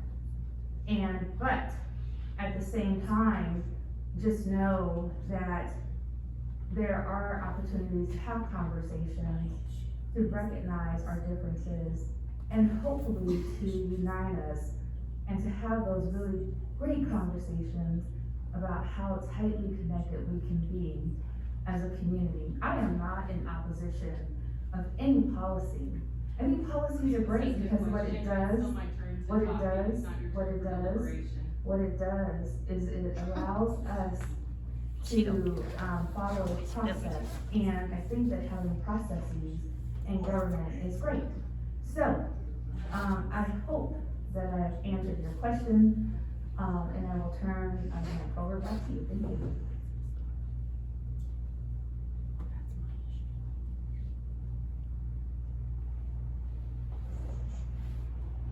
so this highlights the problem that we have. Unfortunately, we had a private event using city staff, a city flag pole, and people had to take time off their jobs, go outside, and this was one person's attempt to have an event at the city expense. The city manager was in on it. Not everybody was invited. I wasn't allowed to speak. I wasn't allowed to hold the flag when we were standing there. It was definitely a stunt. Yeah. And that's not what the purpose of the flag and the flagpole is. I am here to honor Juneteenth. I showed up at the event, even though I wasn't invited. I showed up at the event, and I do deeply understand what Juneteenth means to all of us. It was a time period where we accepted slavery in our communities and fought and shed blood for that. And to have the mayor disrespect both Councilmember Mendoza and I at this time and in this manner is super inappropriate. And her claims for unification, but at the same time using such divisive language and trying to alienate half of this community is unacceptable. She is the reason that we need to have this policy in place so that it can no longer be, our community was no longer manipulated in this fashion. And so for this reason, I'm in support of this. I recognize and I hear exactly what the community was calling for. I had already expressed intent and desire to raise the pride flag. And I think we should follow the suggestions that were recommended by Trustee Robertson and Reverend Bruner, that we put this into effect beginning August 1st to allow us to be able to fly the pride flag. It is really important that our community knows that we're supportive, and we would have been supportive of Juneteenth as well. There's not one of us up here who would have opposed that.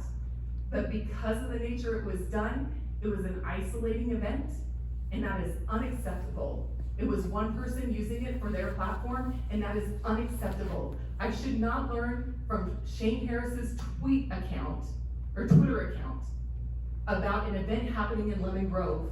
And I reached out immediately to our city manager. And I had said, do the other council members know about this? None of the other council members were informed. None of the other council members were invited. Some people thought it was actually happening on Juneteenth and weren't able to attend. Some of them were getting less than 24 hours notice in advance. The pride flag, if you had known about it that far in advance, why didn't you just bring it and ask all of us and invite all of us to the event? Like, why is this one person's shindig? It can't be like that. This is city property, city staff, it's the city communicating to the rest of the surrounding area what we stand for. And what we stand for is a unified community. And I want the chance to be able to participate in that. And so that's why I think we need this policy, but I do wanna honor and the request that we postpone until August 1st so that we might be able to raise the pride flag. Councilmember Barron.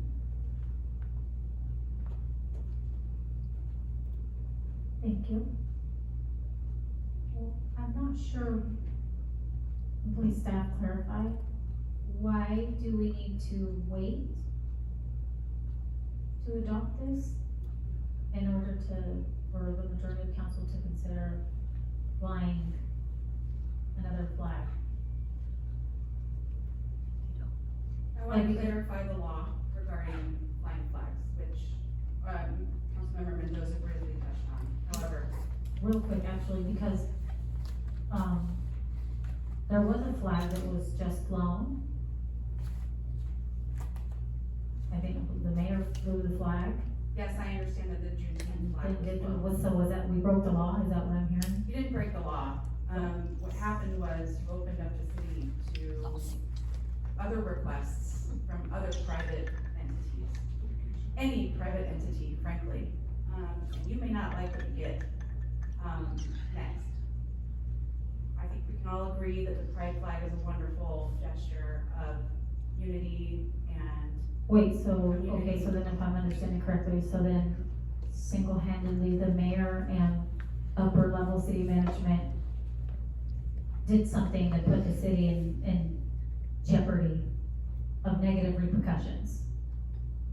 That's what you just said, The right? way that the law views expression and flying of private flags on public property is that if you allow one private entity to fly a flag, then you are opening up that public forum for all viewpoints. And so potentially, there could be other requests that should be granted because you have opened up that public forum to all private interests. And if you block one point of view, then you are violating their constitutional rights of First Amendment speech. And so it's important to have a policy in place so that when the city council makes a decision, it is the government entity that is speaking, as opposed to opening up those public spaces to private interest groups. And like I said, if you open up those public places for private interest groups to speak, you may not like what you get. You may not like the next request that comes. But you can't deny it, otherwise you are facing a First Amendment claim that comes along with damages, attorney's fees, and all kinds of other bad, press. Does that make sense?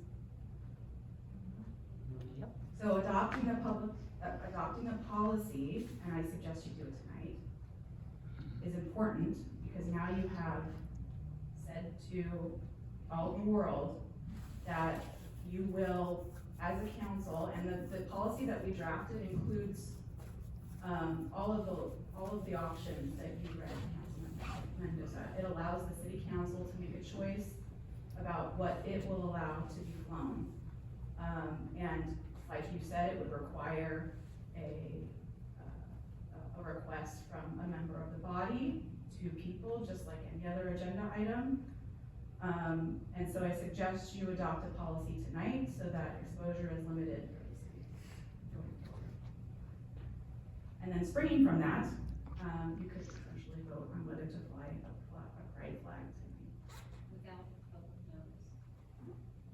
We didn't specifically notice the pride flag agenda item. I think there may be an argument that it springs from this item as part of the flag policy. Maybe safer to bring that up at the next meeting. I know that time is of the essence, but it'd be best to agendize it so that you have other points of view that are available, supportive or maybe opposed. Like all the cities. Councilmember Barron, do you have one more question? I think I'm going to, and I don't want to offend either of you two. However, if I would have to say, I do kind of feel that there's some mayoral candidate rivalry going on up here. And this celebration of Juneteenth has sparked some tension between the mayor and Ms. Snow, because they're both running for mayor, and I think that there are undertones of that going on. I know that Ms. Snow feels very strongly about wanting to celebrate this holiday. It's a very important holiday, and you have very strong feelings as well, Madam Mayor. But I can't help but notice that I feel that there's some politicking.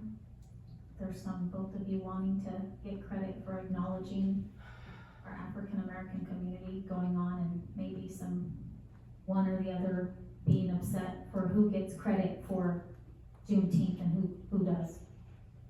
It's my humble observation, but I think that's all I'll say. Before I go to the next council member, I just want to provide some clarity here, that this was brought forward from an outside agency, not necessarily by me. And in fact, when it was first mentioned to me, I didn't even get back to the person right away, because I had so many messages coming forward. But just know that in the beginning, in calling for the county to declare Juneteenth a holiday was not politically driven or charged. It was charged from the heart, and knowing that, you know, people who look like me did not know that they were free. And then supporting the county right after, and their ability to raise the flag there. I represented Lemon Grove, so back then I wasn't running for anything, just for clarity. But it speaks to my heart and people who look just like me. And when the opportunity came forward, I want to be honest with you and let you know that whatever was posted on social media, actually it was seen by other people before anything got to me, any type of flyer or anything like that. So other people were noticed before I actually got noticed. That's extra Of concerning. the true intent. So I just wanted to make that clear, and I refuse to use this city council meeting, but also, you know, city resources to campaign. That is not in my nature. And in anything that happens on behalf of the city, I represent the city and not a particular campaign. So I wanna make that, there's a clear line of demarcation with me. And I honor and respect, the difference between the two. And so I just wanted to make that clear. And I also wanna make it clear that I support a policy. I think that policies are great because what it does is it spells out in black and white what we can and cannot do. And so just know that moving forward, I'm not pushing back against that at all. And I think that having a policy in place will really provide that opportunity of clarity for each and every one of us, but also for the public as well. I'll go ahead and move on to Councilmember Gaston. Yeah, maybe we could probably agree that it has been a long night. I think my colleagues are all wonderful, and I really think that people are acting out of good passions. I wonder if it would be possible to pass a policy and at the same time say that the Juneteenth flag and the Pride flag are examples of flags that would fit the policy. We can say this is the policy. There's some smart people in Oregon. Is it just me? That was a great policy that Councilmember Mendoza shared with us. I'm willing to admit there's some smart people in Oregon. Maybe we could pass a policy and we could say that these are examples. That those two flags are examples of flags that would in fact fit within the parameters of the policy. I just want to get that out, put that out as a suggestion. Thank you so very much. I'll turn it over to our city attorney. I think that would be an acceptable way of passing a resolution, and the motion that you make would be to pass a policy, as drafted, or if you'd like to change language, that would be fine, including in the policy that the Juneteenth flag and the Pride flag are examples of the flags that the city council would like to be seen flown on city property. Got public input? Can I turn that into a motion? Yes, if that's, Yes. Okay, so I'm gonna turn that into a motion. I move that we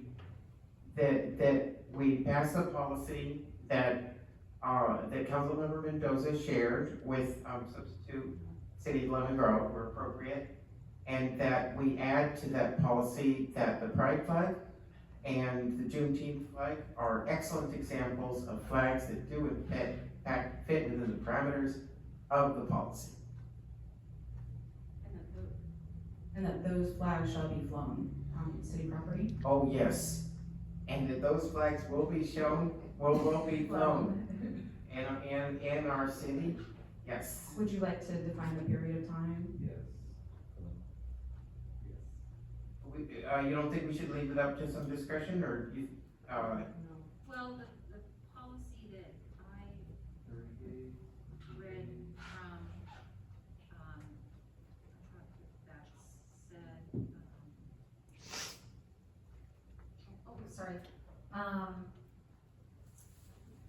said, the commemorative flags shall be displayed for a period of time that is reasonable or customary for the subject that is to be commemorated. So I think we should leave the time, I think we should include that. And then when individual resolutions are made, we can specify the time period. Because for Juneteenth, we might just want it up for the week, a couple days before, for Pride, we would maybe want it up for the whole month, but that would be for a majority of Well, I think the Juneteenth flag has flown, no pun intended, and it has been removed. And so I would ask you to define the period of time that you would like pride flag to be flown, if that is the will of the council. I could add to the motion that it will be flown during Pride Month, which is July. The rest of the month? Well, I think, we need some clarity here because Pride Month is actually in June, if I'm correct. And then specific to San Diego County, Pride is actually recognized in July. So, you know, if you wanna go with the national calendar, you know, technically that would be for the entire month of June.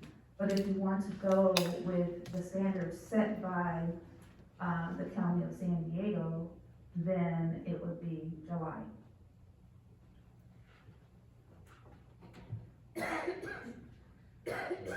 You can always bring back a resolution next year, clarify. For now, if you want to fly the pride flag for the month of July, you can do so in your motion. Yeah, I'd like to put in my motion that we're gonna fly the pride flag in the month of July and leave it open that if people may move it to June, that could be later. Okay. Can I clarify the motion? Yes, please. Okay. The motion is to adopt the policy as read into the record by Councilmember Mendoza. And to recognize that the Juneteenth flag and the pride flag shall be flown, and that the Juneteenth flag has already been flown, and that the pride flag will fly for the remainder of July. Yes. So moved. I will second that, but I'm wondering if I Oh, yes, I'll turn it over to you, Mayor Pro Tem Mendoza. And I don't know, I just wanna add, this doesn't need to be part of the resolution or, ordinance, but, I would like, the city manager to, set a date for when we're going to do this, and, you know, it might not be a date that all of us can attend or for whatever reason be there, but, if there's to be any type of a celebration, I mean, if we're just gonna run it, if the city manager's gonna take the flag home tonight and have somebody at City Hall raise it first thing in the morning when they raise the American flag, then we don't need to be there. But if there is a plan, there was an allusion to a planned celebration that was supposed to happen yesterday. If that is gonna happen, I think we should, like, pick a date where the community is aware of it, and we can invite people, and, whether I could be there or not is not important, but I think I felt that the community would wanna be involved if there is any type of celebration. So that's my only comment. I don't know about the celebration that was planned, evidently, but if that's going to still happen, I ask that that's something that's, at least maybe we have a week's notice, for the community to find out about it. So that's my main comment, and otherwise, I'm good. You seconded the motion, correct? Yes. Okay, thank you. And I just want to clarify, some information here regarding Juneteenth, in terms of staffing and resources to coordinate an event. That, the raising of the flag, the Juneteenth flag, was coordinated by the People's Association of Justice Advocates. There were no resources provided. The podium and everything, the flag was provided by the organization.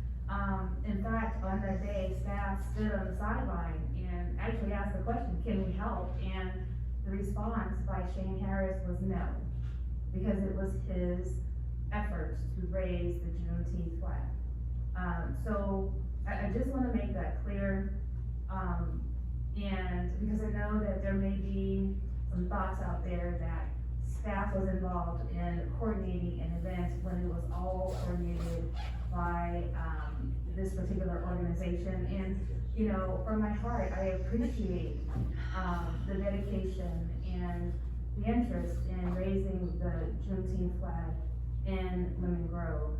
I'm really happy to support, this particular policy because it sets the stage moving forward. And, now staff will be involved in coordinating an event, if there is an event. I will check again with our council members to see if there are any other questions or, any follow-up, comments, and I'll start with council members. No?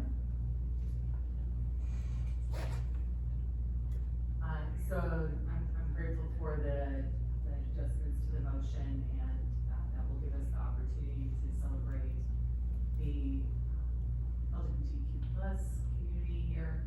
I'm very excited for that and the opportunity to participate in that. I did go to the Juneteenth event. It was billed as an event between Shane Harris and his organization and the mayor. The mayor provided several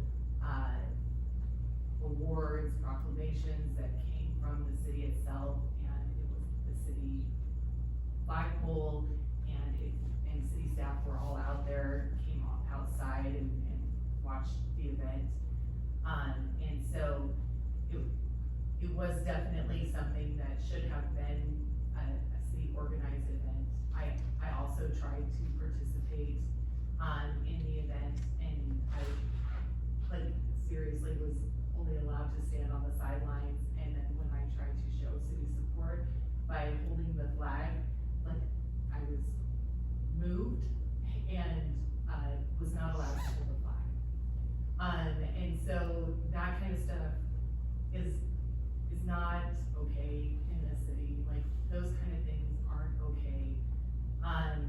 It's good for us to be able to talk about it, to come to a resolution and address the problem so it doesn't happen again in the future. And I'm grateful that we were able to have this frank discussion about it.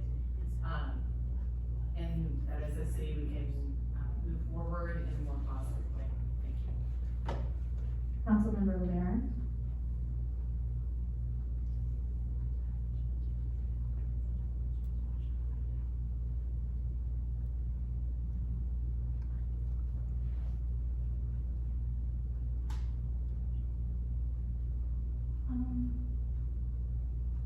I have nothing to say. Thank you. Councilmember Gasto. We might be ready to vote on the motion. I don't have anything more to say. Thank you, and Mayor Pro Tem Mendoza. I'm ready to vote. Alrighty, well, we're ready to vote, so I'll turn this over to our, city clerk to call the roll. Yes, the motion was made by Councilmember Gasdale with a second by Mayor Pro Tem Mendoza. I will now conduct the roll to go on record. Councilmember Snow. Aye. Councilmember LeBaron. Councilmember LeBaron, aye. Councilmember Gasdale. Aye. Mayor Pro Tem Mendoza. Aye. Mayor Vasquez. Aye. Motion carries on a vote of 5-0. Thank you so very much. I believe that our Thank you city for manager hanging will, with us. I think the city manager wants to make a few comments. Just a quick question, I understood the direction, however, I need to be informed on whether there is an event that we're supposed to plan, because that should have happened yesterday, and two, our American and state flag flies 24/7, we have a lighted flagpole, it never comes down. So if the desire is to get the pride flag up as soon as possible, if I can get it this evening, I can put it up tonight when I drop my stuff off after. And I do believe that the flag is here. If you would like for it to immediately go up, it can. And it would be an honor and a privilege for us to fly the flag. So if you can, and if it is your will, please provide it to our city clerk. Please don't throw it. We appreciate the healthy dialogue and the support in flying the Juneteenth flag in the city of Lemon Grove. We're near the end of our agenda tonight as we are moving forward to the council member meetings and reports. This section of the meeting is dedicated to oral reports from the city council about meetings attended at the expense of the city. A report should be a brief summary of meetings attended in your capacity as a city official. As a reminder, we want to be careful to keep these comments brief and to stay within the boundaries of the Brown Act. This includes matters that are not on the agenda